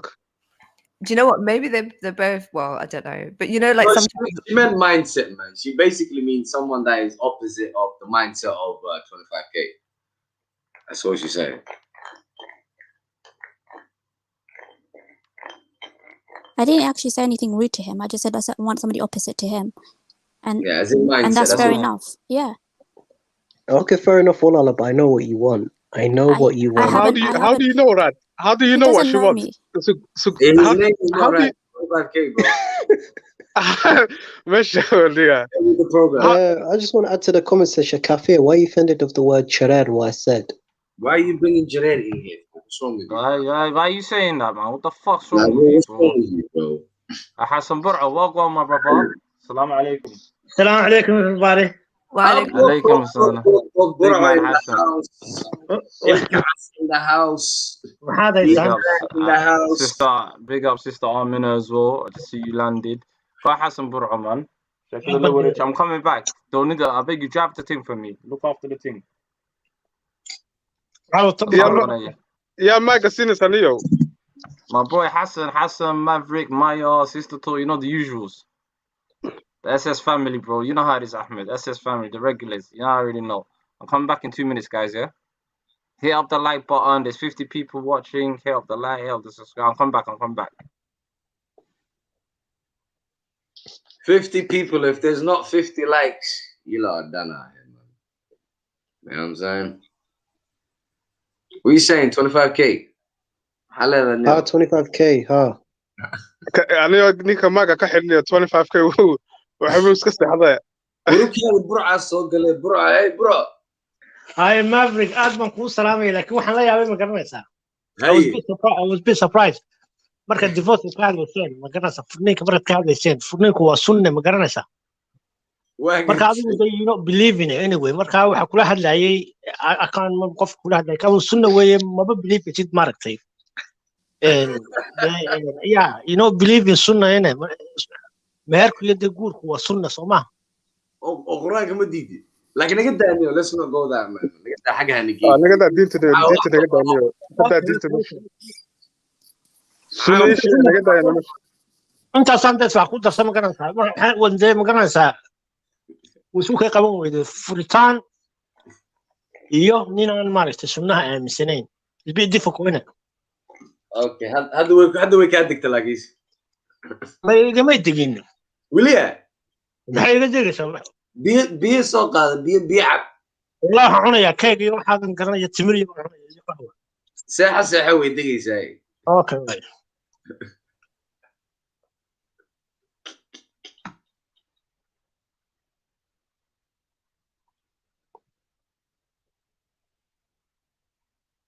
Waan seexday de iska wata hadalkiina. So, what's everybody's what city is everybody from here anyway? Out of curiosity. Magaladoinka haga ka imaatan Ingiriiska. Munoshak magaladadi. Arrimo police bata maxaa naga galay magaaladeena niku home office school la shaqeeyo balaya. Su'aalo khatar ah weydiinaysa. No sheegan. Arugu xilmana London bad ka timaanaya. London. Sidee garanaysaa London ka imaaday? Wariya. Taadu hadisi baan garanaya aniga. Ha? Taadu hadisi baan garanaya. May garanaysid.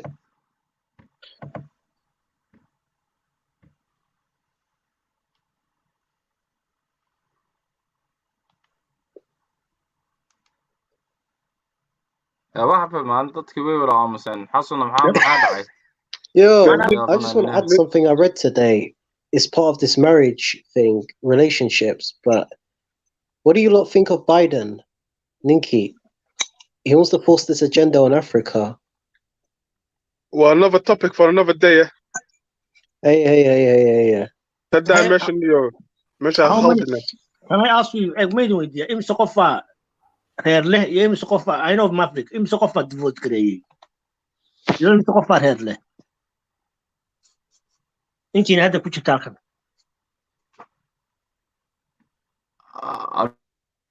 Not me.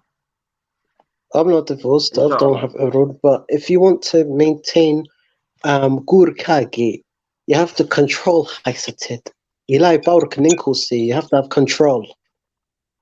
Control of just what? Like Ninka Arabka, just like Ninka Arabka, Habibi, you know, like that.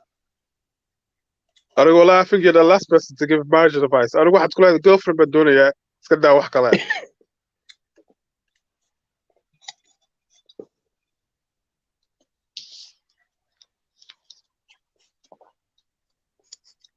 But Ahmedo, are you married? What are you?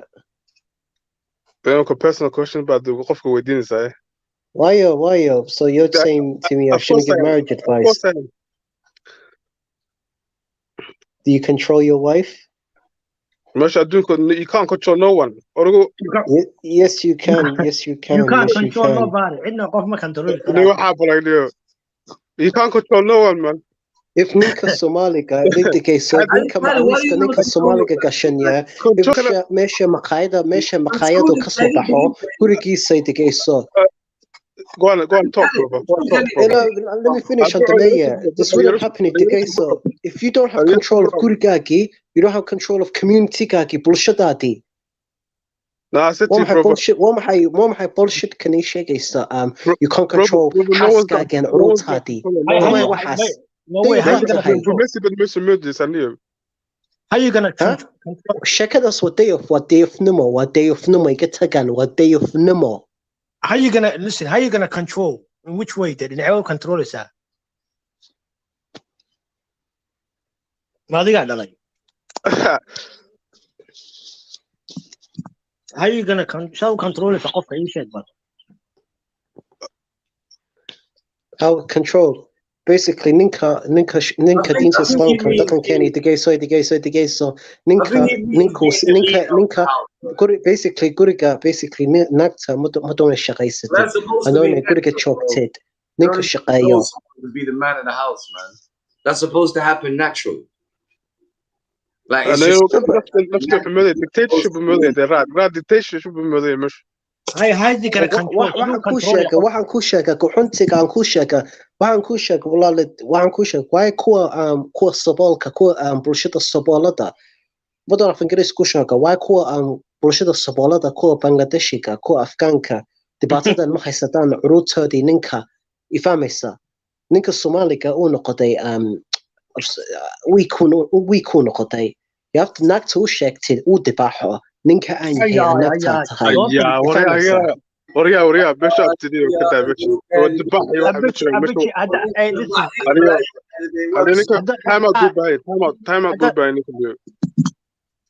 ما والله نيك دربحي بلايو هذه No, you only talk about the mom. هدو قرصنا هذا سيدا بصدق نقول لا فرتها الويل لها والله. نيك اللي باح ما هنيو كسارة ماشي نيك اللي باح Or frustrated Neil. He's frustrated. So they're frustrated, Jay. You need to slap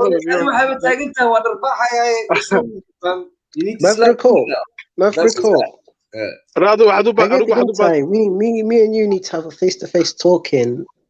I get again to what What side you slap women, bro? I don't want to be seen around you, fam. عادي سكتك شافي أنا كوسمين الشاح حواش الحلوة الشاح has got some women slapping and seasoning in it, fam. I'm not on it. Why you want to slap women for? rather واحد وبانته you need some lessons, brother, man. والله you need some big lessons. You need some big lessons, brother, والله. Why you want to slap them up? Don't worry. Wallah, thanks for it, but I'm self-taught. Wallah, I'm not gonna spell it. It's not working, brother. It sounds like it's not working. You know these chicks you talk about, you're gonna slap up. You know they come from a family, innit? You know they have brothers, dad. Like whose daughter do you think you can just slap up like that? No. What No. Hey. Only antipahya kahuni samaysay. No, it don't matter what it is. Well, you don't ever have a right to slap her. What you mad? Don't say slap, say dibah wariya, dibah. I've got a question for you. Let me. I've got a question for you, Radia. Imagine ولا شاء الله دباحه. أروح أسمع لك. ولا شاء الله كيك كوسو قاطي. Yeah. حد سملت ninka la dhibax حد سملت You cheated me. عيب وريا عيب السلام عليكم. والسؤالك ويديته عليكم السلام.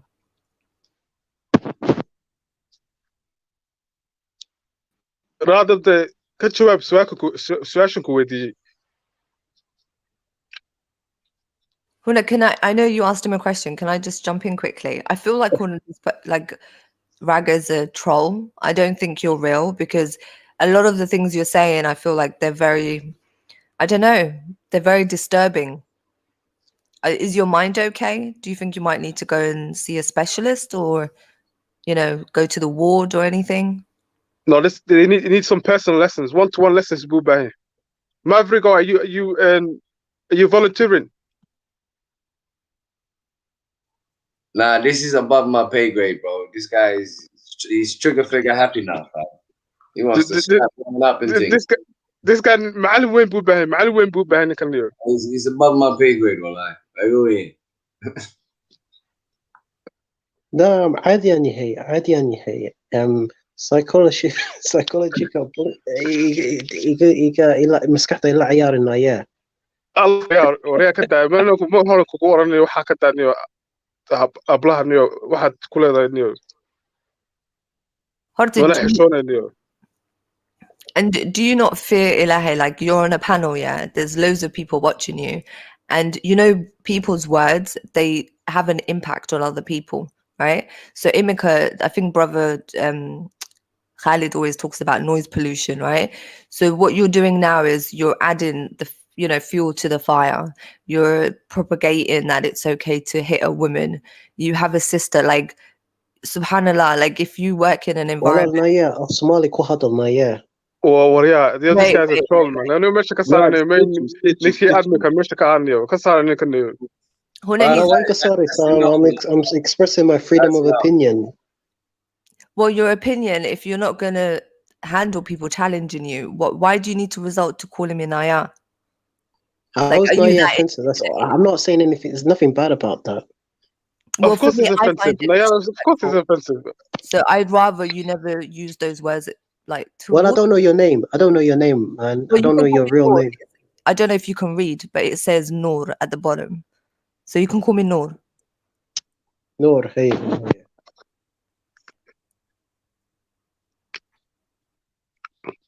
Anyways, أروح واحد وباهنته lessons وين بدو باهنته أروح.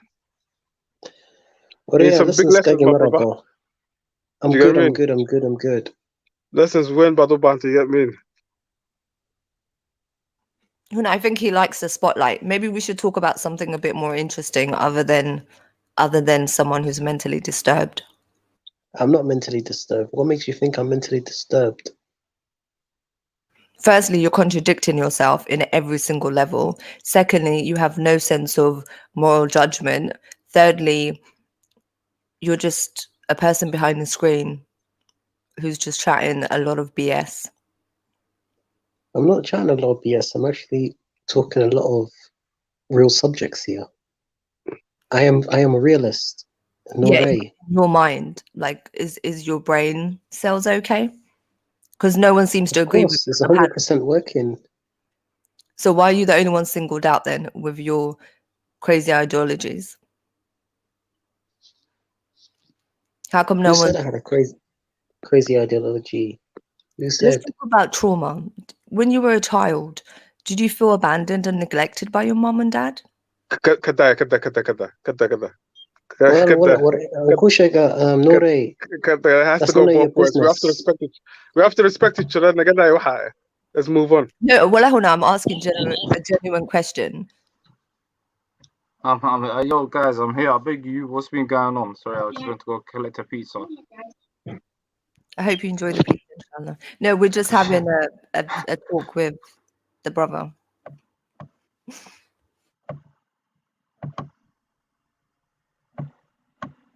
The name is 25K. What is going on? 25K بس أساس لقوة وضايع كقوانين لك. نكمل أبتي. والله دفع 25K. Whoa. That's what I'm saying. Yo, Meher, are we talking about 25k, 50k Mehers? What's this about? Oh, in my country, I could have up to. I don't know ya, but 25k baa akhira loo diray. Ariga 25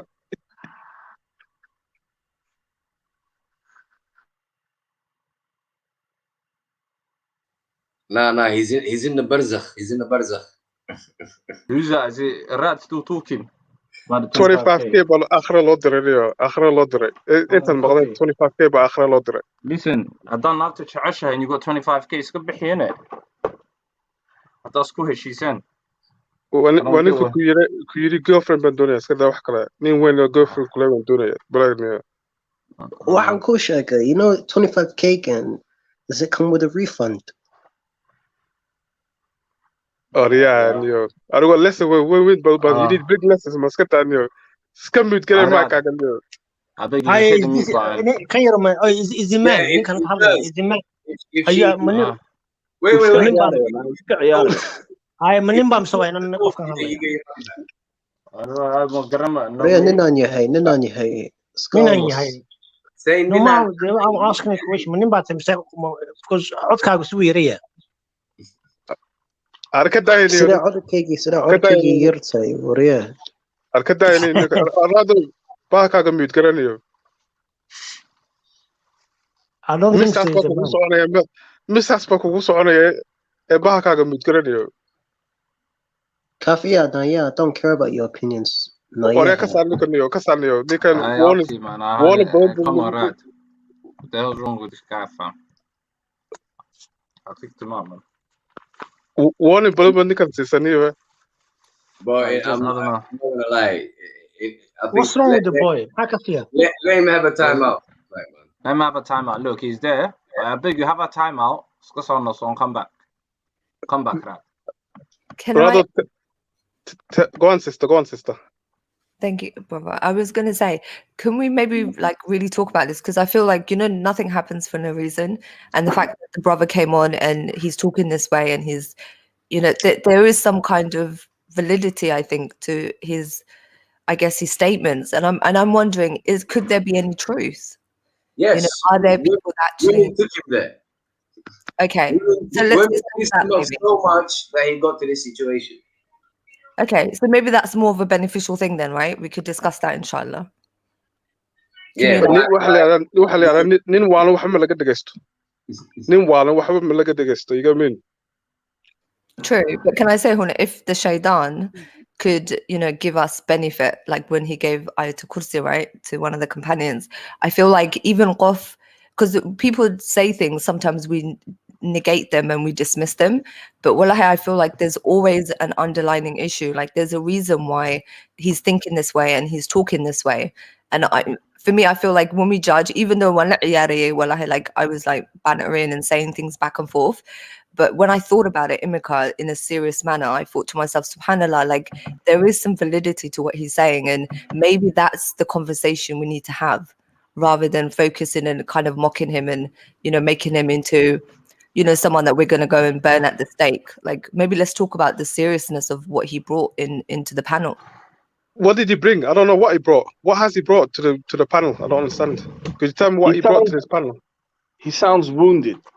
He sounds like he's had some bad experiences with speaking to some females in the past. Nico, who buy therapy buy? Are you able to provide them services, sister? Wallahi, I'm more than happy. Like, you know, if the brother wanted to reach out, please feel free. I'll leave it right now. I'll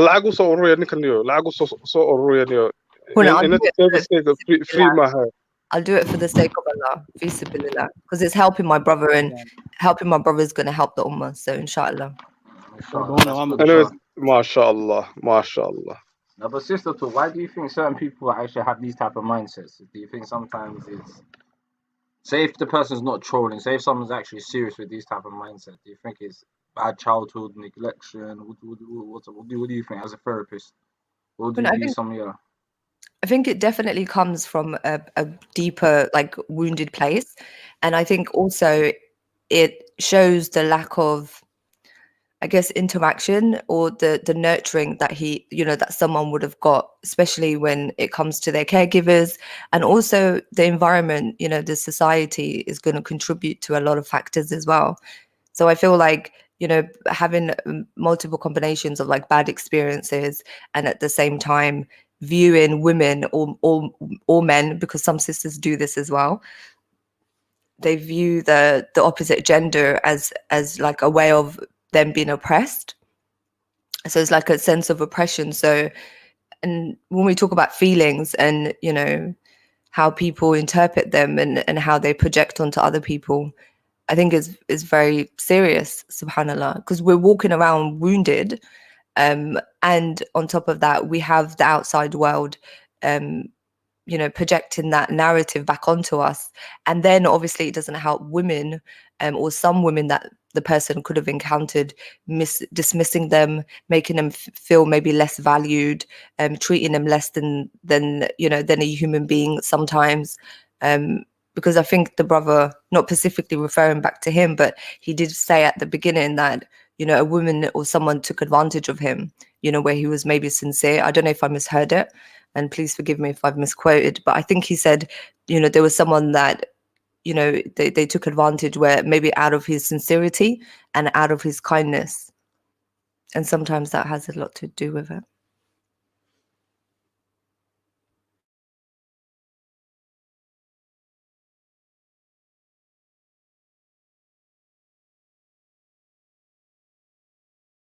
I don't know, maybe if anyone else has anything also to add to. I was missing for a little while. What's going on? What was the topic of discussion right now? We were just saying, like, should we maybe address the fact that the brother came on and said, the statements that he said? Maybe there is like an underlining issue when it comes to how there could be some men that view women in this way. And is there like a bigger conversation that we could maybe take away from this experience rather than dismissing and ridiculing him? Well, I'd say it's not really about ridiculing him. It's maybe having fringe ideas should be dismissed, since it only represents a small minority, and doesn't really represent the overall population of men or Somali men in general. Some of the ideas that he was talking about are really extreme.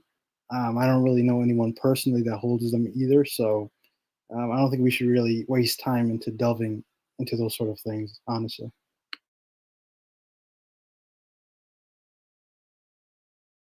Guys, we've got a new panelist. 1 second. Wala soo Assalamu alaikum. عليكم السلام. وندوها مخش سماها. Yeah, the new panelist. So we don't stay. Yes. No, I'm good, man. How you doing, man? Alhamdulillah. First time. Alhamdulillah. Welcome. So what's the topic, guys? What's the topic today? We were talking about, do people just want weddings instead of marriage? And looking at difficulties, in our community. What do you think, Il Kaso? Wallahi, I agree with you, man, 100%. Wallahi, because I feel like people just get married quickly and then boom, finish, khalas, it's over. Understand? I feel like it's just people get married to get married, innit? They're not getting married for they don't follow the deen, they don't know the meaning of marriage. They're just a bunch of wallahi, I don't know what to say, but the situation right now is 2020, yeah. People just think about having good weddings or whatnot. No barakah. I rather like just do it behind closed doors, man. Hello? Yeah, we can hear you. I think even some people are marrying for Insta or Snapchat. That's meeshas imaraysa xaaladda. xaaladda way xumaatay. Yeah. I think people want in and out now, in and out. It's a microwave society there.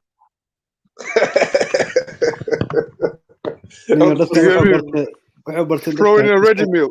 Instant gratification over time, no? We live in a microwave society, man. Throw it in. Take it out. Ready meal, lad. Ready meal, man. We live in. Do you know what I mean? It's crazy, man. We're crazy. We live in a crazy world. Subhanallah, you get me? Guys, what can we do, guys, to solve this though? What can we do? What's the solution, guys? Right now, we can complain and we can for years and There's years. no man. solution since What's there's the no solution? Going back to the How? deen. Do you think? No, Going I back to think. the Do deen. you no problem. do you think highlighting issues and speaking about issues? Do you think that helps? Number one.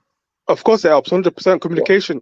Going back to the deen, communication. Do you get what I mean? There's the two things that will Look, resolve the issue. I don't think No, having but I a big mean, wedding is a bad thing, but marriage isn't something you should just rush into. You have to be ready for it. It's a lot of responsibility. You know, it's not just about sex. That's very minimal. It's about a companionship, partnership that you're getting into with someone else, and you have to be ready to build with that person. You know, don't get into a relationship when you have nothing. First, you have to self-develop, and you have to expect that from your partner as well. You know, that's why when I hear about girls not settling, I agree with that. You shouldn't settle for someone that you don't think is on your level, and that also goes for men as well. guys, is my camera on? Sorry. Yeah, we can see you, man. La ilaha illallah. No, your camera's not on. Look at us. It's godly.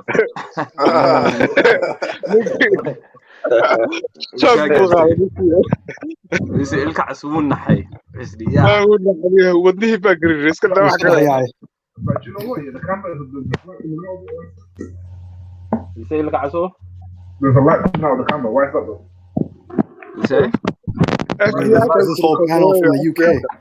Yeah, I don't know why you're scared. on, Some of you, man, if you guys want to switch on your camera, don't be scared. Some of you guys don't want to. It's up to you. Yeah, bro. What about you, bro? I think you're the only American. I guess I'm the only American I've got a here. suggestion.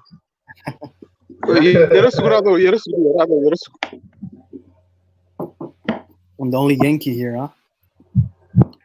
How's Seattle with the corona cases? Udurka. It's lovely, Sahib. It's lovely here. Corona's not much of a big deal in America anymore. It's more of a, I think, a European thing or something. We're just watching out for England since I'm hearing that they're exporting a new strain. We're keeping an eye on that side.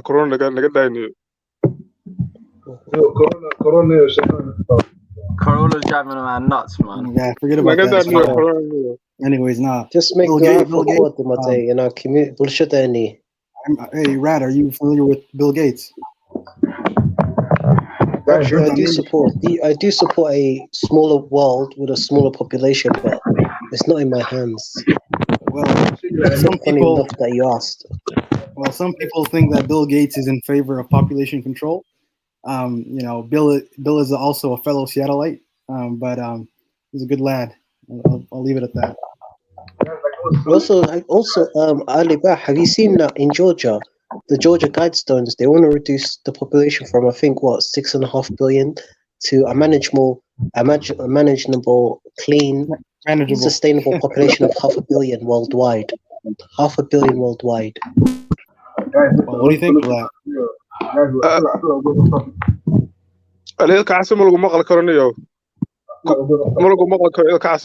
Ali Bah, waxaan ku weydiiyaa. You know, Seattle, liberal. Are people over there obsessed with plant-based food? Because here, people in UK are bloody obsessed with plant-based food. I've seen it everywhere. Sorry, before you answer that question, sorry, I just wanted to say thank you for having me on, and inshallah, you know, it was interesting discussion. So thank you. It was nice meeting you all. Yes, it was nice meeting you all, Sister Therapy, and we might have a one-to-one talk next time. Hey, I would appreciate that. I would. And if I said anything, please forgive me. It wasn't. Inshallah. All right then, inshallah. Assalamu alaikum. Big up, Sister Top, coming through as usual. So, SS, what do you think of plant-based food? Plant-based food. Yeah. Is it healthy for you? Is it scientifically proven? No, but Ali Bahia is from a liberal state. Yeah, this is what I'm afraid of. Next year, because a couple of years ago, the UN was telling third world countries to eat bugs, which was nutritious. Because in Southeastern Asia, they eat bloody bugs. I won't be surprised in 5 or 6 years' time, bugs are going to be sold in supermarkets. Waree meel waxaad gashay meel loo jeedinayo naga daa waxaad niyo. Yeah, that doesn't. Nadaafniyo nadaafta. Yeah, that doesn't make sense. Ahmed said, he said, miss me with them too. Miss me with them chat. Oh yeah, that's another subject for next time. Hey, you know what? It's not lying. Wallahi, it's not lying because you know what? I've been to Thailand and I've seen them having cockroaches on the cocktails. What would you call it? Kebab sticks. waxaan naga daa anagu waxaan cunaa bariis iyo hilib. Bariis iyo hilib baan anu ka darganaa. Guys, I feel like we're going off topic, man. What's the solution? وعلى like what's the solution? The solution, like I said to you, my brother. What they have to take care of themselves. It's a deen, man. It's the deen and the communication, my brother. Deen and communication, somehow. Yeah, that's the only way, man. I think the solution is like marriage should not be made difficult. In fact, I think that's the one thing that I like to point out. First of all, can you guys hear me? Yeah, we can hear you loud and clear. What's the difficulty, Sahib? What's the difficulty though? If you're a man, nothing should be difficult for you. Yeah, it's not really, I don't see it. If you're a man, what's difficult for you? You've got a pattern it. I'm saying to you, obviously, the man has to find and all that stuff. But I'm saying to you, it should not be made difficult. So right now, say right now you go to a family and you want to marry their daughter and they refuse you, or they can't refuse me. They'll only refuse you if they don't deem you as a right candidate. You get what I mean? Put yourself in their shoes. No, but I'm saying to you, okay, say right now, if a man is down, whatever, obviously, if he's a that loser, doesn't mean I'm saying to you, obviously, you should get shit together. You should get his shit together and whatnot. Yeah, that's a good point. But I'm saying to you, if like say if they're talking to each other, they like each other and whatnot, should he be turned away? The more you long it out, the more you lose interest. Why would he be turned away? It should never be turned away. If you, I feel like that. The problem is how you step to the parents. If you speak to the parents and say to them, you know what, I'm serious about your daughter. Rah rah rah. Do you get me? No father is gonna reject that. Are you crazy? And look, our girls are getting married off by a Chinibi and all sorts. Do you get me? Not really. I just wanted to bring something up. We need to pay that guy a visit, man. Ali Dawa, man.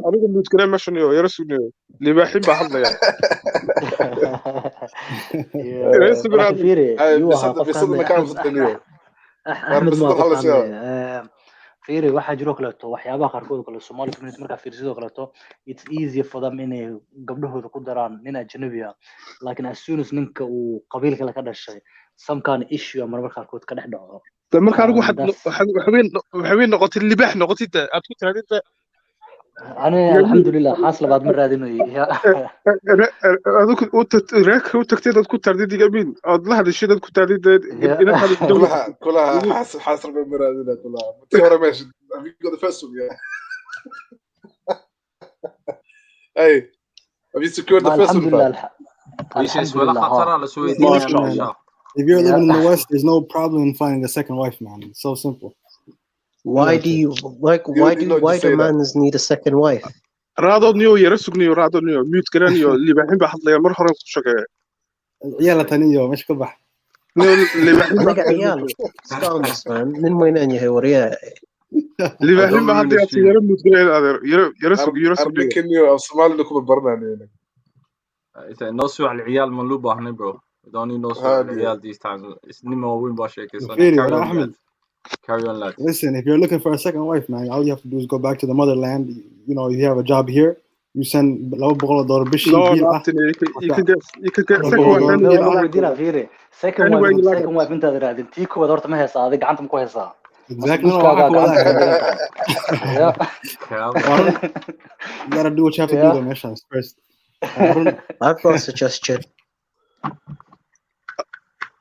يرسق رادو يرسق aniga jeelka ka soo bixinaya yarsuqniyo meesha aniga kala farsamanaya yarsuqniyo raado go for it broski. So yeah, but you know what it is nowadays, brother, it's all about how you pattern it. Wallah, it's all about how you really speak to your parents. No parent's gonna say no. I don't believe no parents are gonna say no. Do you get what I mean? If you believe in yourself, you know what I mean? No parents no father's gonna say no to you. Come on. You know what I mean? That's what I think. What about everyone else in the panel? Kilo, Aria Kilo. But that's far from reality. Kilo, no, I agree, Ahmed. I agree. Well, if me as a father, if somebody came up to me and told me, listen, I want this, I want your daughter, when I win her nikah, you know what I mean? I respect them even more than that's what somebody I'm saying else. Yeah, well, but that's what I'm saying to you. There's too many biscuits, man. There's too many biscuits. Old school. Real I like that talks. old school. Yeah. Well, if a man with Hinyo came up to me and said to me like he wanted my daughter, I'll no problems. I'll even sort it out for you, man. I'll make it easy for him, man, as well. Yeah. No, but listen, guys, there's too many brothers. Ahmed, you said you'll give your daughter. I wanted to run a program about, I feel like Somali men like Rad and people like that need to stop talking about feminism. I start talking about more like building Somali. Building more about Somali manhood. What do you think about that? Of course, my brother, man. You get me? That's why I said to you at the beginning, man. That's the lads, the conversation we need to start having. Well, we need to start having that, nonsense. That's not even a conversation we should be having. Feminism doesn't even exist. No feminism. I said communism. Feminism, right? No, I said feminism. I just said let's talk about building Somali rugged. Nonsense. Is this Ahmed? Ahmed, who's that? There's a new Ahmed. Hello? Who's that? Is that Ahmed from America? Yes, Ahmed, what's going on? Yeah, my bro. Fair night. Carry on. Now, I knew Ahmed, Yorkshire. Go through, my bro. What was it? You know what the problem is? Feminism can you when you start speaking about Somali rugged, that's what I'm saying to you. That's what we need to speak about. What is the manhood? What is the manhood? What is the manhood is how the girl children used to do it back in the days, man. A man's got to be a real man. Do you get me? Look after this family. Simple, look after this family and look after their kids. Do you get me? Simple as that, man. There's nothing. There's no the nagla the bah you nag le farahumani. None of that, man. You get me? Rather, masira mahai is rugatim nimo. You get me? Look at shagala kasobahniyo. You get me? Make sure your wife and your kids. Your wife is gonna have to bow down. You feel me? If you move like a king, she's bound to bow down. If you move like a automatically, man. You get me? If you move moist, then that'll give her today. That's what I'm saying to you. Pathway, to attitude and stuff. You mean some soft things. When you're moving soft, listen, man, they've got a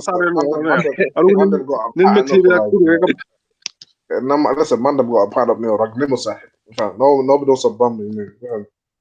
So that's what I'm saying to you. That's what I'm saying. That's the problem about nowadays about men, man. Somali men nowadays. You get what I mean? They're not stepping up, man. You know what I mean? What do you mean by stepping up? In what way? In what way exactly? They're not stepping up. Ahmed, Yorkshire, listen to this, man. Say if majority of them grew up in single father households and shit like that. Shit like that's starting to affect our community big time. Of course, it's affecting our community 100%. Because you know why? There's no male role model. There were no male role model in the household. You get me? So whose fault is that, Ahmed? Man, these people. Whose fault is it? The fault is it's the fault of the two people that gave birth to this child. The fault is on man. It's always going to be the fault of the man. Do you get me? Who's this Musa Bihi guy? Hello, Musa. There's a new panelist called Musa. Hello. Hello. Hello. Assalamu alaikum. Alaikum salam. Alaikum salam. Waan salaam dhammaantiin. Waan kaa qaadnay. Waan dhegeysanaya all this time meel kastuu topic maraya maxaa ka hadlaysaa hadda? We're talking about Somali, trying to build Somali manhood. What is it? How can we implement it? How can we make changes? Very, very rare because the last 2 years, a heap of little Somali brothers and sisters it's been fucked. Let's be honest. Home and abroad. Wallahi, it's been fucked, man. Wallahi, I created this channel This is why I created this channel, to connect to brothers and sisters around the world, to start speaking about issues. And on Friday nights, we usually speak about, the family, girls, brothers, sisters. Tuesdays about siyasat, Wednesdays about topics, and open mic is a Saturday where everything's open. What music? They're 3 days a week, my bro. 3 to 4 days. We're consistent. When you tell people Somali speakers where it is. You know what? We do community work as well. We do a lot of community work. We highlight issues from home and and that's what we abroad. need, my brother. We need more people like you, my brother. You get me? We need to do a lot more community work, man. You get me? We need to do a lot. But the thing is, I've been doing that, but the thing is, the Somali community work is all over the world. All disaster, that kind of. MashaAllah. Ilaahay ku barakeena. I mean, the mountain. We all have to pull a little bit, man. You know how it is. I've got a question for you, my brother. Yeah. Go ahead, man. I've got a question for you, my brother. Yeah. What is the roadblocks that you're facing at the moment? It's just, you know what? It's just keep people communicating together, working together. Because the other day, I like social media is a powerful platform, and I feel like people to use their platform in good ways, highlight real issues, get the conversation. And the problem is wahtar lambana. So I think we're a bunch of we're not together, my brother, man. We're not together, my brother. We hide behind people's shadows. Yeah, that's of course. So it's about time we need to start taking control of our own narrative, as that's Somalia. Yeah, we've got to be masculine shit. And where does that come from? It comes from the men. It comes from the men. Do you get me? It doesn't come from nowhere else. It comes from the men. If the men step up, do you get me? Well, mashallah, women are amazing, man. You get me? Yeah, come on. Well, big up. This is what I'm saying. This is why, guys like Rad here that keep pointing fingers at women. I don't understand. Women are amazing, man. If you go back home, who owns all the houses? Who owns all the houses? If you go back home, who owns all the houses? All the houses are owned by women from the Western world. You get me? We as men, we don't own nothing, man.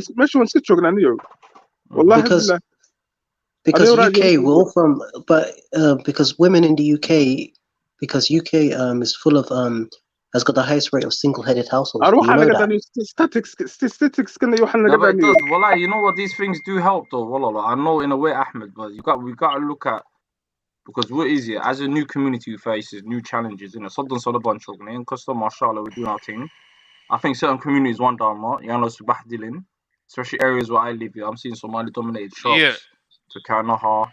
Yeah, we're doing well, mashallah, we're doing well. I think we can do a lot better, my brother, man. Yes, we could do a lot better, especially in the UK and London. We do a lot. We can do a lot better, man. In general, anyways, Somalis are business people, anyways. We've got in our DNA. It doesn't matter where we're going. If we go South Africa now, we can go in the 90s. Somalis were multi-millionaires in the 90s. You get me? Somalis are doing well all over the place. You get me? Right now in Canada, one of the ministers in the cabinet of Justin Trudeau is a Somali. You know what I mean? The immigration minister, Ahmed. The immigration minister, Ahmed Hussein, you know? That's what I'm saying to you. Out of the top businessmen in the US. You get me? We had one of the first mayors. You get me? One of the first mayor. And you know what is? In 2019, the most black influential person was the guy that owned World Remit. Yeah, of course. Smashing it, mashallah. The guy who owns where? 2019. World Remit, World Remit, right? World Remit. Is he now a multi-billionaire? Oh, okay. World Remit. Even the International Court of Justice. The president was a Somali man. Hey, I just want to add another important thing. What do you lot think of the census this year about Somali being added? It's a good thing there. It's a progression. It's a progression there. UK thing? Yeah, because there's a website going called localstat.com. If you go to any city now, even Wolverhampton or Southampton or Scotland, Somali is starting to be added as the official language of these areas, like cities now. If you go, of course, our language is being recognized now. Of course it is, man. No, but you know what that means, right? There's going to be more scrutiny. I've got a question for someone. I've got a question, You know when you put in an application form, you go into an application form. Do you do how you got African? Do you do others and then Somali? Whoever does who does that in the panel? I put other. Not me. Do you put other and then do you put Somali there then? I put Somali, yeah. Oh, well, you're a gangster. No, but I'm telling you right now, you have to understand, if I was born, for example, if I was born in Panama, or if I was born in South Africa, if I was born in New Zealand or any third world country, I would put my ethnicity down the tick because Somali is an ethnicity and our history goes back thousands of years. My question is, my point is, what is Black African? I feel like you're stripping me away from my identity. Now, what do you think of the other Somalis who oppose Somali? What do you think of other Somalis who oppose Somali being on the census? Because you got the Sikh community and Jewish community who want to put their own census tick box into it. But why do you think some Somalis oppose Somali with its own ethnicity? Because if you look at the Asian section, whether it's in America, UK, or in UK or Canada or wherever, how come Asians, if you look at the Asian part, how come they're very specific with Asian? It's very diversified. They ask them where you're from, but with African, they just have like two boxes: Black African or Black Caribbean. That's about it. Why do you think that is? I don't know, and maybe in the UK, man, but here in the United States is, Caucasian for the white folks, African American for everybody who has some Negro or some black in their blood. Even if you even have there's no such thing as mixed in America, or like in South America, they. Yeah, in America though, the Black African American. Yeah, I hear you, but the black mark in America is in our favor since we can take advantage of their quotas. Since they're not able to really take advantage of it. We take all of their opportunities. That's what's giving us that's the thing. a big leg up here. But Black Americans not like pissed off about it, like because all these they don't really know much about it. No, but Black Americans are in a coma, bro. They're in a coma. They're in a kush coma. They're either drunk or high, bro. They don't know what they're doing. No, you know what the problem is? That's why a lot of the top universities here, Somalis are professors. A lot of the large private practices, Somalis own them, and we're in our first generation, so it's only going to go up from here. No, but I've got a question for you. Listen to me. Let me think. Go ahead. I just want to ask this question. Yeah, what do Black Americans think of like foreign people from like the Caribbean and Africa? Do they think negative or positive? Because I've heard from one Somali bro from Tennessee in Hargeisa. It depends. I was with you for 3 months here, chilling with. He told me that they don't like, they probably dislike, Yeah, it Africans. depends, bro. It depends on who that person is individually. It depends where you at. And In it Minnesota, depends where you at the same time. If in there's a Minnesota, place the Somalis took over. If where the Somalis are deep and they got some numbers, like they can't do nothing, bro. We count. They can't do anything. Yeah. And you guys, they outnumber you. Yeah, they'll probably just mess with you. Like call you a Somalian or African booty scratcher, something dumb like that. Like, you African too, you dumb motherfucker. You was brought on a slave. I got on the plane. But the question is here: can they differentiate? That's the only difference. Can they? What I'm trying to say is, can they differentiate between a foreign African or foreign? Easy. Of course they can. Someone could tell you're Somali just from the first second they look at you. Not like they can't. No. I'll give an example. Yeah, no, I'm just giving an example. I could listen to this. Here's a scenario. I could be in Alabama. I could be in Mobile, Alabama, which is at the Gulf Coast. Imagine if I had a teleport machine. I'm just walking around drinking my Pepsi. How would they know if I'm foreign or not? Because Black Americans are diverse. Don't forget. I've even been mistaken. Listen to this. Even one white American guy mistook me for some black American in Chicago, in London. He thought he thought I was someone else. No, I don't think so. That doesn't make sense. White people think all black people look the same, bro. That's not true. Not true. I think white people cannot differentiate between Somali, between African American, and where I've the experiences I've had, they can't really. Sorry, is that CK? Yo, CK. Hello. Hello. Can you hear me? Yeah, you mean? Yeah, okay, yeah. Carry on. No, but Ali Bah, but what I'm trying to say to you is, we're distinguished people and that. But what I'm trying to say to you is, how will they know if I'm foreign, if I'm in Mobile, Alabama, in the Gulf Coast, and they've never seen me? They would think I could blend in, if you get what I mean. They'll just assume. They won't really know. But you're pushing cases like Alabama. What do you America, they have their own problems at the moment, man. You know what I mean? No, but the Somalis, Oi, what do you think of this? What do you think of this guy? I was on the Somali forums. Yeah, what do you think of this? This is very shocking. Yeah, you know Joe Biden who got elected. He wants to basically he's gonna put sanctions on Nigeria and that if they don't like legalize what's it called homosexuality. I was reading it on the Somali forums. That's on him, Sahib. It has nothing to do with me. That's just crazy. I just wanted to add that. Okay, no problem, Rado. Why do you talk of things like that, man? Why does that pop into your head? Why do you look at things? No, this guy, he does a lot of research, my brother. You get me? It's good thing. No. I just came across that like 10 minutes ago on Somali Spot. Yeah, I don't even know this. What's this websites that you're going to? Wallahi, you do some deep digging, man. Joe Biden's a puppet anyway. Alzheimer's time. Research, the sanction thing is a little crazy. Like, if you think about it, like that's going against the whole sovereignty thing. Like, you would expect. Do you ever expect an African country? Do you guys ever expect like an African country? Do you guys ever expect like an African country to put sanctions on, say, another country that other side of the continent?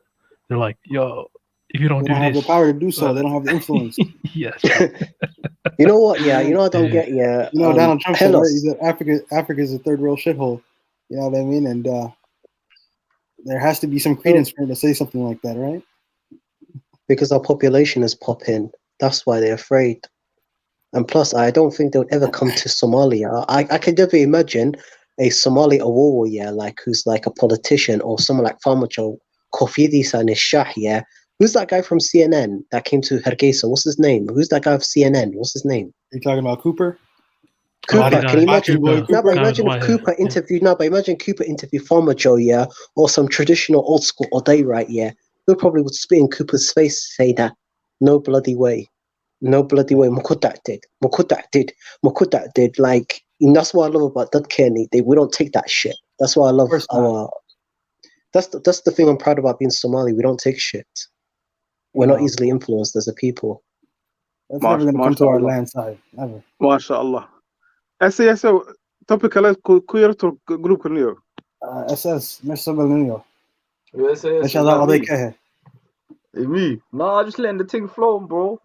You man are getting in, fam. Man. The first timers, new guys. Well, I saw the world, man. Is that numbers? Is numbers in the pitch? Is that the boy numbers? Alaikum. Alaikum assalam. I didn't see you creep in, bro. My G. So, yeah, SSO, you should set up a franch in every country. Why branch a Furiway Day or franchise it? SS Maga'a. I just started like a year ago, my bro, man. I don't think there's no other channel like this, man. I'm just.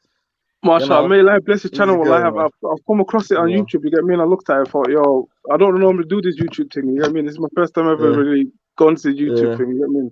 But I had to there's a lot of we've done so much streams, man. We've been doing so much streams. I've seen it, bro. Tomorrow we're doing a couple of football watch-alongs. It's what's it called? WM in the building. Or to my sister from America, Wonka High Star. You're just in the chats lurking. I don't even like that. Furthermore, you need to come on the pitch. Furthermore, I need to speak to this girl. She's got MIA. Which girl? Yeah. Man, from America, man. Old school legends. So you do the football thing tomorrow, yeah? Yeah, I'm doing a watch along, bro. I'm doing what game? I'm doing what's it called? Let's see what games I'll do tomorrow. I'm doing Tottenham City. That's about 5 o'clock. Liverpool. Tottenham City. Leicester Liverpool. That's about 12. That's lunchtime. And Leeds. What's it called? Arsenal on Sunday. But then again, you know what it is? Open mic. Have you guys ever heard of open mic or any topics on the table? But if anything, any topic, I'm gonna be running it for another hour or 2 hours. Anything you guys want to talk about? Any guys you lot geopolitically aware of anything? Yes. I just want to add something of back home. What do you think of like Farmacho and Inca? I don't want to Inca Marhuenago. No, I'm talking about back home at the moment. Back home. Let's get that politics guy. I'll explain my absence. Does anyone want to know why I was absent? What absent? From the stream? I've been in Hargeisa I've been in Somalia for 3 months. That's why I was not here. Oh, you went to Hargeisa? Yes. So what was you doing there? I was enjoying my time, but Where'd you go, too man? many. Bur'o. Was that Hargeisa as well? No, Hargeisa. I was in Hargeisa only, but too many bloody. I don't say this, but too many Syrians, too many Yemenis, too many Ethiopians, man, begging, man, too many Arabs, man, begging. What's wrong with that? What's wrong with that? What's wrong with that? No, but I'll tell you a story. I'll tell you a funny story, right? Yeah, I'll tell you a What's going on with story. the border controls? One day I was at my grandparents' house, and I wanted to go to the shop to go get a few bibs and bobs. Then I can remember this Arab woman and her son. Her son, basically, there's an ice cream. You know, there's an ice cream fridge outside, and he won't go. What he won't like leave the ice cream. He won't leave the ice cream fridge. Ninka tukanka has to call it tug and that. Inan nagta and inan kedi were asked whatever. Basically, I kind of felt sorry for them. I had massive bundle of shillings and that, yeah, and some dollars. And say, oh, I felt like really bad. Mashallah. Because they were kahunti, man. You have to be caring. Yo, how are you in Somalia 3 months and your Somali is still ta'ban? Ta'ban. Libah, what part of Somalia are you from, may I ask? What region? I'm from the South, Neo. The South, huh? I'm from Mogadishu. Have you ever been to UK? The UK? Nah, I've never been to the UK, bro. You don't have family in UK? Never visited? I've got family there, but I've never visited. No. Oh. I don't plan to. Man, we have families everywhere, man. Don't Chinese in UK, wallah, it's third world. It's third world. Don't visit UK. It's absolutely third world. Are there Chinese in people joke about that.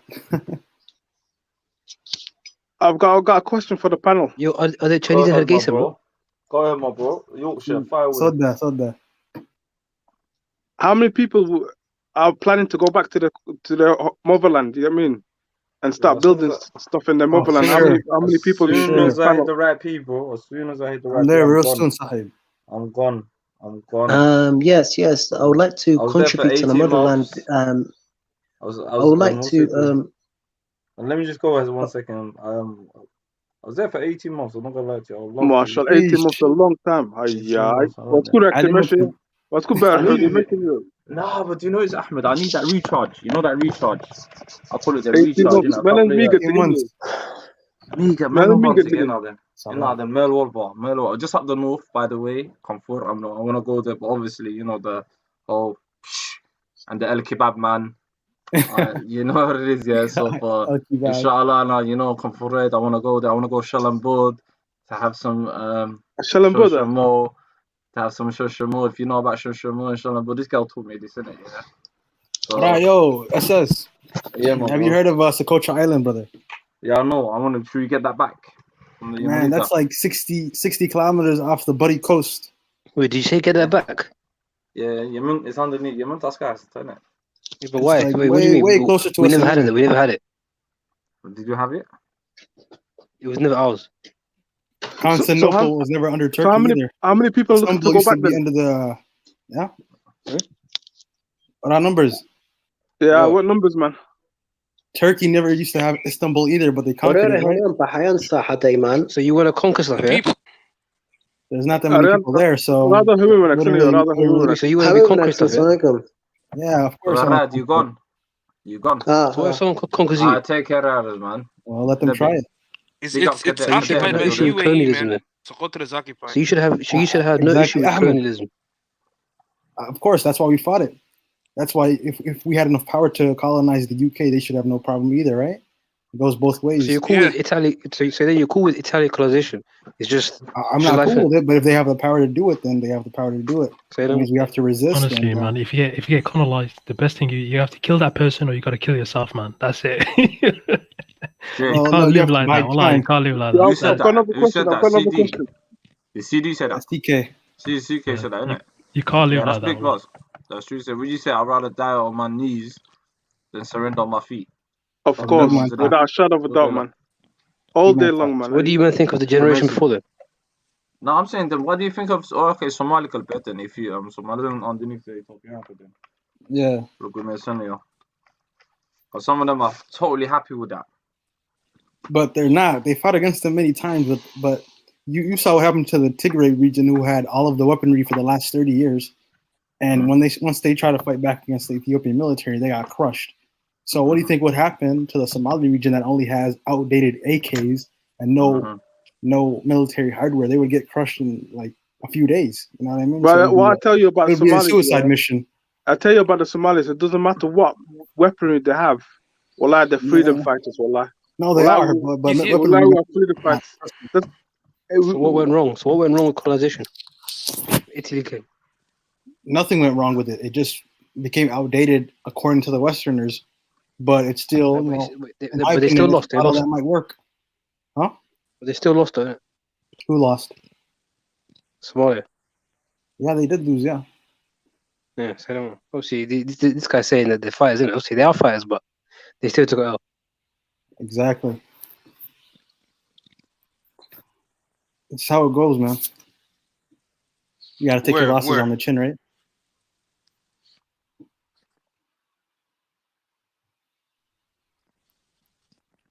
I wanted to run a topic. What numbers? I wanted to run a topic about this, the Kenya delaying the maritime. Because I tell you what, it's because there's no leader in my car. I swear, South. It's gone crazy, fam. But yo, Khalid. Yeah, man. Don't you think that Somalis are just maybe too treacherous? Are their characters like too treacherous? Do you believe that? For me, I'll just say I always say this on my stream, and I'm one of them guys that repeat what I say. Exactly. Enemies that are brothers and sisters. We need to. I don't know. Yeah, it's we need to unite, Leo. We need to unite, man. Yeah, you know what I mean? It needs to be a way where unite, where everyone has their own thing. Everyone's like cool, Britain there, happy. like Britain. You know what I mean? Look at Britain. Yeah, something like Britain, that. Ireland, you get me? Wales, England. You get me? Yeah. But they're all called the United Kingdom. Exactly. Like European Commission or something like along the line where you know what. Something like that, man. I get it. You get me? And at the moment, Afghanistan, Kenya, exactly. Ethiopia, That shit isn't. Sudan, I said this the other day. I said, you know who the real president of Somalia is? It's James Swan. James Swan. James Swan. Yeah, he's the guy that runs everything. He runs everything, man. He's clicking his fingers. Every president vote him on it. You know why he's able to do that? Because these guys can't sit down and come to a fucking agreement. That's why. Excuse my French. No, go ahead, fam. It's late hours anyway. It's late hours, man. I'm running it late hours anyway. Yeah, these guys can't sit down. They can't come to an agreement. You know, that's the thing about Somalis. You know, they don't want to listen to each other. They'd rather a bald white guy come in or a fucking Sankaduli Jarer who dictate things to them. You know, it don't make sense to me. You know, because I'm not gonna lie to you. Obviously, I'm from Hargeisa. Like I'm shout out to them Hargeisa folks. First generation, you get me, grew up in North London, Tottenham, like mingled with all my bedroom Somalia hung, grew up, go back, forth. When you really realize it, and then you look at Somali history, and the downfall, the demise, you get where I'm coming from, and you start divide and conquer. I just blame the colonizers, but then again, I blame us Imaka for now to realize, Khairban Hassana, Shadal, big time, bro, big khair. That. Boom. Why can't a man and more just sit together and say, you know what, let's divide and conquer. Like I say the biggest thing, Somalia, the poverty kasar. Eliminate culture. I say would be good. Education, all of that would be nice. It's divide and conquer, man. People don't know how, I don't think they understand how much wealth there is out there, like us. We're in the West, so we see the opportunities out there, but for them, if they get like 100,000 bribe from a foreign country, they'll keep the rest of the population down to keep the 100,000, Again, even though there's like 10 million available or 100 million available for them. They don't see that. They just see that 100,000, and they'll keep the people down. In my opinion, fight against their brother. That's facts, though. That's facts. They're just too dumb, and that's why their IQ is too low. There's nothing you can do about it. You gotta wait until they die. That's no. attitude, you say that, but you say that. I think up to you, I think majority of the population, numbers, you can't say the IQ is low, Leo. Well, IQ is high, bro. Somalis are business people. I feel like the majority of the population is talking about that. Somalis are business people, my brother, man. You get me? You can't say that the IQ is low, man. No, I didn't say Somalis, bro. Don't say Somalis. I'm talking about the ones that are in charge of it. The ones in charge, everyone's thinking about their own stomach. No, the ones who are in charge will do it, but that in itself is dumb, though. It is dumb. No. Do you know what I mean? Because if you're going to sell out a portion of your land to Kenya or something, just so you can get better political power, it's dumb. Yeah, it's dumb. You get me? It is No, dumb. I agree You with That know you. what wouldn't it happen in is? Britain. It Britain has to wouldn't be do a, that for France. Yeah, bro, it's dumb. They Yo, would there's a I don't want to say portion. nothing, take man. Portsmouth zone. Again, man. But Ahmed, you have to agree. There's a portion of the population that Yeah. have very low IQs. You know, that's just a It's matter not. of fact. It's not because it's not Yeah, inherent, though, Jahil, G. I'm bro. not saying it's inherent. I'm not Those are saying that minority. they're born with. I I'm don't not know. saying it's something that I'm not trying to say But it's look, something that they're born with. you It's know just about the bell curve they probably theory, didn't go to right? school on it. Gee, imagine there was one guy who was running for politics. Imagine, do you know how he signs letters with his thumb because he can't read or write in it. So he just That, puts his that, thumbprint. that guy shouldn't be a leader, bro. Yeah, but he's running for leadership. This is It like can't be, 07, bro. 08. What I do you can't be, mean? bro. Say that again, numbers. He's about finding things. You see how when you get like a contract signed, you sign it like to show that you agreed on the you agree with it. contract, Yeah. This guy puts his thumbprint, like he gets like a bit of ink, puts his thumbprint in it because he can't Are read you it. talking about the Abdi Shakur fellow? Rumba, واحد شيء اسمه Rumba اليوم. Nah, I've seen that back home when they're signing contracts. They put their little fingerprint in there and stuff like that. But yeah, that's true. But you There gotta has know to be how a to level read of it. education. I'm saying no, seriously, you have to have a level of education. You know what is SAS. You know what needs to happen in these African SAS, it's just countries. SS, man. Just say SS, bro. Let's say it again now. Special But armed guys, forces. We're not even that. let me tell you about British armed forces. something that Ahmed, really I shocked me. love your shit. Let me tell you about something that shocked me. I'll go. One of the candidates right now, his name's Abdurrahman Abdi Shakur. He was the guy that signed, his signature was on the memorandum to Kenya, giving them our international maritime boundaries. He was the one that signed it over, and he's now running as a candidate. Broski, me and my brother here, the one just in the chat right now. We met him recently in London, in Cheltenham House. I've got a video of him. Yeah, I spoke to him. Yeah. But I didn't know he did that with the Badodka. It was him, bro. His signature is out there. He talked about it. He's trying to deny it, though. He's trying to say, well, I didn't know what I was doing. I ain't come to the mountain. Well, what do you mean you don't know what you're doing? There's no way to deny it. What? You can't sign a fucking contract. Huh? Anyways, what do you mean you don't know what you're doing? Let me just finish my point real quick, Ahmed. I want to respond. Anyways, so he's a candidate, and he's trying to criticize the current president, who has at least a bachelor's from New York and a master's in political science. A guy that's been a prime minister before. And this Abdurrahman guy has no education. He signed over the maritime boundaries, and he's constantly criticizing. So as long as we have people like that who are uneducated and unqualified trying to become leaders, it's like, it's going to be a cycle of nonsense. Exactly. Yo, what's going on? This thing, my brother, welcome. So I do a cadet. Is cadet still there? I don't. Yeah, they said we were gonna push back ICJ, the maritime border dispute, because they said we have a land border dispute with Somalia. يعني dhulka هذه حرتها هذا sheeganaysa حدود كويس أنا هذه, because if you know the border, the maritime border, it starts from the land, it starts from the border. So they're trying to demarcate the border, the actual border, so they can mark it into their favor, so they can take the ocean.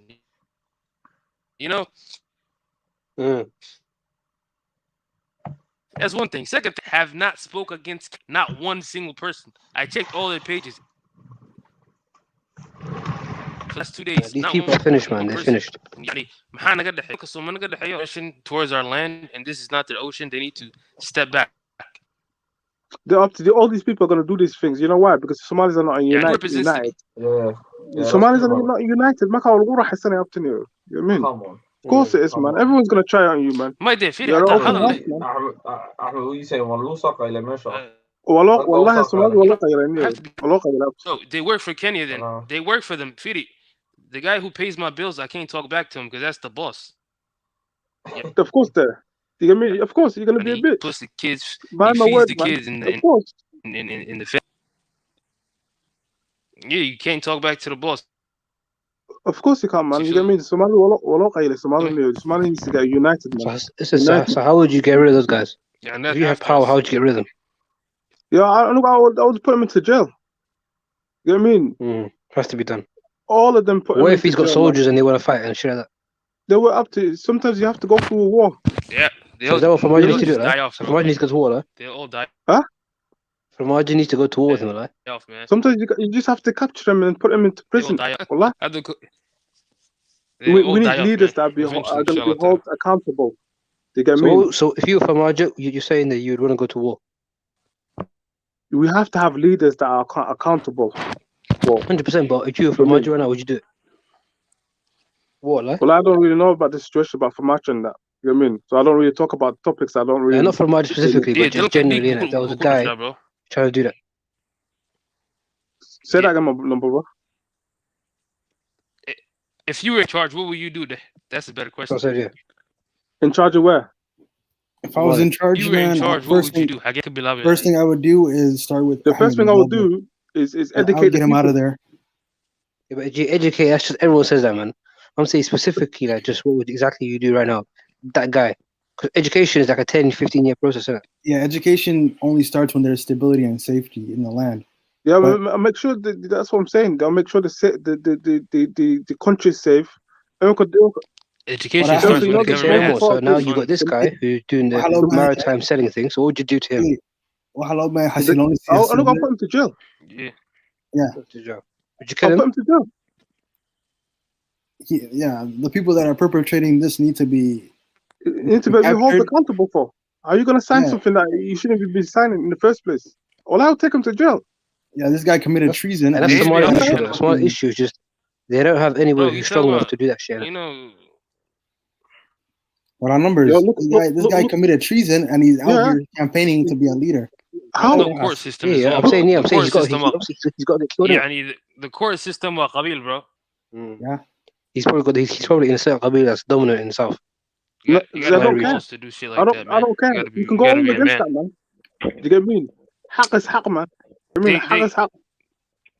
Haq is haq, but these people don't believe in haq, nigga. Come on. They believe in qabil, man. They say, yo, he's my qabil, bro. The left fail, bro. Doesn't matter about it doesn't. No, what needs to change. And that's what needs to change. وبينيا فيري قبيل هذا الصومالي. Yeah. What'd you say? You don't think it has subtle power? The Somali isn't what it seems like anymore, man. It's very soft now. You know that. Yo, Confort Somali, bro. Southern Somali, they're demoralized. They're very weak. They're the weakest. They're the weakest ever. You know, they've been. They're just, you know. You know what is happening? But it's just people. The elites, the people who claim to be political.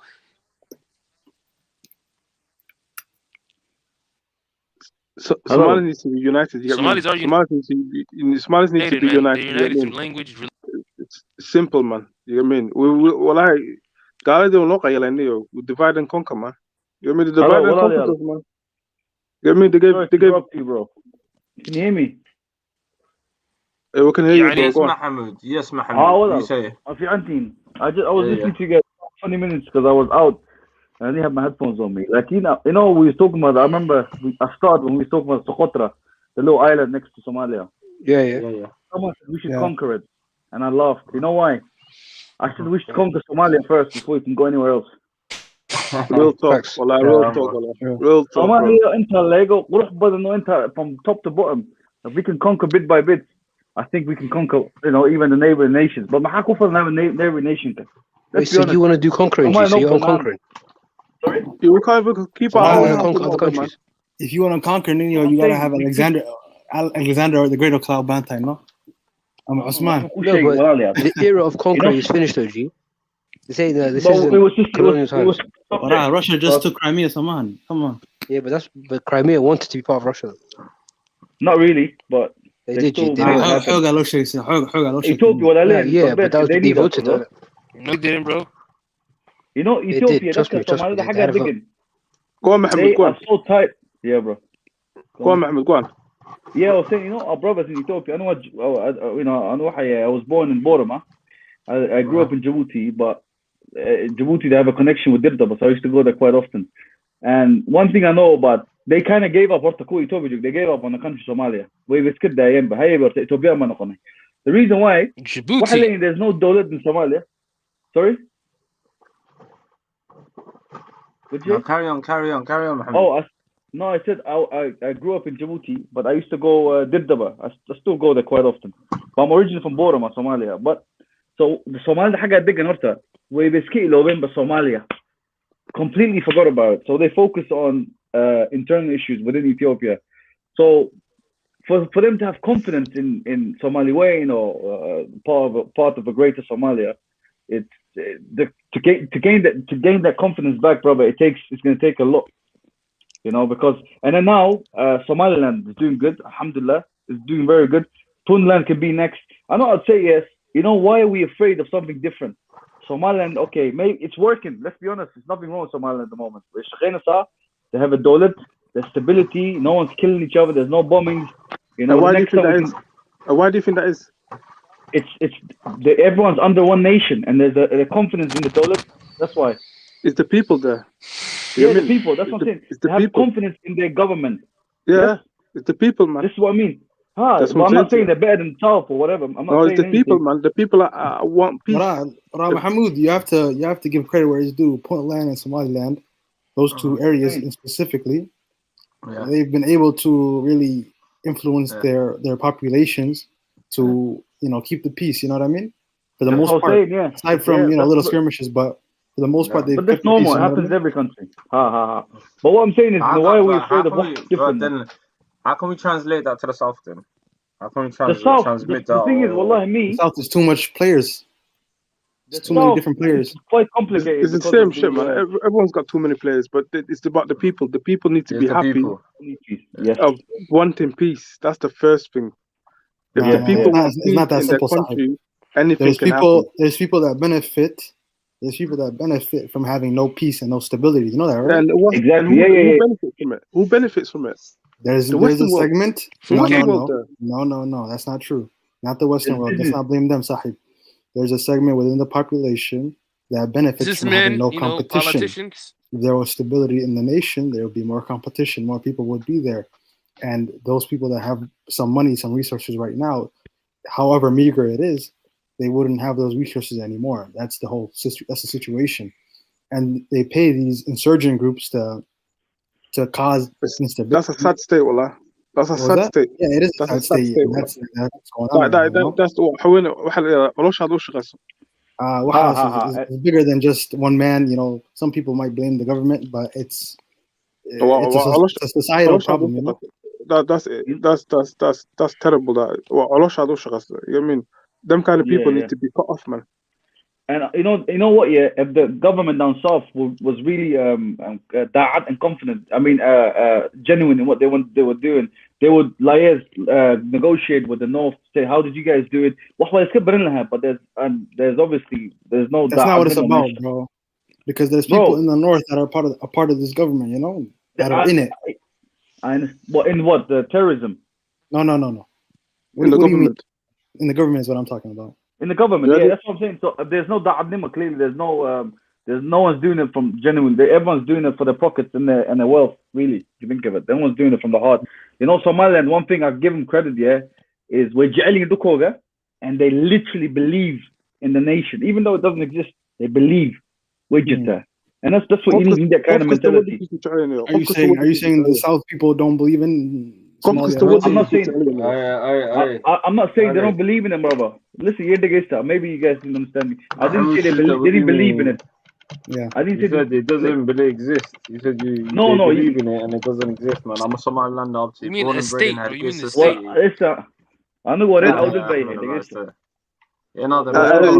mean it, man, like that, man. The brother means that. I know what he means, man. I'm not one of them. I'm not Ahmed. I know, I'm just teasing him, but it's the way he said it. He said it was so much comfortability. One night, and I was like, confidence. Comfortability, yeah. Confidence. Well, Mahim, go ahead. You need to have confidence. Go ahead, down south, I'm not saying they don't believe in anything, but I'm saying, and that mentality, you need that, brother, to succeed as a nation. Instead of down south, I don't know much about it, but I know they have a lot of qabil, a lot of them. Whereas up north, it's a bit more simplified. There's, I think, in Somaliland alone, they have 3, I think, or 2.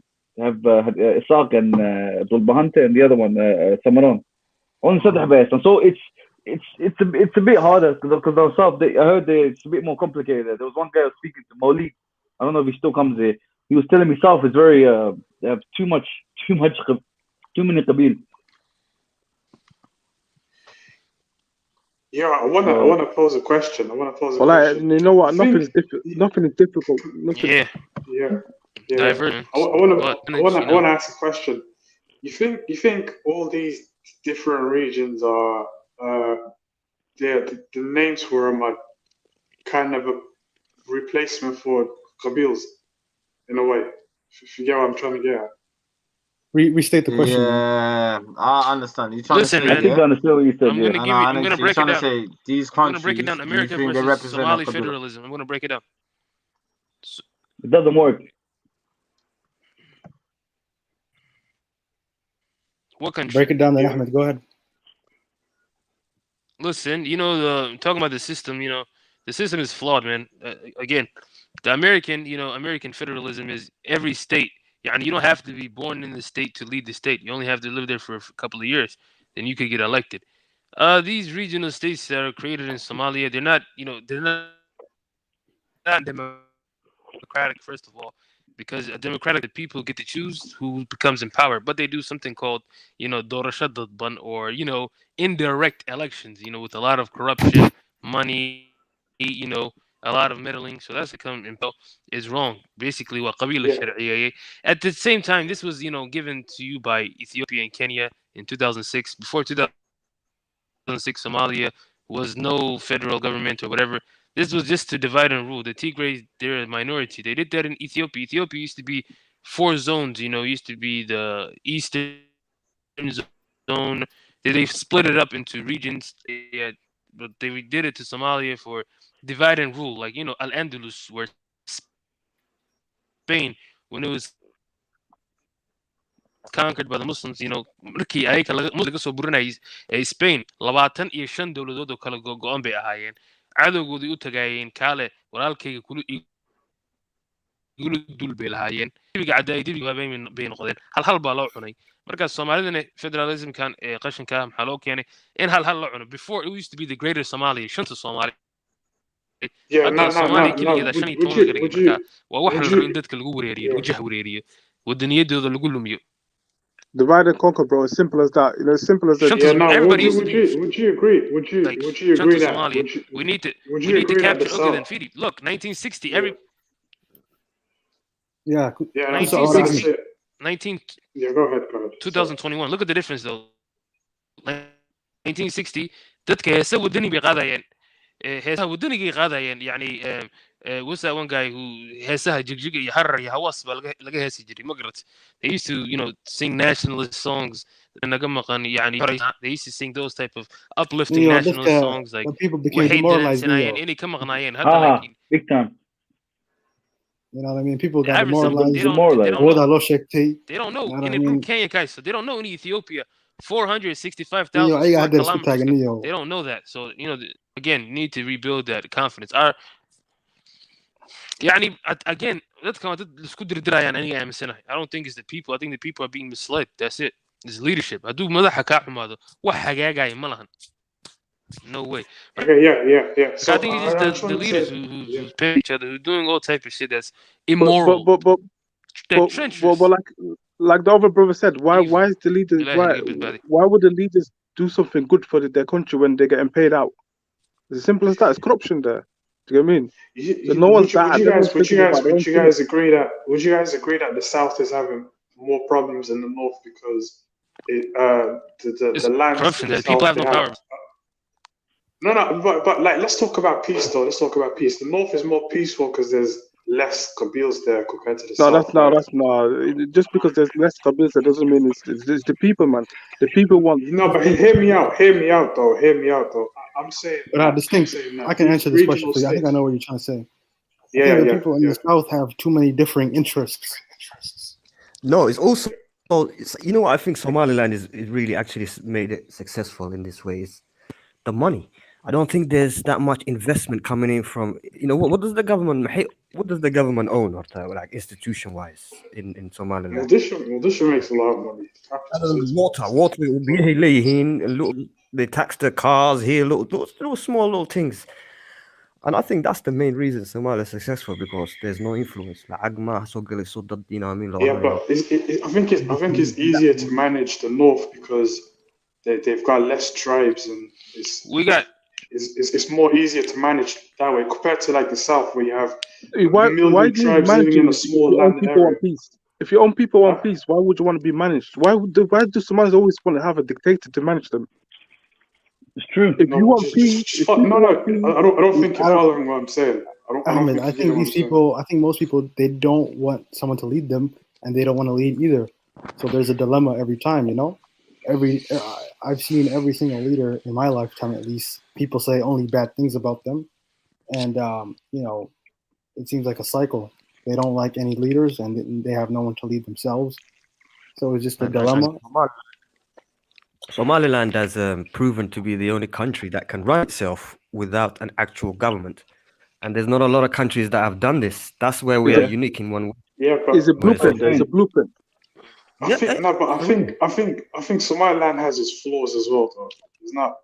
I think it's Every easier country to has its manage flaws, with brother. guys' flaws. Yeah, but I don't think you guys are following what I'm saying. We all know Somalis in general are very tribalistic. So yes, people don't want to be led by another tribe or passing from another tribe in their land. So if there's less tribes, it means there's going to be less conflict. So Yeah, we bro. all know the north is less tribes in comparison I think that's to self-hate, the bro. south, where I think there's that's self-hate, man. yeah. I think that's self-hate. Yeah. You wouldn't want to have it. Hold on. I think it's.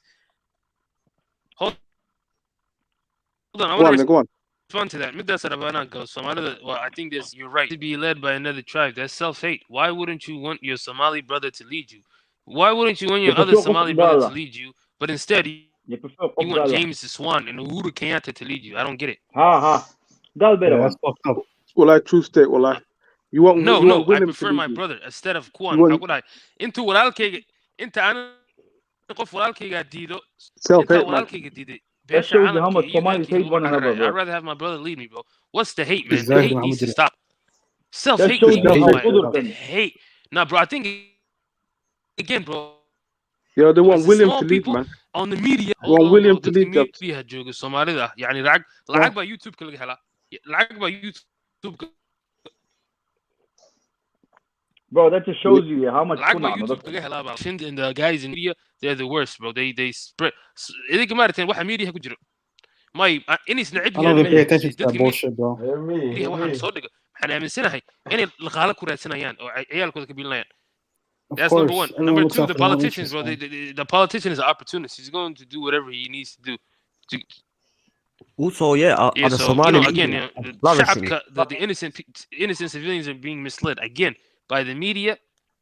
Yeah, and Somali media, the media getting on big, Facebook, it's man. getting- it's Oh, everywhere. man, everywhere. they're off the Somali chain. media, Facebook need to close a lot of these Farah's accounts. That's a big problem. Somalis are really into the Somalis media. and social media, that's another topic. Yeah. Facebook, but Wale, everybody's on Facebook, and listen. Somali, I was gonna say they're all something, yeah. debating there. Oh, No, go but on, then then go on. again, Yeah, so they all SS, go on. Facebook. Listen to Everybody is SS. on Facebook saying bullshit. Listen to No, SS. just to ask Ahmed's question. Yeah, you said social media to Kowale, but social media's been doing brilliant work as well. At the same time, you can't really.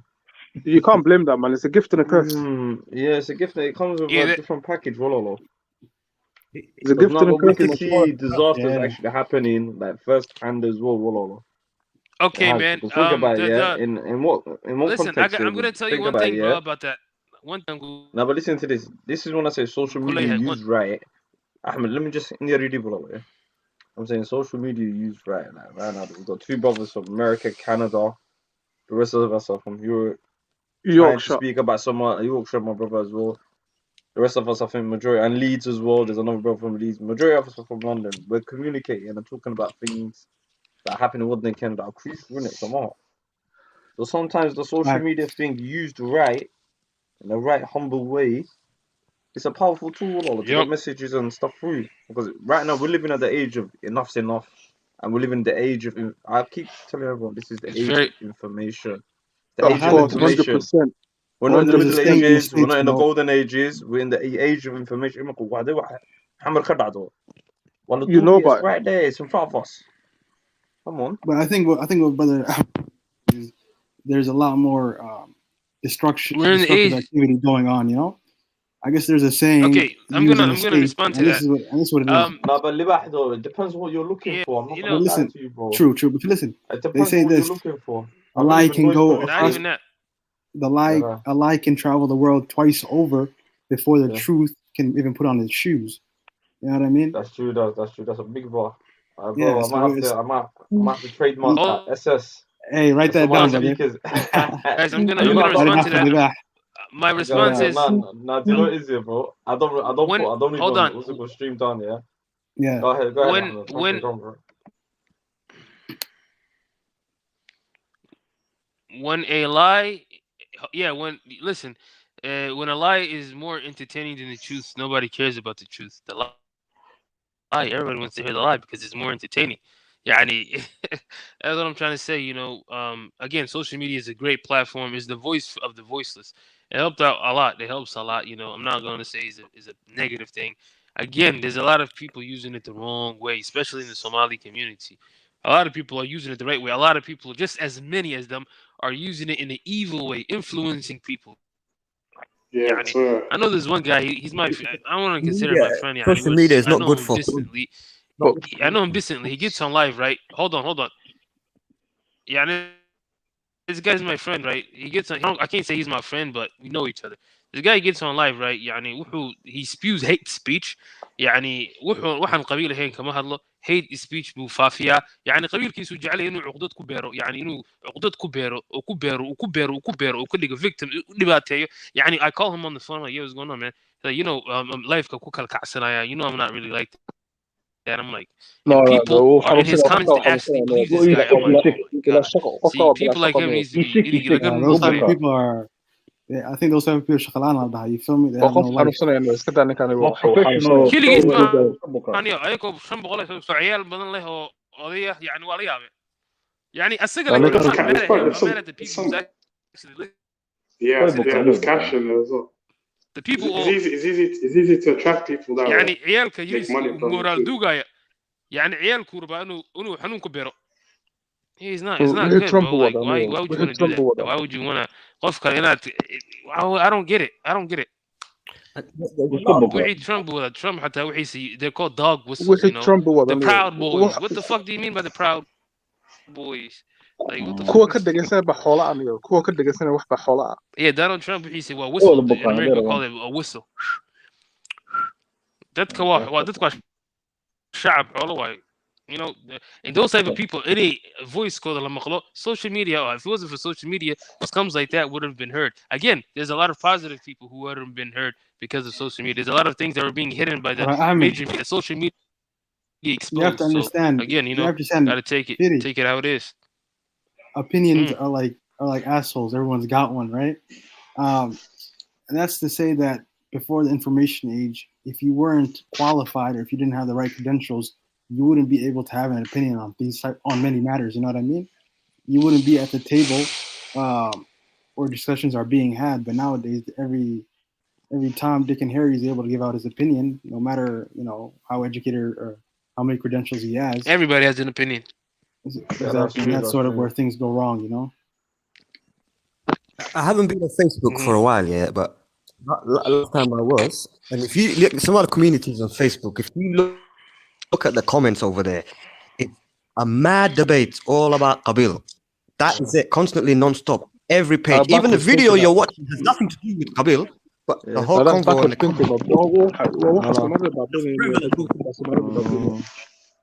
Imagine this here, because I stopped doing that on the channel now. You know what it is? Ahmed, you know what it is? I stopped doing that on the channel. I fell out with a lot of people in it. I said, no, I'm not even going to turn this into a community place, bro. I can't do that. But it's not even that, man. Them big and nigga go sort of the other two brothers, I told them safe, don't even die up to, man. I want to build bridges, yeah, positivity, man. We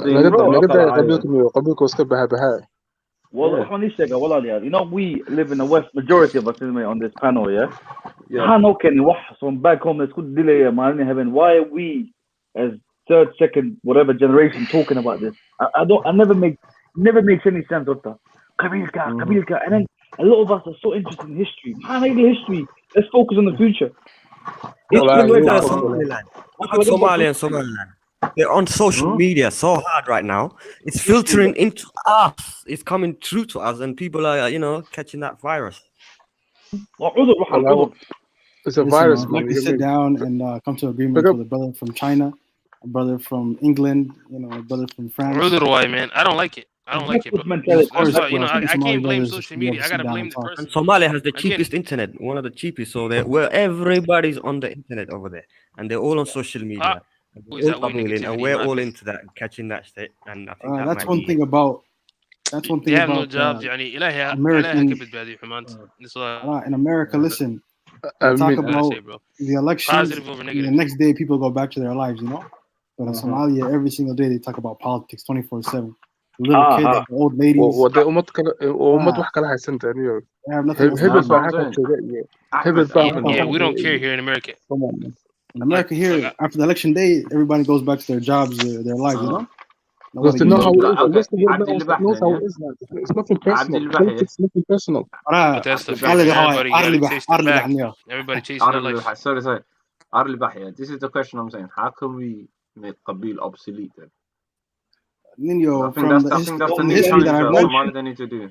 From the history that I've read, bro, it's been tried before. During the Quran era, I guess there was this one. What's it called? This movement that wanted to outlaw Qabil talk. And 100. Huh? Qabil platform. Free Qabil. Yeah, it was basically hi today. Don't ask, don't tell. For Qabil. Yeah. I heard of that. And because they knew that to know where you're from. It could be used to, for good reasons, but sometimes people use it for bad reasons. You know what I mean? And that's sort of what needs to be stopped. But it shouldn't even be a subject in 21st century. Let's be honest. Yeah, this is a backward mentality.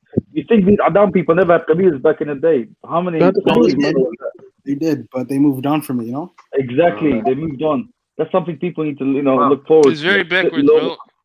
You see, if I went back home here, wallah, I'm not gonna lie to you. I went back home here. Wallah, you might think this is a joke. In her case, move on for it, man. No one, they give a shit about it. They looked at the like raw. والله back home. والله I was in Hargeisa عيال حافظك ويابين. They like no, we don't even fuck with that. Like, they look at man like, bro, you man are from Djibouti, you not talking like that. And I was like, you kind of shitty. You felt shitty. I was like, yeah, we were just chewing, kicking back here. I was like, no one talks about this back home. Wallah, I don't tell what? Why they give man the dirtiest look here? They're like, bro, what's wrong with you, man? Damn. We don't even watch them things. No, I love it. Like, it's like, we don't even know, bro. I think you're raw. So it's something deep down in the West here. Why do you think in the West got a board on time? That's what me. You know why? Because people are bored. That's why. People are bored. I think that probably has a lot to do with it too. People just being bored, right? And people being curious because these things they talk people about. People are bored and they don't have nothing to do. We'll see. More European thing as well. What's the European thing? To be honest, I don't see it on a day to day. I just see it when I come online. Mainly. Online, of course. That's where everyone's a Batman. Online. Yeah. And, everyone's a genius. In person, online. No one really talks about in person. Nobody. Well, you're right. Yeah, no one talks about it in person. It's like a sensitive subject. I think when it comes to politics is when it comes out everywhere. Here and back there. But then again, why is that? If politics was a new concept, think about it. I don't tell them. So politics was a new concept that introduced when early 19th century. No, it's been around forever since the beginning. Politics weren't around. We had hair. We had different ways before that kind of came out then. So yeah, I think it's only the last 20, 30 years, really. This whole siyasat So the English, look at them, the Welsh, the Scottish, they all have their different Qabil. I love that. That's the only way Somalia would work. I know. And maybe some law back home where It's because I don't know, maybe because they have authoritarian. a Ban everybody talking about Qabil. Like maybe we should do that. Go back to Nazi, fascist, take a bit from them. You know. It sounds like so a it's Somali only union. Ban it's everybody. only Just ban the the only word the only Qabil. way the only way it will die the only way it'll die off is if they place a good fair system in their country. Because then there's nothing to discuss. You only elect whatever person is saying whatever you want to hear. That's People, interesting, bro. people will generally vote for their local politician, and they'll have a national person. But then, if they were to set up a good fair system, majority of their decisions would be made locally for them anyway, and then the bigger federal government will make decisions on like military and currency and stuff like that. I agree. Yeah, that's a good solution, man. But Yeah. here in the States, yeah. everyone, Sorry. yeah, here in the States, everyone respects the Constitution above everything else, right? I Yeah, think people Somalia should stop referring one another. Yeah. I think the People law should should be start above referring everything. one another, yeah, about which city they're from, like Reer Hargeisa, Reer Burco, Reer Kismayo, you know, like that. To me, that's going forward in life, man. Not, like which Qabil. Exactly. Because if you look at it, not one city has one Qabil exclusively. There's always a few different ones here and there, and it's you travel, of course. So you just say Reer Hargeisa, Reer Hebel. It's better that way, you know. Yeah, like in places where it is mixed up, they should have like a thing where they elect people and they just change it constantly, instead of having someone that sits there for a long time. That will just breed anger, resentment, all these feelings. Yeah. So I think that was that's more like of an old world thing, where people had the seats for a long time, like emperors or kings and stuff like that. anigu mar hore baan yiri Soomaalidu wuxuu baahan dictatorship kaliya. Dictator buu baahan. Think so? Dictator. Nah, no way. No. Dictator buu Always baahan. backfire, brother. Always backfire at some point. Dictator buu waa dad dictator u baahan. Look We're at behind I agree. But we'll Right, backfire. Ahmed, No way. I have to disagree on that. That's just Siad got it wrong too. Listen to this, yeah. I get what you're saying, though. You need to whip people into shape. That's what you're trying to get at. Listen, I agree with that point, I guess. Somalia's dictator buu baahan. Not only Somalis, look at these countries, yeah. Libya is never going to be the same. You know why? They don't have a dictator. Waa dad xayawaanad dadka meesha degan waa dad xayawaanad. Same as Somalis. Look at That's not true, man. I'd say this, Ahmed. Look at Uganda, 30 years. It is. True. Listen, Ahmed, I think that works with every region. Libya, Somalia, all these countries. I think Iraq. I think dictatorships work with countries that don't have a high education level. Course, the general population doesn't have a. If the general population doesn't have a high education level, a dictatorship Libya, could work. So how about China? Somalia, China? all these countries. China has an oligarchy. China, Xi Jinping has been elected president for life. Yeah, exactly. It's an oligarchy. Xi Jinping has only a small circle of people. You can call it, but you can call it what you want. G. It's communist and it's president for life, and there's no election, there's no democracy. It's just they rule That's for an the next oligarchy, 100 years. and it has a similar model to Russia, where Putin has it for the last almost 20 plus years. And then you look at the Arab nations. Dictator is just somebody who has ultimate power over everything. That's Putin. Putin has ultimate power, and he brought Russia but you back can call it what you want. from You can call it ruin. dictator, you can call it oligarchy. It's the same thing though. And China has very high education. It's interchangeable, exactly. Russia as well. Yeah, but you said what's it? A high education will never accept dictator. No, they will, but especially a population that has low But you said education they levels. wouldn't though. You said they wouldn't though. I never said that. I said You I said a dictatorship would work best for people Is that what everyone else said? I mean, I didn't hear. You know why I agree? Disagree that dictatorship. The only thing I think works for Somalia, it's like every region has autonomy. That's the only way, because it's going to be problems. Well, and that's what Qabil starts as well. But every region, you control this bit. I mean, look at right now, G. Right now it's failing, and there's no dictatorship. I tell you, there's two things. But Mahmoud Jira, how low down should it go? Should it be every half a gobble? Should it be every gobble? Should it be every so? Somalia is made up of 18 administrative regions. Are you saying each region should have their own governor? Yes, they should not independent, but governor. Like we said, a governor of each region, and then you will get autonomy to do whatever you want to do to each region, whichever governor. And I think that's the only way to kind of move forward, man. Because at the moment, one government in Mogadishu, how is it going to control a large country like Somalia? Let's be honest, can't even control the city of Mogadishu, because it's too much power. True. No, I agree. Actually, that sounds like a pretty good plan. It makes no sense. It's either two things. Yeah, Somalis need. There's either two things Somalis need. Yeah, they either need to unite as like Great Britain. You know what I mean? Like you said, or dictator. Simple as that. It's either two unite. ways. I don't think it's gonna work. And look how they need to numbers. I have a question. Somaliland. Do you think we should do something similar to China? Do you think that would work for us? I think that would work still. I think that would be a great model, man. Somaliland. How many parties? I know it's got 3 parties here, Kulmiya, and there's 2 other guys. So, where do they stand? Are they socialists? That's what I wanted to know. Does anybody know about them? Democratic. I don't think they care about us. There's 2 other parties, right? Where are they standing? Left, middle ground, as a party? I think they just stand with making money. No, I'm not sure. Let's unpack this. I wanna know how you guys think about that China model being adopted for Somalia. In what way would it work? Like, what would you? How would it be applied? What's the China model? I mean, it would probably just be total. Like first of all, just what in terms of the economy, or what do you mean? In terms of leadership. In terms of leadership, the only way you see, look, China, yeah? China, Mao Zedong killed 40 million people. That's how he installed his communists in it. Because ultimately, there's always going to be people who are just going to stand in your way for the sake of standing in your way in it.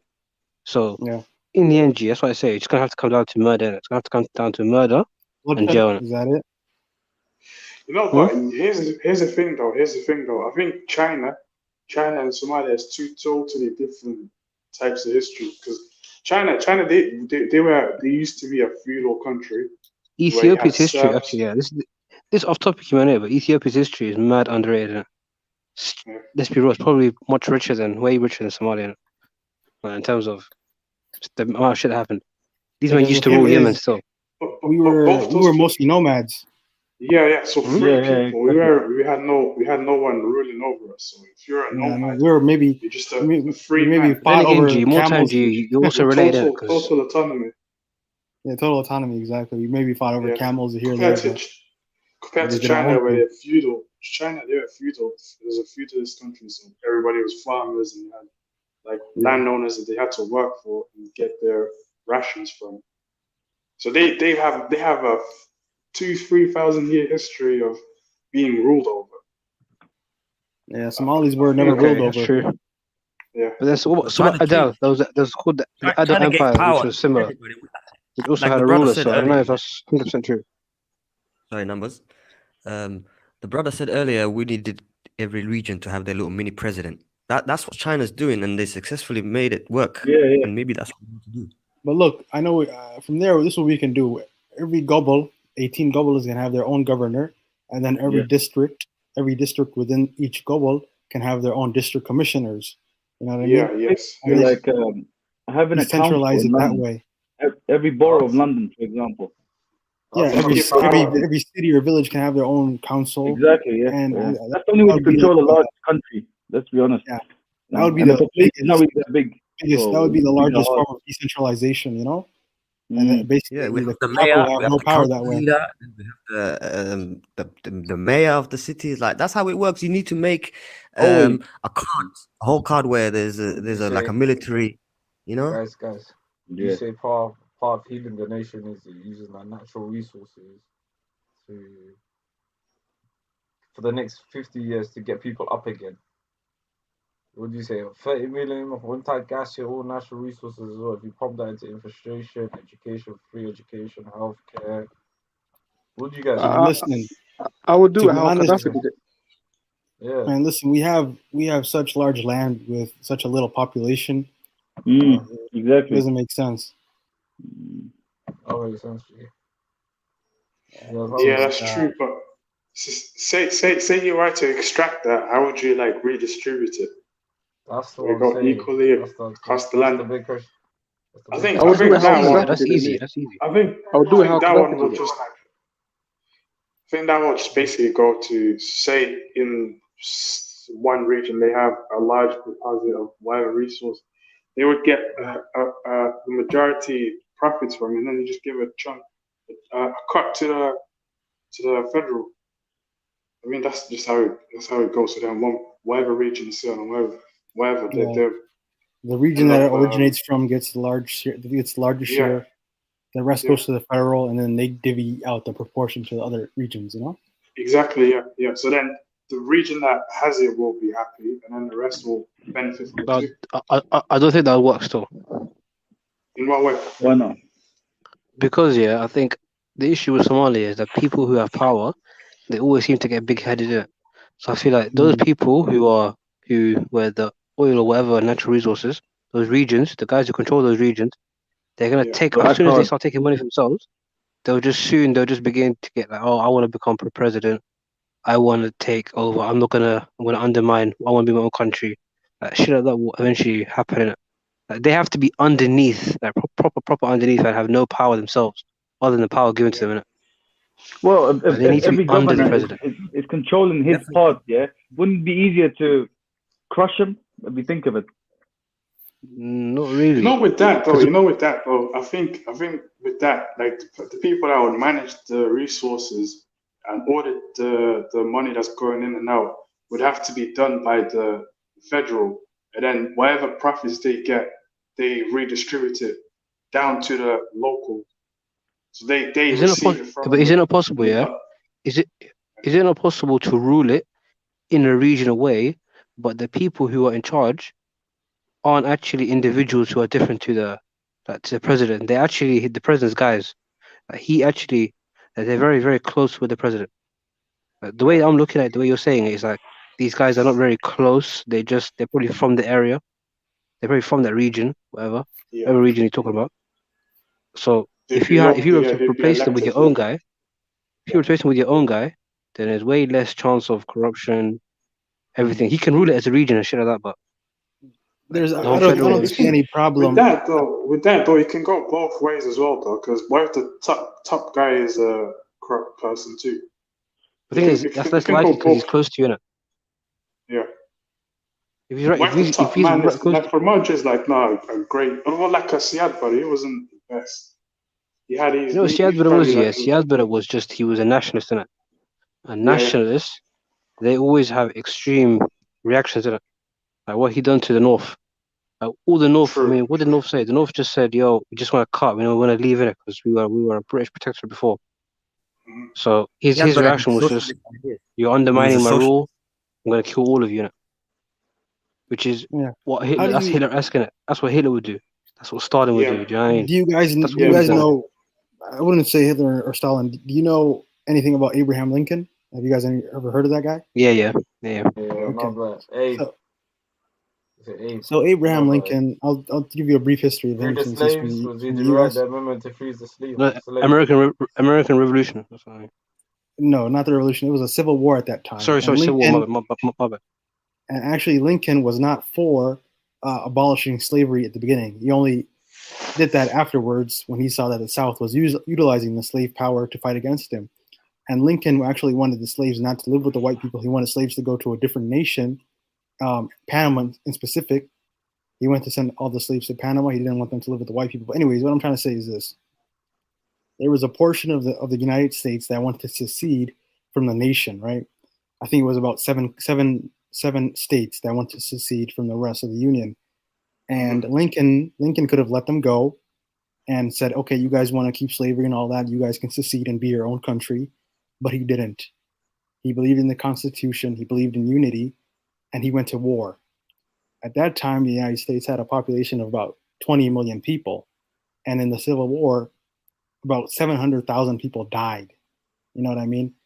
That's a pretty large population. That's a pretty large percentage of the population at that time. And he did it to keep the unity. So I'd say in any nation to keep the unity, if there, if it comes down to confrontations and bloodshed, it's gonna take a large toll to get it done. You know what I mean? And it's necessary though. It's necessary. But it's necessary, exactly. Yeah. So are you basically trying to say like we need like a sort of constitution type of thing that we believe in and adhere by? Exactly. We need something that we all abide by, something we all believe in, that's above tribes or above individuals or above a certain region.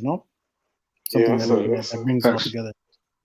Yeah, I agree on that. You know, when Lincoln banned the slavery industry, there was so many Adan in it in the South that did not want to do this. They didn't want to give up their 20 black people in the fields.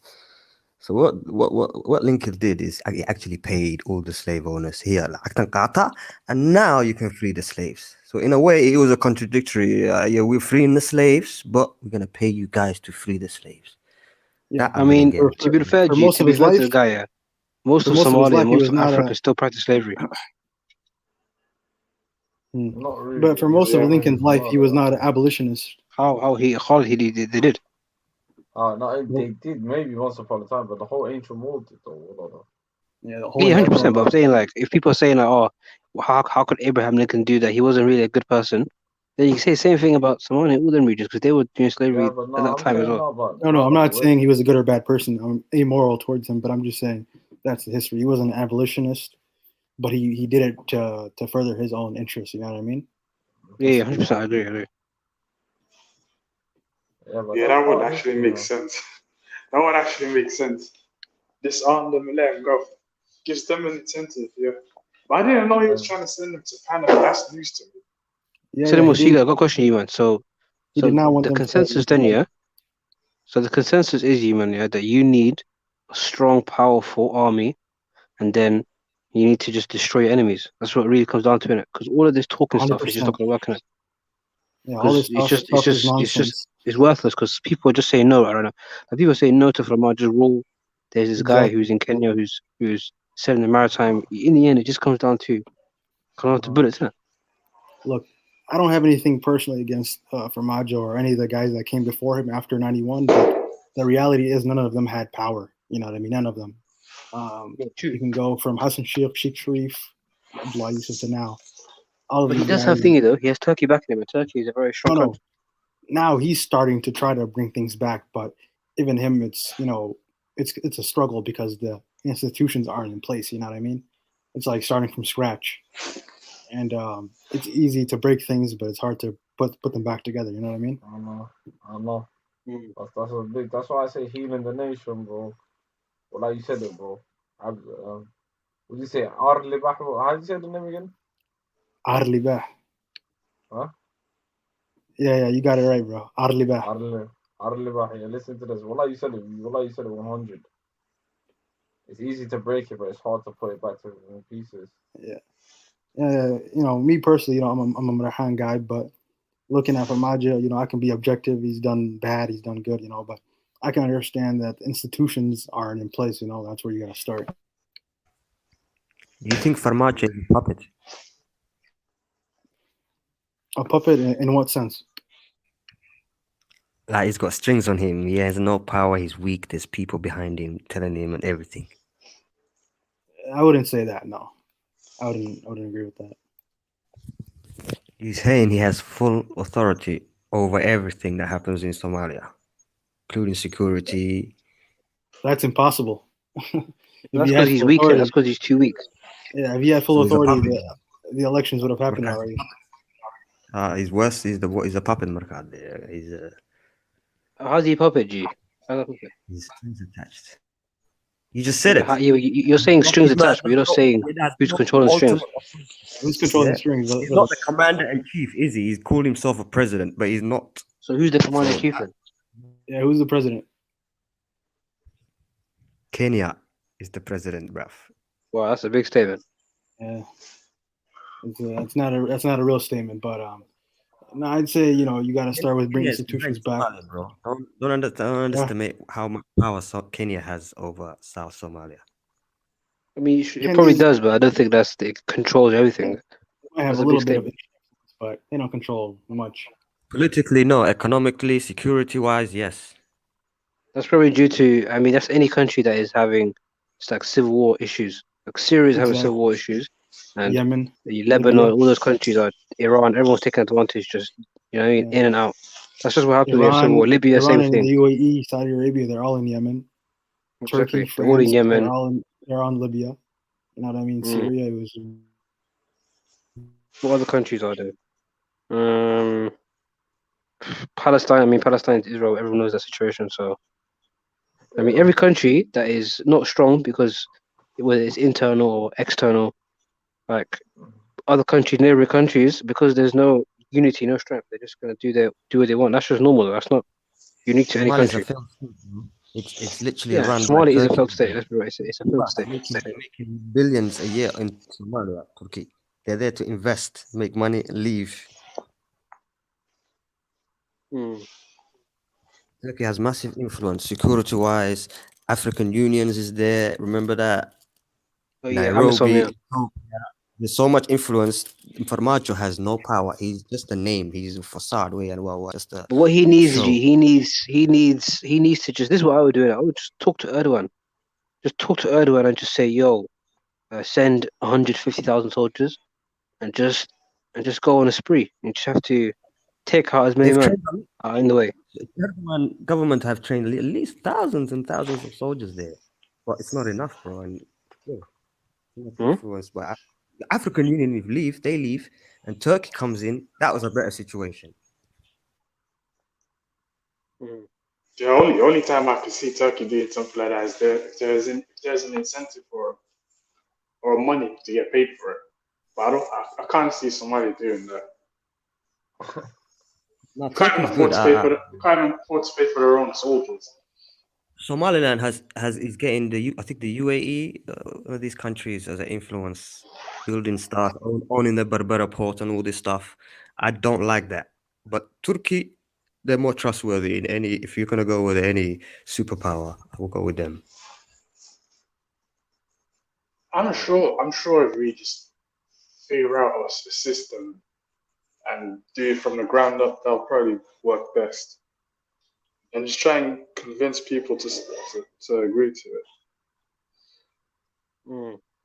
And then have like Finger was saying, like a constitution type of thing, and abide by that. So whenever someone steps out of line, you can just point them and just say you didn't do. You just point to the constitution, say you broke this and that law, and then send out your army, whether it's small or big, and just, in the end, the constitution needs to be written by somebody that everybody else has to just say yes to it. Everyone just has to accept by force, and then that guy has to be a good guy in it, because then he has the power, the force, and then he can combine that with just being a normal person, a normal good person. But it's just like, even if you're a good person, if you have no strength, it is irrelevant. It's irrelevant because no one's gonna listen to you. Do you know what I mean? And Somalia is just incredibly weak. True, but like, what if they were to get like the different regions? They have to like I don't know, contribute like a set amount of their own local soldiers. That is, I don't know, set up like a I think maybe what you could do, G, yeah. I think what you could do is a private army. Soldiers, yeah.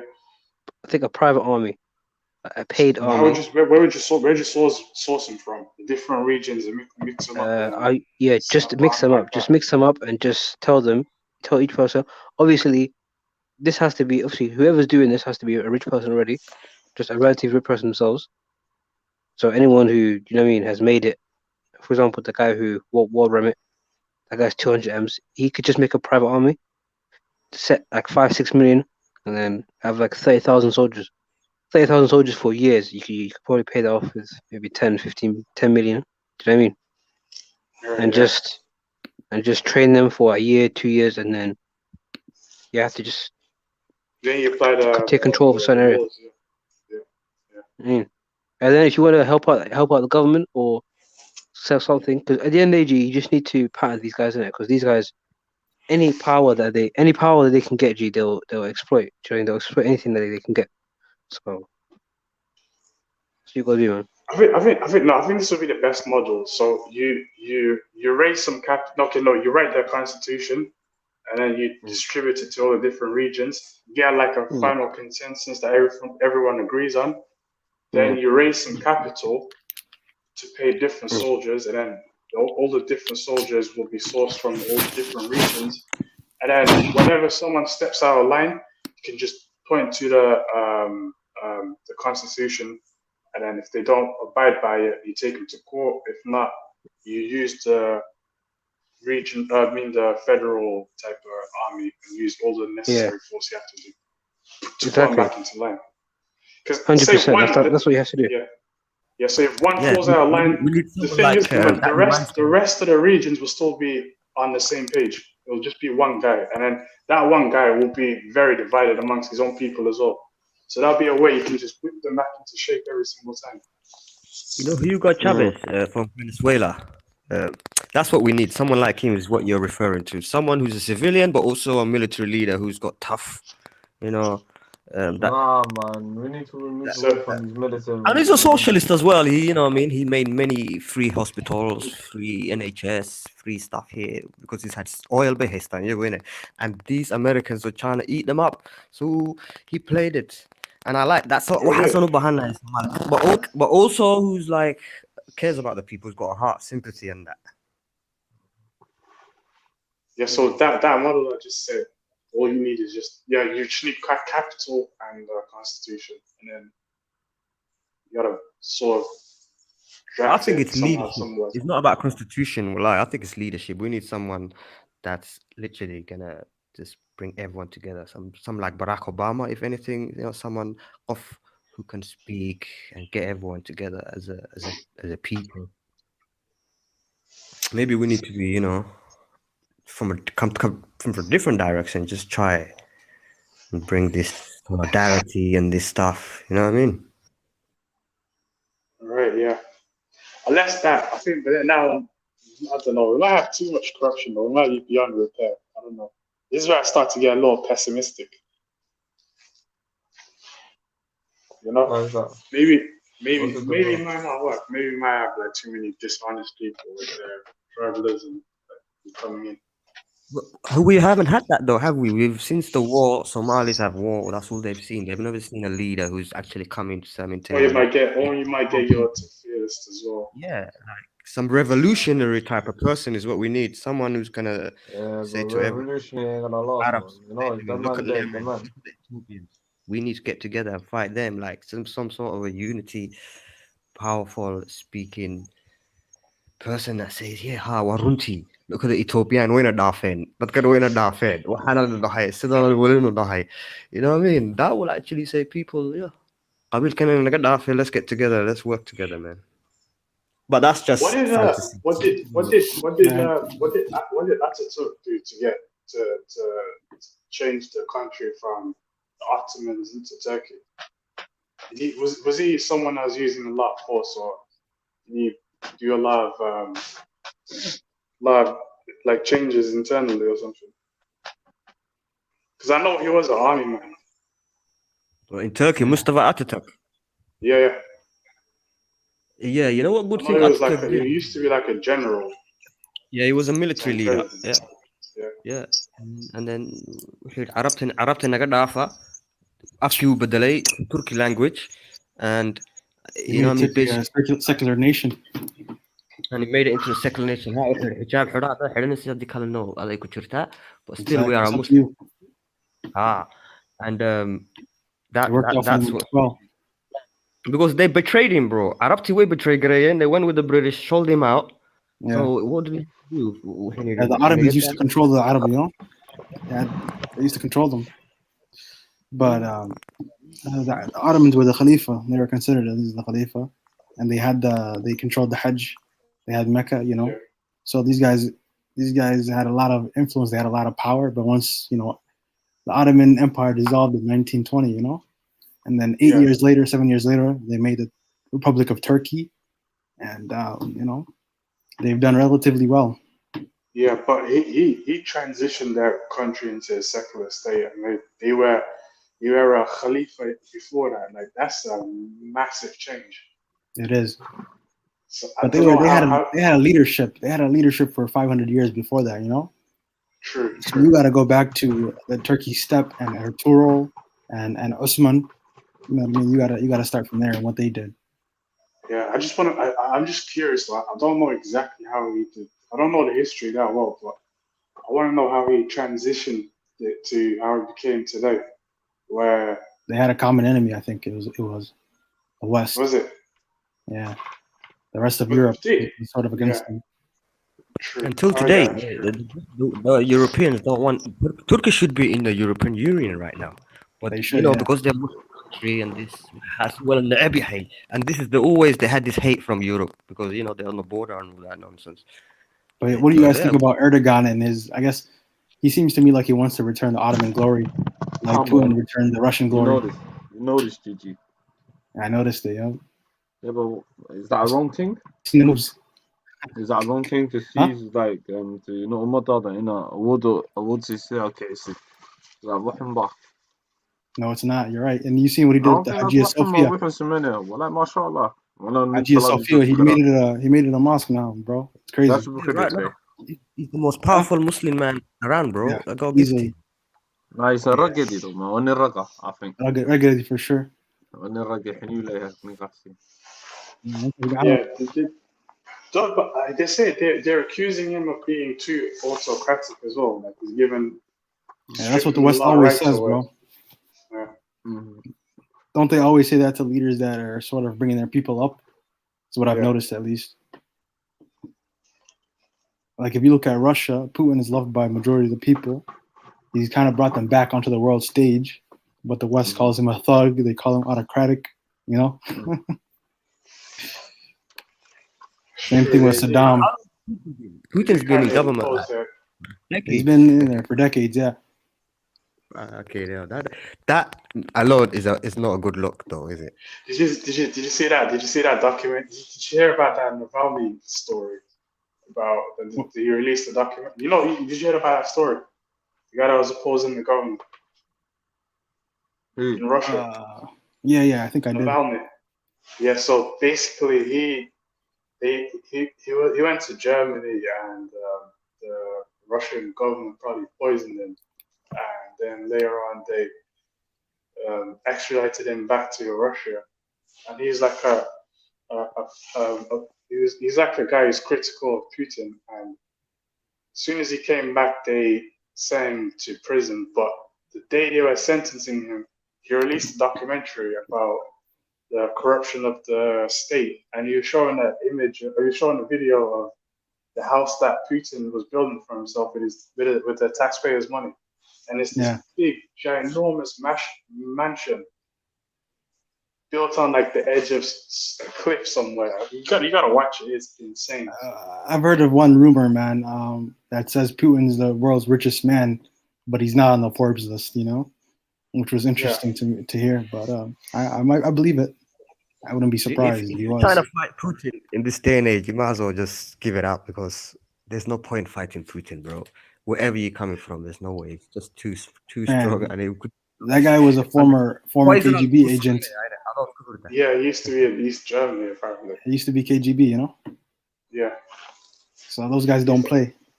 Those are the equivalent of like a Russian MI6 or Russian CIA, Yeah. You guys, I'll be back in like 5 minutes. I think my phone is overheating. Nah, broski. All right.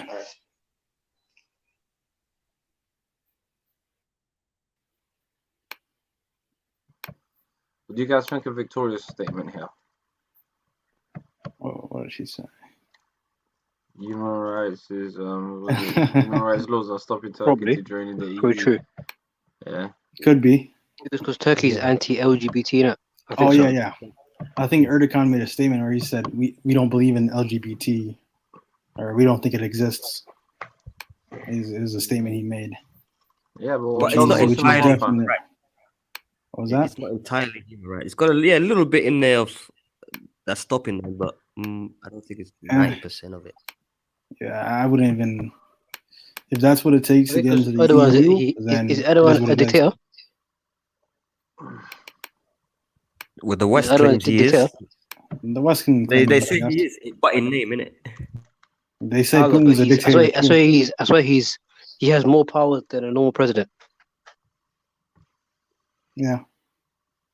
So that's already Kind not of. democratic. Is that a bad thing or a good thing?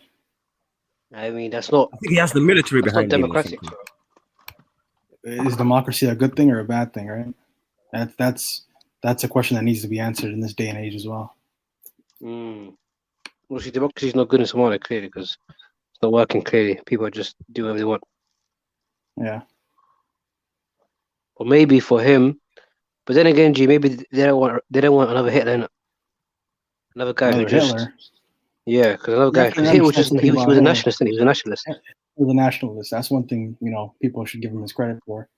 That's Huh? one thing I'd say. He was definitely a nationalist above all else. Yeah, that's not a good thing though.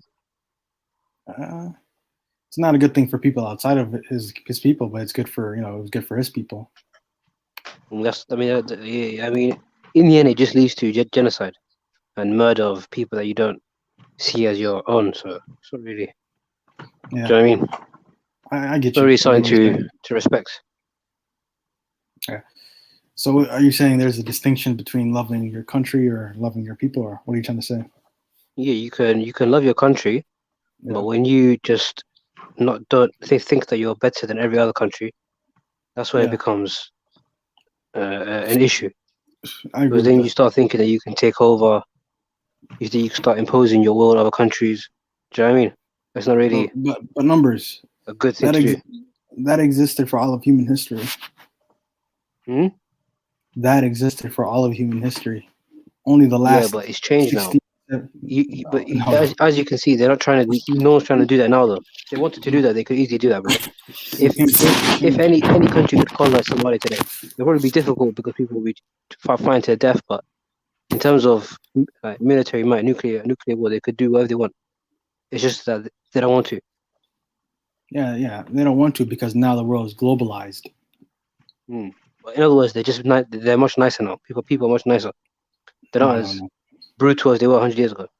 Nowadays, they don't need to impose their will to extract resources. Or they could invade your country and just take the resources by force. It's been done. Yeah, but they could do that now with ease, without losing many casualties. It's been done in Iraq. Exactly, Iraq. Yeah. True that. True. Libya, Italy, France, in Libya, they scrambled for it. Yeah, but what do you guys think about Saddam? He sort of held Iraq up. They were about equivalent to Iran back when he was in power, but after he was taken down, the whole place was a mess. It's been a mess now. It's a disaster, bro. Was he the one that initiated the war with Iran? Yeah. Back then, them and Iran were about equal in power. Yeah, roughly, yeah. The CIA's help, right? I think the CIA helped Saddam against. No, I think Iraq. No, this was just Iraq. Just straight Iraq. 8 years. 8-year war with Iran. Yeah. The CIA. Anybody one particularly. Yeah, CIA is the one who come up with that plan. It was that country. Do you have evidence for this? Huh? That's a well-known fact. It's the CIA that literally started the war with Iran. There was the good friends, the CIA and America and Iraq was good friends in them times.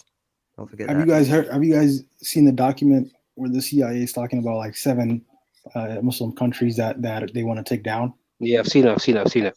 And where it was like Libya, Somalia, Iraq, Iran, and Lebanon. a few others. Lebanon, yeah. It was an interesting document, man. What was it about? It's just about basically 7 countries that they plan on invading and taking it over at some point. I know about the 7 sisters, that like the 7 oil companies. There's like Al Jazeera. Al Jazeera. No, this is different. This is from the CIA or the Pentagon in the US. So it's an old video though. Yeah, it's older. You can find it though on YouTube. So it's interesting. But yeah, the Americans were interested in Iraq from that day of war, bro. From Iran war till the second war and then the third war. But that region is like the most historically relevant region in the world, right? It's very, very historical. Even the rivers, Babylon, the Levant. Babylon, Yeah, the it's Tigris amazing. River. Euphrates, yep. It's an amazing region, bro. And the way it used to look before the war and after, well, it was all planned, bro. It's all the oil in it. They say the first thing they did, the Americans, when they went to Iraq, they were in there and they had basically the tanks at the front, and in the back were the guys in suits with their suitcases. They're ready to take the oil, literally. They what they did is they put the oil before anything else, before the hospitals, before anything else. That was the whole. If these guys are smart enough to make these sort of plots, Somalia for them to, you know, just be evil, yeah, and just go. it's not even about evilness. It's about domination, bro. Let them dominate the Horn of Africa region, and then if they want to expand. But it was. Siad Barre tried that, and I got to give it to him. He actually had a vision of, you know, enlightening us, but he miscalculated himself. He literally, like, from that day on, I don't think he was thinking of the future, the economy, the infrastructure, and how, you know, I mean, how he's gonna budget all this stuff. I think that was a mad mistake. I think he had like you said, grand vision, you know. Like all leaders have to, you know, if you want to be like a revolutionary leader, you have to have a grand vision, bro. You're gonna get taken out, man. Exactly, yeah. Some people don't want that, and they'll try to take you out, you know, put a puppet in or something, or take out the whole system. Yeah.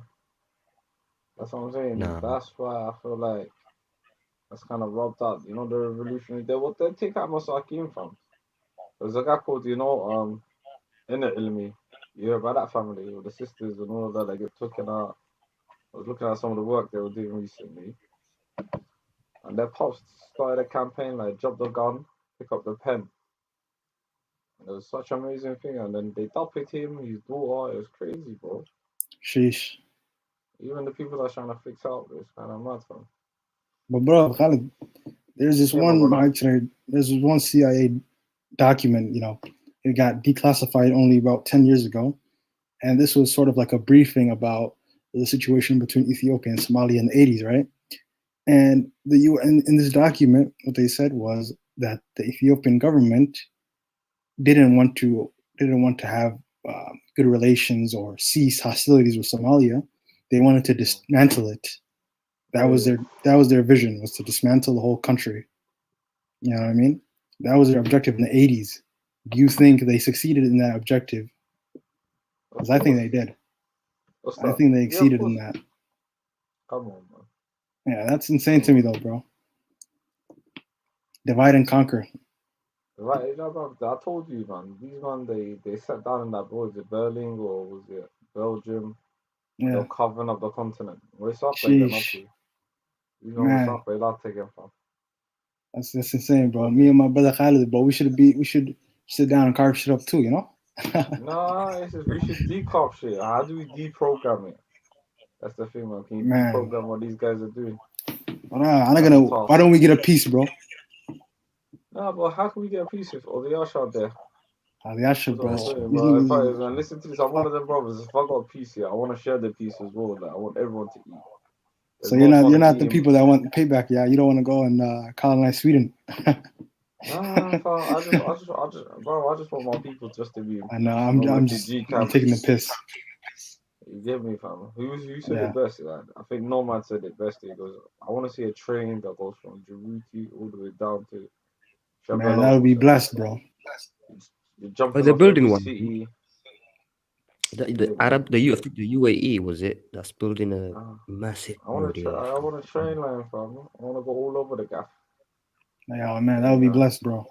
Hopefully, in our lifetime, bro, that happens, you know. That's what I'm saying, man. Now, this road they're building from Berbera to, I think it's Ethiopia. It's going to Ethiopia, then it goes sideways to Hargeisa or something. Goes, you know. No, but there's a train from Addis to what's it called? There's a railway they're building. Railway from Berbera all the way to, you know, I don't know where, but it's a massive project they're doing. That would be interesting for sure. Yeah. Imagine if that becomes public. Man, if they release that, I think people would be like, they would be surprised, you know, because that would probably be a massive infrastructure project. No, that's already going ahead. Literally, The railroad? they've already in Berbera, and they're gonna massively do a massive road going to Ethiopia. So they want to do basically Ethiopia is gonna be our main customer in it. Yeah, and they're just gonna send everything there. The train track, and it's gonna be another massive help there. Yeah. Imagine. That would be interesting, man. It is, wallah. You know, It is. There's already a line that goes from, I think, Ethiopia, Addis Ababa, Chichiga to Djibouti. Awugiba would that line, you know that. But now they've Really? invested a lot of money in it. They fixed it up a lot, and it's quite good. Yeah. Yeah. Gela, man, Gela has had he's brought a lot of different countries to Ethiopia, man. Military bases and whatnot. Wow, he was born there, fam. Do you know that? Yeah. Guy was born there. Who? Man. In Gela, he Chichiga. was born in Ethiopia. Yeah, he was born in Chichiga, fam. Who? Cadet? No, Gela, you know Oh, Gela, yeah. I was born in Djibouti, bro. You know? Interesting. That's where Awogi used to live there as well. That's where they used to work from there to Bam Bam. So I'm really a Djiboutian. I should go there and get my Djibouti passport, my Why Somaliland not? passport. Get it done. I was straight from Hargeisa. Where you from again, Libah Maji? I'm from Bardere, bro. Bardere, where's that? That's South. in the south, bro. That He was ghetto. born in Dirdawa. Huh? What'd you say? He was actually born in Dirdawa. Most Who's that? people in Dirdawa. Djibouti are born in Dirdawa. Most Aces, anyway. Wallah. Yeah, very of them born there, innit? We could be Majority, because it's like an extension of Djibouti almost. And plus it's cooler in the climate as well, innit? Yeah. That's why a lot of them Haga say together. But I remember when I was in Hargeisa, a lot of them they got something called Haga Bah. بكبح عندها سمر كجيبوتي جيبوتي too hot man. That's exactly what we used to do as a kid. That's what we used to do. too hot ماشي جيبوتي عذابني وسمر كي. Yeah, حاجة بح بيرنشري. You're right. ده قبح صراحة. I remember going from Djibouti summer to Hargeisa, basically living in Hargeisa, growing up there a lot, and going back. Yeah. I know I used to go from Boroma to Djibouti because I was born in Boroma, but I grew up in Djibouti for a few years. And we used to go. The main place for Djibouti back in the day was either Aden, Boroma, or Dibdawa. Probably Dibdawa. Huh? What about? Do you know about Bulio, Katade, Katase? Hambuli, yeah, Kartasaid, Kartakat, yeah, Laid, Balbala. Yes. Bilbil is close to Djibouti. It's not quite Djibouti though. Huh? Djibouti is a mad place, man. They got, what's it called? Hotel Kablinsky, yeah? It's like a Kablinsky. 7-star hotel. Wallah. It's a Qali top like place. It's like, yeah, but the thing is, one thing I like about them man Djiboutian, they're very like educated and they're very Qabili. They don't give a shit about Qabili. They can live with other people, not even Somali, yeah. And no one would ever speak about Qabil. To them, it's like Dibu Sa'adaha, Yeah, you're right. They're very laid back, and the difference I see in Djibouti and Hargeisa, is like Djibouti, you can find a woman shouting across the window, you know what I mean? Nobody would think nothing of it. In Hargeisa, they were a bit strict, you know. I don't think Hargeisa. You know, but Djibouti, there's prostitution there. It's the French. So for them, they've seen everything. You know, they've seen everything. There's nothing new for them. Nothing new, huh? Nothing new. In a way, it's good because you know what, in Dahaga, he needs to be prepared to see so many different things in life. And I think maybe Somalia will have it behind a bit more multiculturalism, I'd say. Yeah, more open society, right? Less. It's good. Because you know what, it educates the people without them actually going to school. Because they see all different kind of cultures and everything and how they do things, and then they can kind of decide where they fit in that, that society. Because the Europe again, they're kind of mentally already used to it. khamri way haystaan Djibouti wax kasta ay haystaan prostitution way haystaan night clubs way haystaan so when the Djiboutian goes to Europe ma waalanayo if that makes sense والله you know Khalid knows man fuck Djibouti blood why would you say that bro man fuck Djibouti blood why would you say that blood I think they bring all the superpower right next to my country. I'm not happy about him. As soon as the war goes off, Somalia is done. Somalia's been done. For now, we're alright. We've got at least our people are living there. But if a war kicks off, they annihilate it, man. Finish. Them being there doesn't make a difference, you know, that they're gonna be annihilated or not, bro. Just saying. Yeah, that's what I'm saying.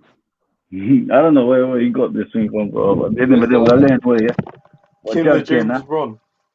The James Brown shit anyway, yeah. He ain't a goat. He tried coming like the goat, this guy.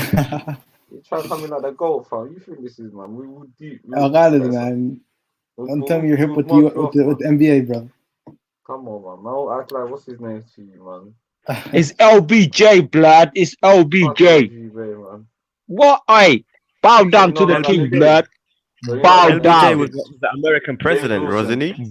Nah. It's LeBron. LeBron James King. LeBron. You know about that kid, that new rookie? King James. It's King James. LaMelo? King James. Oh, Melo. You rate Melo, yeah? Melo, I rate Melo, bro.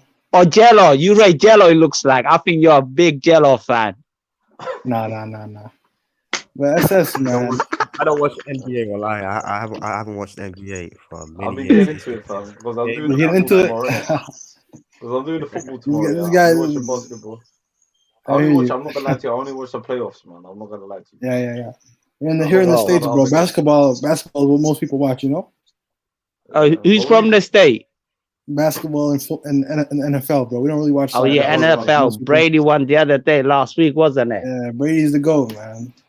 I want Mahoney to win, man. My homeboy. I want my homeboy to win, but he lost, blood. Mahomes got crushed. Oh my god. I know. No touchdown, nothing. Oh man, he's done for, bro. He can't show his face for a couple weeks. Watching it. I was watching and I was kind of disappointed still. I would have made him a lot of money if I bet on that game, but I was like, whatever. I can't stand Brady, blood. That's his 7th ring, isn't it? 7th ring, bro. Sheesh. He's the GOAT. Yay!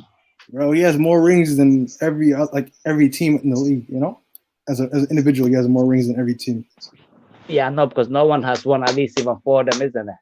Yeah, exactly, bro. You guys. What are you saying, though? Hey, yo, LeBron, tomorrow, I want to do the watch along for the Man City game. That's early one, man. You know what time? That's evening, is it? Yeah, man can jump on that still. That one's too early, 12 o'clock, man. I'm going to get asleep. Yeah, man can jump on that still. Now, basketball, I'm only going to do, the playoffs.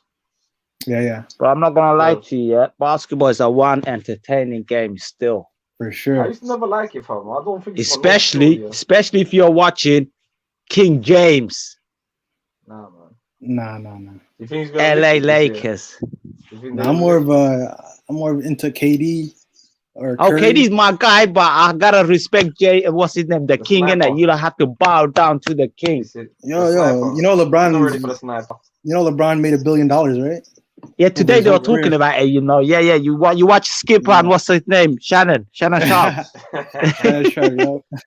So you know about them lost, so when is LeBron gonna retire? Hey? Probably in a couple years. When is LeBron gonna retire? Nah, he's still got time. He's still got time. The guy is something else, man. Trust me, he's something else. Yeah, he's something else, bro. He's an 8 animal. I gotta rate him, bro. To me, he's the GOAT, not Michael Jordan, yeah. What? I don't know. LBJ is the GOAT, yeah. I don't know about the GOAT talk. Come on, hey, yo, my American brother, I'm Ard Libahia. Yeah. Me and this guy had this debate the other day. MJ or LeBron? I said MJ all day long. I don't know. I grew up as a Kobe fan, bro. So Kobe's the GOAT for me, you know? Kobe is another beast. Yeah. But you see, thingy, past what's his name? Kobe, isn't it?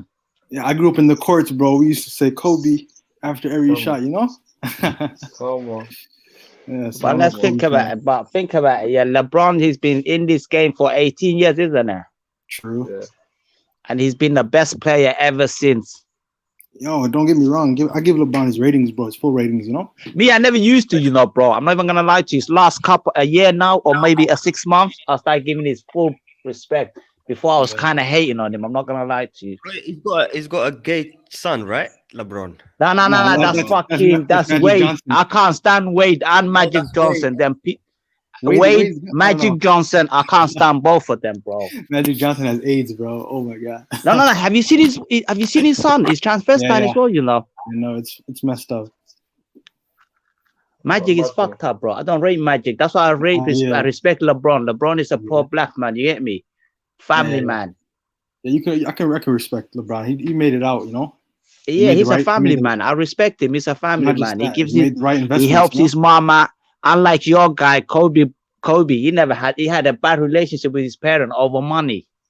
Kobe was different. No, but thinking LeBron's mom was getting fucked by his teammates. Delonte West. Devontae West. Bro, I told you, okay, yo, I told you his mom was a single mother, isn't it? So it's still, if she got a young dude, come on, man. Why are you holding that against her, bro? She needs love. That's a violation. Nah, but come on, man. To him, it is what the player did to him, but yeah, his mom can do whatever she wants, isn't it? What do you mean, man? She's beating someone that you play football or basketball with. Yo, LBJ, that's a red card, bro. You know that. That's fucked.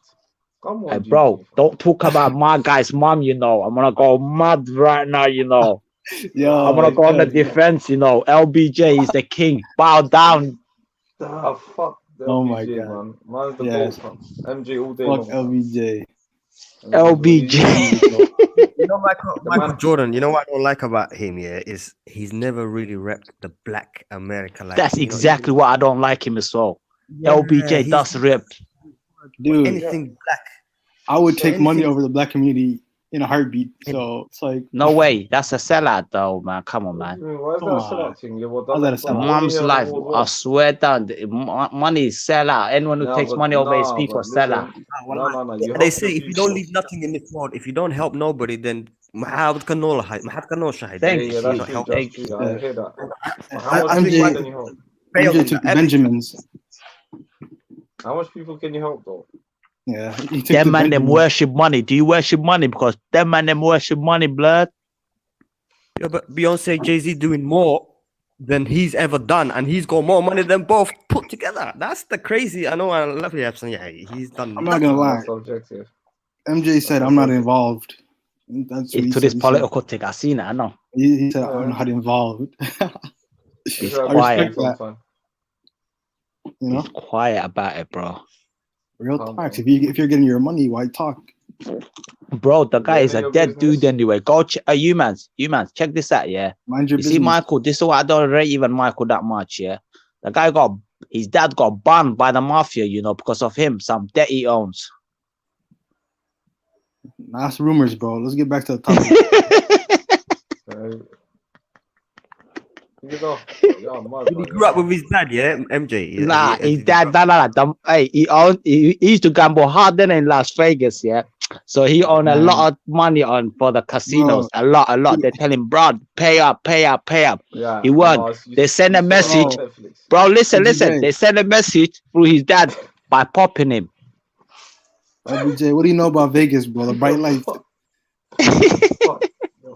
Once you, Are you man think? Hey, on the level, you think My it's a talent. joke, and you see what the NBA commission told him. They told him, you know what? Take a year off. Yo, Khaled. Yeah. Once you go to Vegas, bro, Sin City. Oh, Sin man. City, yeah. But what It's he over, should bro. have done was wherever he did should stay there. But he didn't. He catch up with his dad. The bright lights. It's over, bro. It's crazy Bro, but out what's that got to do with his dad though? Wherever he did his Vegas. Oh yeah, that's weird. What happens in Vegas stays in Vegas, man. Exactly, Big but Mac, not in Big Mac. Michael's case, bro. Listen, but not in Michael's case. He catch up with his dad. because You his gotta dad come through Vegas, bro. After this whole COVID thing moves, you know. Yeah, LVJ, you in the UK as well? Yeah, fam. Yeah, he's definitely UK. Do you watch basketball live or you watch replays? No, I watch live in there. I've got a few channels I can watch all day. Even though Skystar show in the UK, you know, all live matches. But does it not come on like 5 in the morning or something? It's on now. I can watch it now. It's on now. It comes on 12 o'clock. Earliest it starts for us 12 o'clock. Yeah. Don't they play like? Is it like Premier League where they play every weekend or is it every single day? Yeah, every weekend. Yeah, fam. Every weekend. Saying you don't like no sports, and you're not a sportsman. So, I used to watch football, but I just stopped. This thing, where are you from? Leeds. Leeds. Yeah. Yorkshire. Yeah. Okay. What about you? From London? Yeah. Me and few guys in here from North London still. Yeah. And what about what's his name? I will say basketball the sport entertaining than football though. To me, at the moment, football you can just go like 20, 30 I'm not gonna lie. To me, basketball is more for now anyway. I watch more live game of basketball than a football games. Oh, you're dead guy, bro. Don't ever chat to me again in your life. Well, it's true. NBA is nice to watch. Bro, after I watch a 20 minutes of a football game, after I watch 20 minutes of a football game, I'm like bored. What is this game, blood? Switch it off. Now you're talking like an American, brother. Hey. I can't believe you said that. No, but we don't watch soccer out here, bro. I'm gonna be honest. Soccer. Oh, you guys call it football. My bad. Yes, that's more like it. That's more like a football, yeah. Football, yeah. That's we call it soccer, though. I'm gonna be honest. Not what that thing you look call football that you're throwing with their hands and they hardly kick it. That makes sense. Oh man. It's not even a ball either. It's an egg. I used to play football in middle school, man. You know, I was a quarterback, like Brady. No way. Yeah. I had a cannon. Quarterback. So when you were good at throwing, we was gonna have the Somali Tom Brady, yeah. Hey man. I had a cannon. Or Manning. Or Roger. But I gave it up, you know, for basketball in high school. You know, I had to be a jock. You know how Americans try to look at Tom Brady as the main guy. The other day there was a thing going around how Tom Brady only got 9 million followers on Instagram, and his wife is hot. Cristiano Ronaldo and Messi got like 140 each, and it's like, oh, you know what they done on the football? Oh, you see on the on that Super Bowl there, like was it last week? They put out all the goats for the sports in it. They put Michael Jordan for the basketball goat, Brady for the football, Wayne Gretzky or something, some hockey player, and then for soccer they put Leo Messi. And then some people was thinking, what's going on, like? I don't know. For us, Messi, it's either Ronaldo or Messi. For us, like when we think about soccer, that's but they put Messi on, and some people like, whoa. Is Leo the GOAT now for the football? Yeah, he might. But that debate is not. The stadiums over there look massive as well. Which one? The America? In America, yeah. But some of them takes like 100 in there. We have a $1 billion. We have a $1 billion arena. Which one is that? $1 billion. What's the capacity? Which one is that? Search up the Chase Center. And what team is that? Yeah. Oh, Chase. Okay, yeah, that's the Chase Bank, isn't it? That's in what? Louisiana? Somewhere? Is it Louisiana? No, that's different. But the Chase Center is Seattle as well. Yeah, we got $1 billion as well in my area, North London, Tottenham. It's $1 billion stadium. You can play American football and soccer. Yeah, that's lit, you know. But it's like multiple. It's like every state has one, you know. What's that? No, but don't they have like what's the like every state has multiple like large arenas, you know what I mean? Yeah, they got arenas for the basketball and the stadium for the arenas for the basketball, arenas for the football, arenas for the soccer, arenas for the baseball. No, the football wise. Yeah, but arena, the capacity is small though. It shouldn't cost $1 billion. Small. It's a small place. It shouldn't cost $1 billion.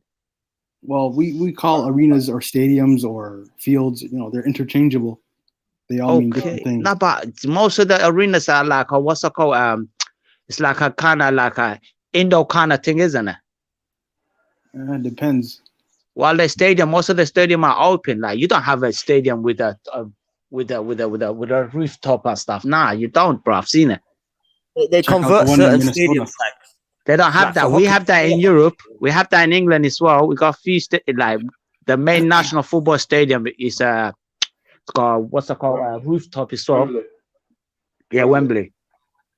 Bruv, Tottenham Stadium, yeah, it's gonna be a they planned it to be a concert stadium as well. So no, it can be concert. It can be a. You can change the pitch for American football.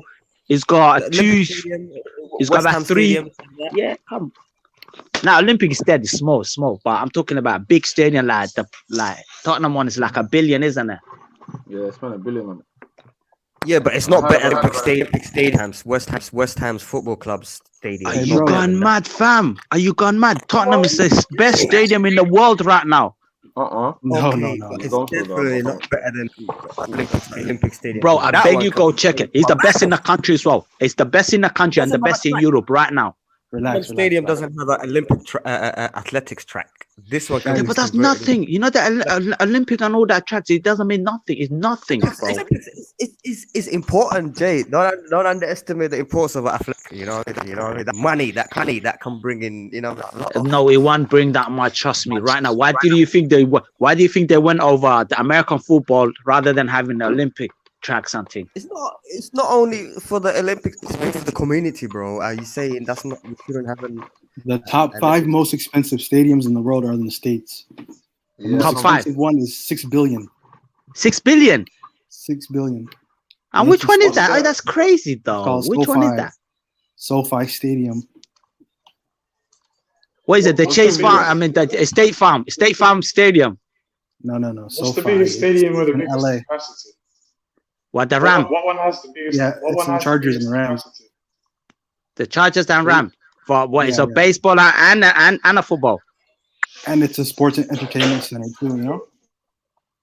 So who owns But I'm not gonna lie, yeah, America, they do have some mad stadiums. They just not opened like it last year. Does Stan Kroenke own it? Nah. Yeah, hey, yeah. you see what's I mean, and Yeah, SSK. Hey, SSK. Yeah. You see the Broncos who won on Sunday Super Bowl. You know who the owner is? Who's that? The Glazier family. Oh, you're trying shit. Mom's life. Oh my. So the Manchester United owners, do they still own United? Yeah, they are. That's why I'm thinking Solskjaer doesn't win. They don't want him to win anything this season since they got the Super Bowl. They're happy. You know, LeBron has a stake in Liverpool, right? Yeah, no. What's it called? The Fenway. It's got share in Fenway. The sport. Man's getting bread. A lot of people got share in that though. True. I mean, Rihanna might even have a share in that. There's an actor the other day that brought a football team, bro. The second most expensive one is Las Vegas Stadium, bro. Sheesh. Las Vegas Stadium. $2 billion. Las Vegas. The actor from Deadpool. He brought. Ryan Reynolds. Yeah, he brought a football team, bro, the other day. Was it that Welsh team? The Welsh. I don't know. Some. Hey, wait, bro. Did you say what's it called? Las Vegas got one of the biggest stadium. Yeah, second biggest in the world. But do they even have a team there? I guess they do. They have the Raiders. Raiders. The Raiders from Oakland. Oh, what? The Raiders moved to the baseball team moved to Tupac's favorite team. Yeah, the Raiders. Are they football or baseball? It's a football team, bro. Oh shit, football team. So what? The LA So the Raiders are moved to Vegas. I didn't even know that. Mm-hmm. Yeah, I don't understand how America does that. Like, imagine Jay, Tottenham moving from North London, and I did it with Arsenal. I know that from Woolwich to Arsenal. And the fourth biggest one in the world is Mercedes-Benz Stadium, bro, in the States. It's in Atlanta. Mercedes-Benz, and where is that? Georgia, Atlanta, Georgia. What, Falcons? Yeah. Falcons. Mad thing. Mad thing. I'm telling you, bro. The States, we got the most bread, bro. No, I do know. I'm not understanding. I know that because I've seen when the soccer, when the British team and European team do a tour in America in the state, yeah, I've seen their stadium. The capacity is like 190, 110, and that's crazy. Yeah, it's mad. Only few stadium in Europe can hold 90 to 100. One can hold about 100. And 1 or 2 about 90, and the rest are way below that, 60, 70, 80, probably 1 or 2. Because you have in to the state, our that's GDP, normal. Our GDP is higher than every European country combined. You know what I mean? Are you talking about I think we're slightly the same at the moment. You know, EU's economy is about the same. Turkey's got. It is the same. It's about 21 each to 22. Trust me, fam. 21, 22 each. Turkey is quarter of America's GDP. I'm telling you, you are working with 21 trillion. EU is working with 21 trillion to 22 as well. I think you guys are UK Langavs now. You guys are out of the EU now. yeah. Oslo, we're working with like 3 billion. Yeah, 3 billion. We got, hey, are you listening? We got same GDP as California. That's what I'm saying. Man, I love Cali, bro. I'm in and out of there, you know? We're just competing with Silicon Valley and Hollywood. You guys got to come out here. Where's the UK? Yeah, we're competing with them because their GDP is like 3 trillion to maybe 4. Not 3 actually, can't even be 4. So Britain is about 3 as well. Yeah. So we're competing. So we're competing with Silicon Valley, Hollywood, and what else do they do there? The porn industry. That's about it. What about LBJ? Yeah. Have you heard of the Chase Center and that Golden State plays in? Oh, the new one. Yes, I've heard about it. You know, they just opened this season, isn't it? Yeah, just this season. 1.4 billion. Bro, they got a mad facility. I've seen it. Yeah, it's a mad facility because you see, even the players where they train, it's got a artificial intelligence that can record players their shots, and it can do a lot of stuff. It's some crazy thing. They have cryogenic chambers in there too. Yeah, bro, it's crazy. I've seen it the other day. They were talking about that. It's crazy. Silicon Valley, you know?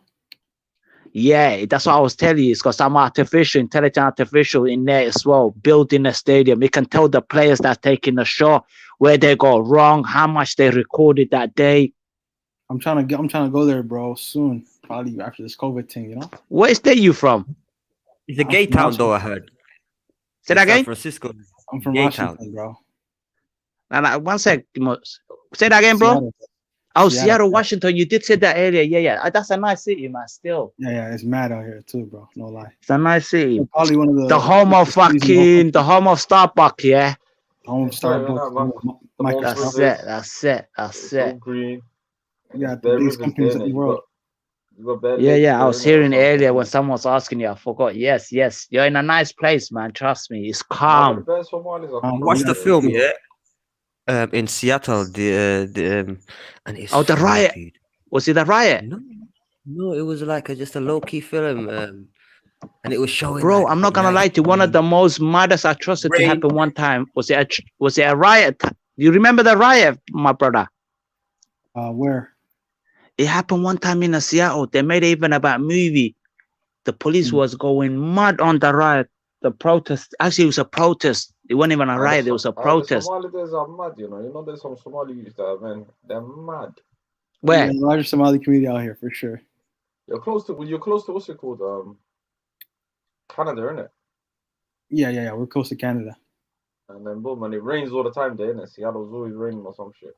Yeah, Seattle's rain pretty calm though. Rain or hot. Very nice, yeah. Good weather. Rain, like. And it's all green, innit? It's like a green little state. Yeah, a lot of green. Yeah, it's Bear Rivers, Bear Lakes. Was it Bear Lakes or something as well? That's why I know. So what? The state is Washington, isn't it? Yeah, the state is Washington, fam. All right. In Washington, DC, what could you start doing? Nah, DC is Maryland. You know, most people get it twisted. DC is on its own little state, I think, isn't it? Or is it Maryland? No, DC is called, it's a special district. I know the District of Columbia, but any part of the Maryland state? Or is its own state? Maryland is the DMV area, but it's its own district. But we're on the West Coast, so we're on the Pacific. No, you are on the West Coast. They are on the East side, isn't it? Yeah, we're on the ocean. You know, we're on the Pacific Ocean on the west. They're next to Oregon and Cali. Yeah, I know. You are on a nice bit still. But that's an Oregon. That's a nice city as well, you know. Oregon is a state, fam. I mean, the state is a nice state as well. Yeah, Portland, Oregon. Liberal states. I like the liberal state more than the fucking. Fuck the South. Or not. Yeah, there's Republican South, Dairy South, the hillbillies. The Somalis in this country, they're mostly either in the Midwest, where it's liberals, or on the West Coast, where it's liberals. You know.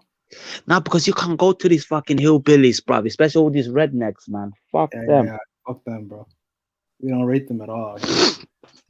Me personally, if America anyway, the cities that I will go, I've realized they are liberal city except fucking Florida. Florida, one of the most racist place in the whole state, isn't it?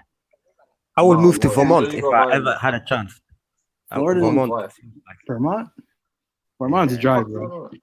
Vermont's a little small place. Exactly what I want. That's what I want, the dryness. But I don't want the wildness of New York. Oh, shit. Okay, that's a mad man. I don't want to see no one. I'm like that as well. Yeah, Vermont. I like that state. I'm looking at the other day. I'm like, I've never heard of that state in my life. guys, I'm gonna put it to you like this: one state in the US is the same size or bigger than England. You get me? So it's like, what? Which one's that? No, any state. Oh yeah, the majority. Yeah. Most of them. Yeah, most of them. Most of them are way bigger than England, right? So you have like a few big cities. And then except New York. I think New York State is not bigger than us. That's debatable. The East Coast has a lot of little states, but I'm just saying. Yeah, New York State is not that big. But we have a lot of suburbs, you know? Like me, I live in the suburb of Washington, but it's you're right. Most of the East, you're right. Even Jersey. I don't think New Jersey and them places are bigger than us either. Yeah. But there's a lot of quiet suburbs in big states, you feel me?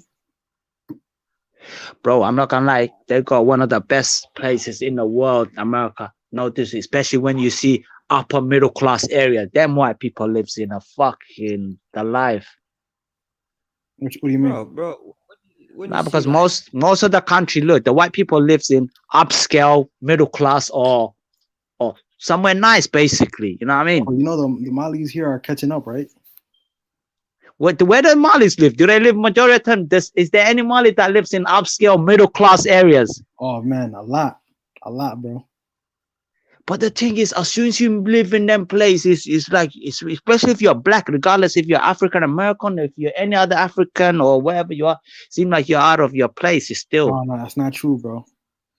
No, because wherever I see it, because I watch a lot on YouTube, a lot of that, and I always see some racial things, especially when you go into the upscale middle class. They're like, oh, you not belong here. Oh, you're in the wrong place.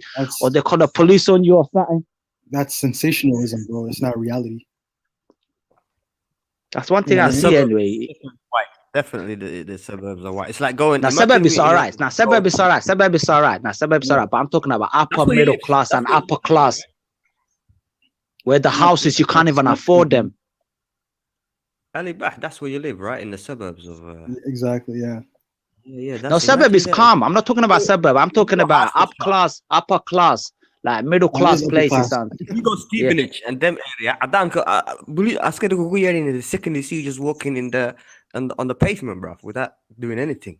You know that here. That might happen. Like, look, I'm gonna be honest. If you look out of place.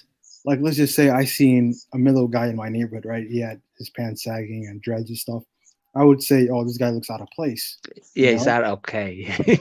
I'd say that. You'd like, call the police on this nigga. What's he doing? But I would definitely keep an eye on him. You know what I mean? Yeah, you're like, this nigga. Someone call the police on him. Yeah. You know, Americans really look at police myself, but I am vigilant. That's for sure. The Americans see the police, especially. Do you have a light? Do you own a gun? No, but I go shooting.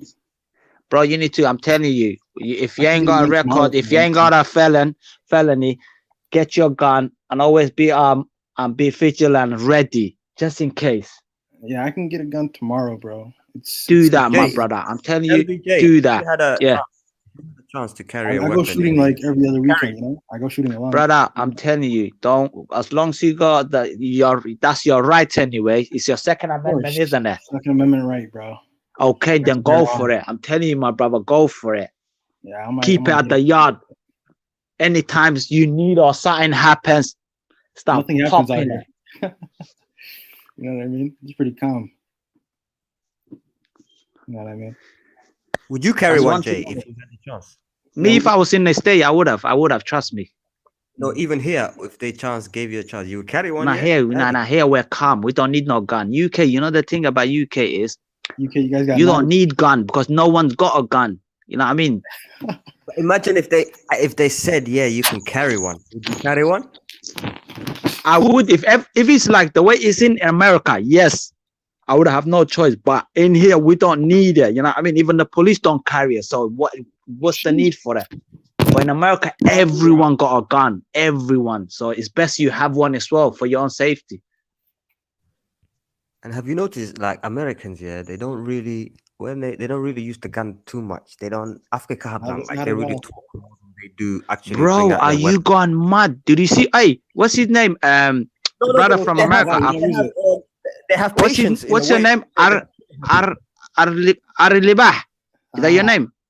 Okay, yeah. Have you seen that thing that happened? I think was last week. It was a couple of days ago. It was in Chicago. The two people, the neighbors, when they were fighting over the snow. I forgot what was it called. Oh, they were fighting stuff. Yeah, I see that video. Yeah, the snow shovel. There's no shovel. Yes, there's no shovel. Yes, bro. I seen the actual video. You see what the guy did? He popped them with his handgun, came back, and the lady was still laying there, and he brought his AR-15, and he said, "You should have kept your mouth shut." Bam! He blew her head off. Oh my days! He came over to the guy. He was like, "You, who's the pussy now?"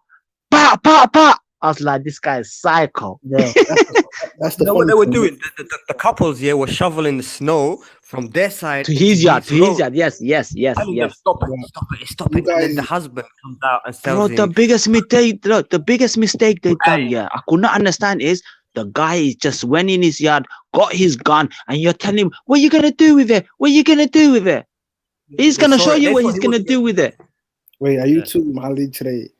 You have to understand that even you guys from the UK saw that video and I didn't, right? So No way. yeah, so what that tells you is here there might be some few cases, but you have to understand there's about 320 million people in this country.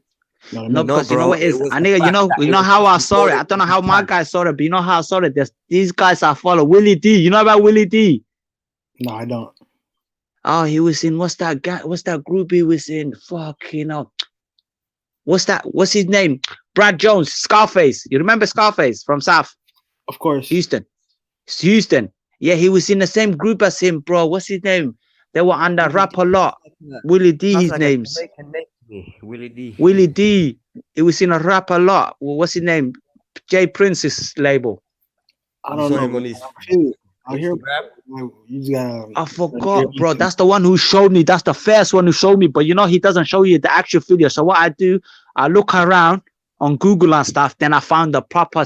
I don't know. Someone put the actual CCTV of the house, the full one. You can hear the sound, everything. No, they released it, bro. Us in the North America, bro, we're connected, you know. Because the news, they freeze it and all you can hear gunshot, pop, pop, pop, and you can't really see them fall or anything. But the actual video, you can see them arguing. Guy went in his yard. What's up with the Halimas out there, bro? Let's talk about the females. Bro, that said though, that's a one incident. I don't think that's just the one incident, bro. That happened. Imagine how many cities you have over thousands of cities, bro. But that's what I'm saying, you know. Every day. No. It happens every day, you know. Right now, also. These things are isolated incidents, you know what I mean? They're not isolated. I wouldn't say it's isolated. No. It's a common thing. It's a common thing, my brother, because I've seen that on YouTube a lot. Yeah, but you've seen it on YouTube. I'm here in person, fam. You know, it's a big difference. You know what I mean? It doesn't matter, bro. I'm just saying, there's thousands. Look at the statistics and the maths. If you put it together, there's thousands of cities, bro. Yeah, and how many happen all over the place? Domestic issues are going on every day. Have you watched that YouTube channel called A&D? It's basically cops, but it's I don't a know, different way bro. of. I used to watch that when I was a kid, bro. But really, out here, you either chase money, you chase education, females. That's it, bro. You don't. What time is he on? What time is in Seattle right now? It's early, bro. It's like 8 p.m. 8 in the morning. No, evening. Evening. Wow, it's like 4 o'clock in 4 a.m. It's morning for us, bro. Yeah, it's about to be 8 soon. You know, it's like 7:50 right now. Oh, you're mad, bro. Jeez, and I know what I not I'm tie. growing a little bit, And I you know? can not tie like almost 4 a.m. I'm 3:52. gonna run it for another half an hour. One of my bedrooms trying to come on. I'm about His to device go is out not tonight, you know? connecting. You guys about to go to sleep. What are you gonna do? Oh, yeah, you're gonna go out, yeah? Can you still? Is the Magalado Mafronta? Is it closed? Are you in lockdown? No lockdowns out here, bro. Oh no, I forgot America. Yeah. You like doing your thing. That's what I read about American people. Trust me.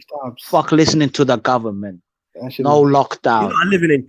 You know, ساعات ku socdaan waa saacadii Asia, brave. They're living on Asia's timetable. Nah, ku socdaan East time, innit? What is that Asia as well? No, West Coast. North American. But you got they got the East. They got the Eastern time. That's what they're calling, eh? Yeah. You got the Yeah, they got the Eastern time. We got the GM in there, Greenwich time. They're basically in Japan type of level. We ku socdaan saacadooga, not far behind Japan anyway. Where all the Anyway, all I know is their one is called the Eastern time, isn't it? I don't know where it is, but it's called the Eastern time. While our one is the GM in there. Nah, we're on the Pacific Ocean, right? Also, what America itself got a few different times, isn't it? I forgot. Yeah, the Eastern time and it's gonna be what's the other one? We got Central, we got Eastern. Yeah, Central. Yes. You're right. It's gonna be have different times, isn't it? Yes. We got like 3-4 different time zones. Yeah, you're right. You know, I forgot. That's Yes. why the UK stock exchange here is ahead of the world, because we're ahead, because before everyone wakes up, we already started. The UK already started doing their marketing. So Why do you that's think how there's they make such it thing as happen. Greenwich Mean Time? The 5 Yeah, we got hours the ahead. Greenwich, isn't it? Yeah. Yeah, so that's a madness. That's a galado Ingiriski ku badiya adduunka, you know. Just by luck of having that timetable on their land. You know, that's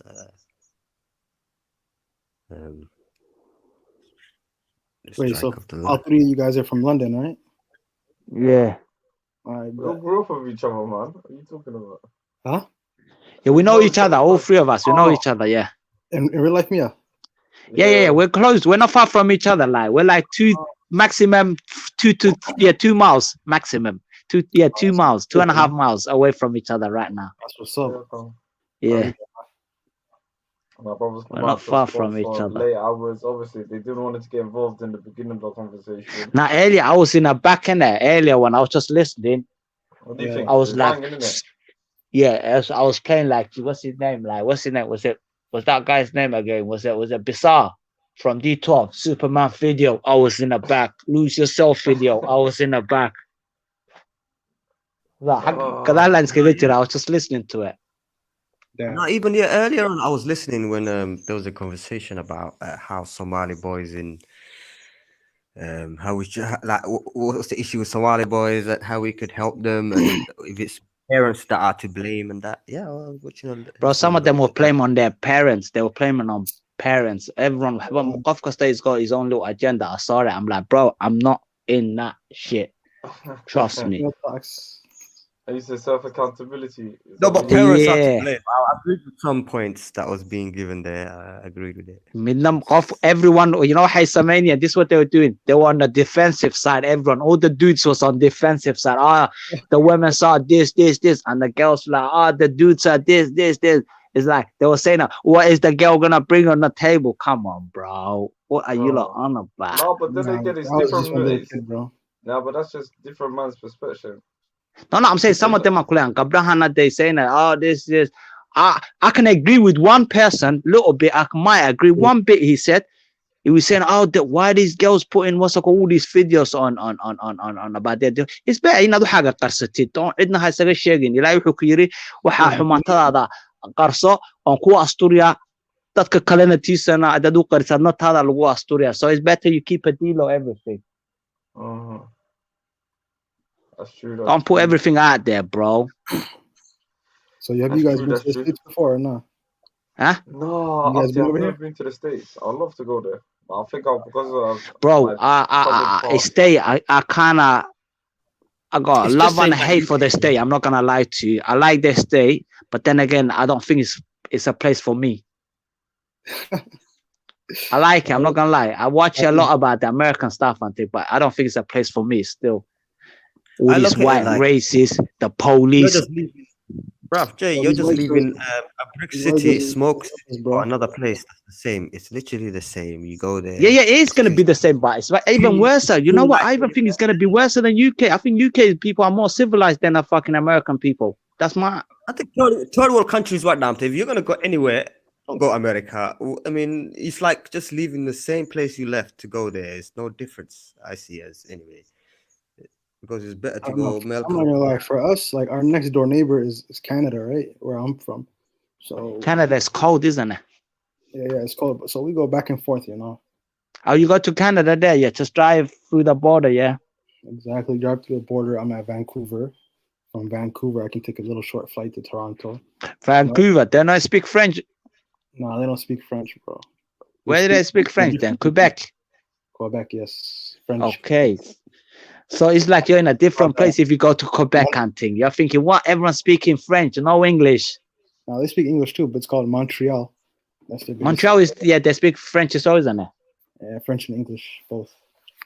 But Quebec, everyone speaks French though. No, that's false, bro. Quebec's a region. Montreal. So is there not a place in France they speak only strictly French, and some people might learn from school and thing, but main language is French, nah? Montreal, innit? That's where they speak French. I was thinking Quebec, but that looks like a French kind of place. Look. What's the other state? It's the region, right? The region, innit? Quebec is the region. Montreal's is like the capital of one of the biggest cities in Quebec. You get me? So that's how it goes. And Ontario or Toronto, Ontario. Toronto is the city, yeah. That's how it goes. Then Vancouver's a region. Look, Quebec, there's a lot of Somalis there, especially in the coldest parts where the oil is. And they do that's in Edmonton. Edmonton, yeah. Somalis are full in Edmonton. And Alberta, that's where the oil place is. That's the other region, yeah. Alberta, Quebec, and there's another one I don't remember, but British Columbia side. Yeah, a lot of Somalis are full, bro. In the North America, I'm not gonna lie. No, it's cool. I've seen. I'm not gonna lie, but North America, the Somalis, especially in Canada, man, I feel sorry for them, man. It's gone crazy up there. I was watching documentaries. Most people had fed up of the youngsters. Bear them are getting killed. Bear them are getting imprisoned, killing for murder. Yeah, those guys are some of them are in gang violence, you know. Yeah, gang violence. Yeah, that's what they are all in there. All of them are in gang violence. Yeah, especially in Toronto. But there's a lot of them that, you know, are professionals and stuff too. But the ones that are, you know, mostly sensationalized are the ones that are doing bad, right? You get me? No, it's crazy. North America, actually North America, they're big psycho to Somalia. They went in. I'd rather live in Canada than the United States. That you know. It's kind of the same, like, you know. No, it's like Canada's more like the UK. It's more liberal, you know what I mean? It's more laid back. Come on. Yes. Political view. Yes, you're right. Yeah, they're political. Yes, it's different. Yeah, and the influence they have, everything is usually the British, you know what I mean? Like Australia or this little island. Well, you're right. White people are everywhere in the world, but when it comes to the difference is sometimes. Why do you think Drake is influenced so much? He loves the UK, or because he grew up with it, bro. He never knew that because of the Queen. You know what I mean? He grew up with the Queen and all that. Most of his time is in the States, right? He has houses here. He stays here. Drake. Yeah, but I'm saying like he really knows what the Queen and you know. I think. Well, to be honest, I reckon America's his second home. You know, that's where he made it. Most Canadians, they need to go. The thing is, Canadian for them to make it, they have to go to America. You know. Of course. Prince Harry even went to America, bro. You have to, bro. If you want to make it, check this out, man. Hey, guys, listen, Bro, I was in Calabasas just 2 summers ago. You dig? Check this out. Do you know how many actors that you lot watched? Do you know how many actors we watched over the years that when we young we grew up watching? Yeah, and most of them was Canadian. Jim Carrey was Canadian, you know. Really? Jim Carrey, Canadian. Who remember Steve Martin? Any of you lot remember Steve Martin? Ryan Reynolds. He's Canadian. We were just talking about him. That's youngsters now. What she is like? I'm talking about old school ones. Steve Martin, Canadian. Fucking Michael J. Fox, Canadian. gonna come through. I'm gonna come through college, bro. I gotta go, fam. Gotta go. Waa ka bootay ari libax. We're still gonna run it for another 12 minutes on Google. 7:30, 7.5 hours. Auria, nice chatting to you, my brother. Yeah, look after Come yourself. back Yeah. tomorrow evening. If you want to come back bro. tomorrow evening, we're gonna be doing open mic, but we're gonna be doing the football at 5:30, the soccer. Right. Maybe you're not interested in that, but Tottenham v Man City tomorrow. I'm gonna tap in with the open mic, fam. Say less. Open mic, yeah, man. All topics on the table. All right, broski. Take care, guys. Nice. I love my brother. Take it easy. Bro. You man say. Mos, when did he finish work? Bruv, I finished around what 1:40. Oh shit! I was shocked when I saw you in here. I'm like, what? And I'm you know, in the early time, I listened to them, and I was in the background. But I was just listening to them, and I said, let them. Yeah, no, I jumped in really right just before I finished work, about an hour before that. Then I was listening to the issue Because with the they're girls. passionate about it. The thing is, yeah, markay ka hadlayaan waxoodan halkan I've noticed that they're passionate about it. Everyone has to be, nah, if you don't see the way I see it, you're you're something wrong. There was some points, but yeah, everyone seemed to be offended somehow. Yeah, that's exactly. One second. Let me say something. Let me say something. There's 42 likes. At least get me to 50 by the end of the stream. 10 more minutes. 50 likes. Bro, you got 8 dislikes more. at Heisa time, man. You got 8 dislikes. 8 people that did not like your show or whatever you were saying. So I know it was earlier. But now it's 2. 6 of them, they said, nah, we love the brother. okay, they took it back because I was looking at it not long ago and he said 8 dislikes, and I'm said, who are them 8?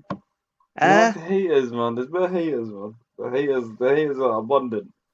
Which one? But you know what? Listen, Not everyone if can love anyone's what, listening, you know, stop hating a brother and support him. All right? no. Just Support each support other, the man. brother. Huh? I'm gonna support the channel, hit up the like button. Yeah, support the brother. Donate the brother as well. Yeah. You know what I mean? Come on. Let me throw the paper That's in the there. only way that the channel will grow. You need to donate. It's our channel, our channel. You know what I mean? It's our No channel. hating. No hating out here. Love He's got everyone. expenses to pay. You know what I mean? The electricity is not free. No, but some of them dislikes can be not practically what Khalid said, but it could be someone else what they said. I mean, it doesn't No, count. not him. No, I'm just talking Dislike about doesn't mean generally. you like it. Regardless of who Dislike it is, if you dislike what someone else has said, yeah, that ain't got nothing to do with him. You know what I mean? You're disliking But it his affects thing. the channel. Some people just hate what someone else said in the video and they just dislike it because of that. Some people the just guy's hate it, channel. man. No, it's a personal thing. I know where it is. It's a personal thing. Trust me. We see that, bro. We know what that is. That's sad. You know where it is, bro. I know certain man looked at it and said, bro, let me put one dislike. Yeah, let me to be honest, let me I've put a little never- dent on. Let me put a little dent on the brother line. Nah, they can't. I've you never know, if you- wasted my energy on disliking. If you're gonna do like, you might as well just like. You're not gonna waste your time. Just let me go there. Dislike doesn't mean nothing Like- anyway. Dislike something just because you hate it. It's like, you made an intention, right, to dislike. Yeah, go on. Because 7 more people, man. Let's reach 50 likes, man. 13 people watching. How many Fuck the people are haters, watching? man. 13 people. Yeah, man. But Oh, it was- 13 you know what? people. It was a good stream. It was a good stream. Put man. some I'm not gonna like on, man. Put some like on. Come on, guys. Come on. We got 7 minutes. Put some like. Come on, guys. Let's do this. Let's do it, man. Yeah, And let's enough to do come this, on, man. And we're Huh? gonna be going after. Anyone that wants to come to the after show, let us know. We're gonna be Anyone who rolling wants it to up. jump on right now, jump on. You know what? We're gonna discuss a quick one about Somalia for not having government. Come on, jump on, guys. Should we leave that for tomorrow? Let's talk Open about mic. why Harmacho is not giving up the seat and he's not. What That's is the mad. problem? Let's talk about it. What is really happening in Somalia? Why don't they not have a functioning government at the moment? Nah, Come on, someone jump on. Tuesday, you know, That's why. I was gonna say I was gonna leave that for Tuesday. Or say something on the comment. Right, say something in the comment, guys. You see, Oakland in the house, yeah. Oaktown. Oaktown, California here. We got California in the house. Hanat Another Kulani. place. If I'm gonna move anywhere, I would go to Oakland.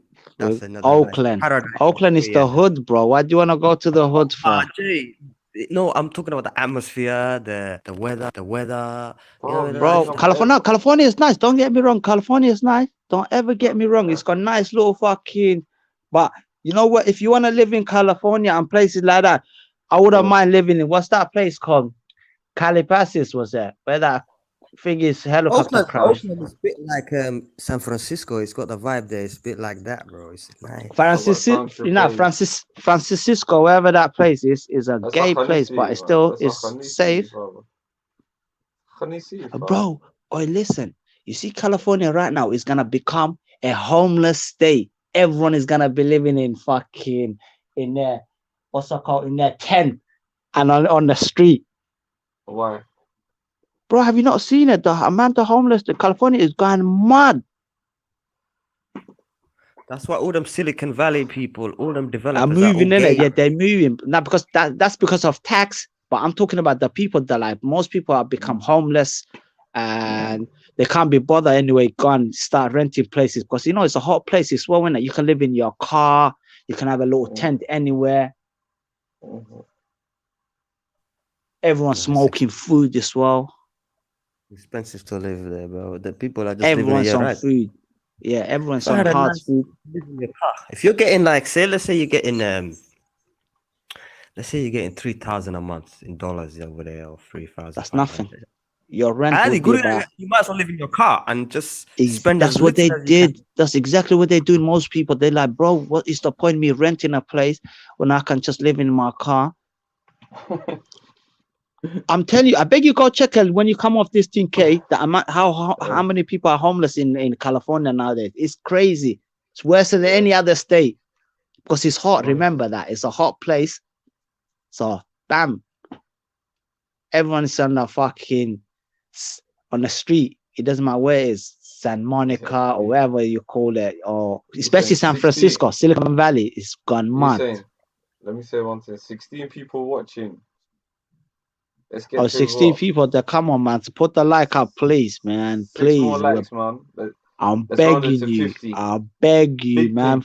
Big pinky. For the love of God, put the likes on, guys. For the love of God, put the likes on, man. Hit the like button, man. Hit the share button. Hit the likes button and the subscribe button as well. If you're new to it, it will be appreciated. Yes. Somalia for sale is saying, yeah, they're on drugs. Is that what you're saying? All the people that are homeless in California are on drugs. I doubt it, my brother. Not all of them. I know most of them are on food, heroin as well.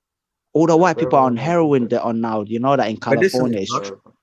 Pharmaceutical drugs like pills. Yes, pills. But the majority of them are on heroin. Anxiety, all them kind of pills. You see the majority. Hey, you see the majority of them, they're on a budge. They're on a budge. Yeah, they're on a budge. Budge Banton. They're on a budge Banton. What is it? Let me see the thing now.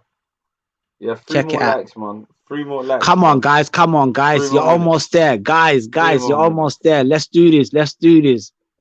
3 more likes. I'm good to earn enough for the night. Yeah. We need to hit the target. We need to hit the target, otherwise there won't be no more show. Come on, 50 likes. 50 likes, and if you're new to the channel, subscribe and share. Yeah. Smash it. Don't smash the like button, smash the subscribe button, and share. Look at that. Someone actually hit the dislike button. We love you too, bro. Yeah, Somali for share. Yeah, Somali for sale is saying, yeah, it's true, bro. The house is expensive. We know that. But majority of people, they don't want to rent places. They're thinking, what? Why do I need to spend all this money for a place to live when it's hot out there and I can buy bare budge? I'm telling you, they're on a hard. Oh, you know, even there's some mad disease happening from there. I don't know if you lot heard about it. What's that? Because of We're the gonna be homelesses. we're gonna Because be in of the the after homelesses, club, there's yeah. bare Anyone that mad wants to disease join going us, on there. The rats and all that shit. It's peak out there, man. filthy, Trust me, it's peak. filthy. Yeah, 3 how you more gonna? likes left, yeah. When 2 are you more gonna minutes, piss? yeah. 1 more minute left, yeah. Come on, 3 more likes. 3 more likes. Guys, let's do this. Come on, guys.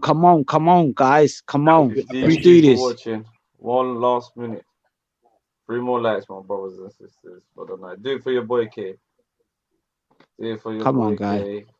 Get up the sub, hit up the like. Dash a donation if you're feeling friendly. Yeah, donations, so don't forget that. We Spread the provide word the as well. service. Share, likes, do whatever, Best man. Somali live stream channel. You already know. Hit us up. Yeah, you hear me? You We got already all know what juicy time it is, topics, isn't bro. it? No echo chamber, no big friending. We don't need to cat no one's channel. We're here. Yes. Let's do the damn thing. Come on, we Yeah, do the spread the damn word. thing. No Every hating. week we agree. No hating, just love, man. And love Live yourself as hasn't. well. Guys, everyone that's listening, love yourself, love your I've sisters got. as well, and He's your telling me. He's brothers. telling me. I've got a Twitter account. What's this guy on for? Love your brothers and your sisters. Stop self-hating. I mean, stop that shit. Stop self-hating. Love your brothers. Love your culture as well. Love your culture. Your deen. Come on. I mean, love each other, I man. mean, All love, man. No hate. you need to love yourself. Fact, I've got it. So go check us out on YouTube, Twitter. Anyway, You need to listen. love yourself, and especially when I say love yourself, don't hate. I mean, like, don't hate Somaliland as well. They're your brothers. Don't hate. Yeah. For the channel, we got the Yes, Twitter for the channel, man. We got the Twitter for the channel. But listen, we're gone. SS, we'll see you tomorrow. Tottenham's Man SS City. family, all of you lot, Open take mic. care. Back again. Open mic tomorrow. You don't know. We're pushing the pedal to the metal. Open mic tomorrow. Tomorrow's topic is gonna be why does Somalia? What's going on? What's happening in Somalia? Basically, right? Do they have a government? What's really going on? Gonna talk about that tomorrow.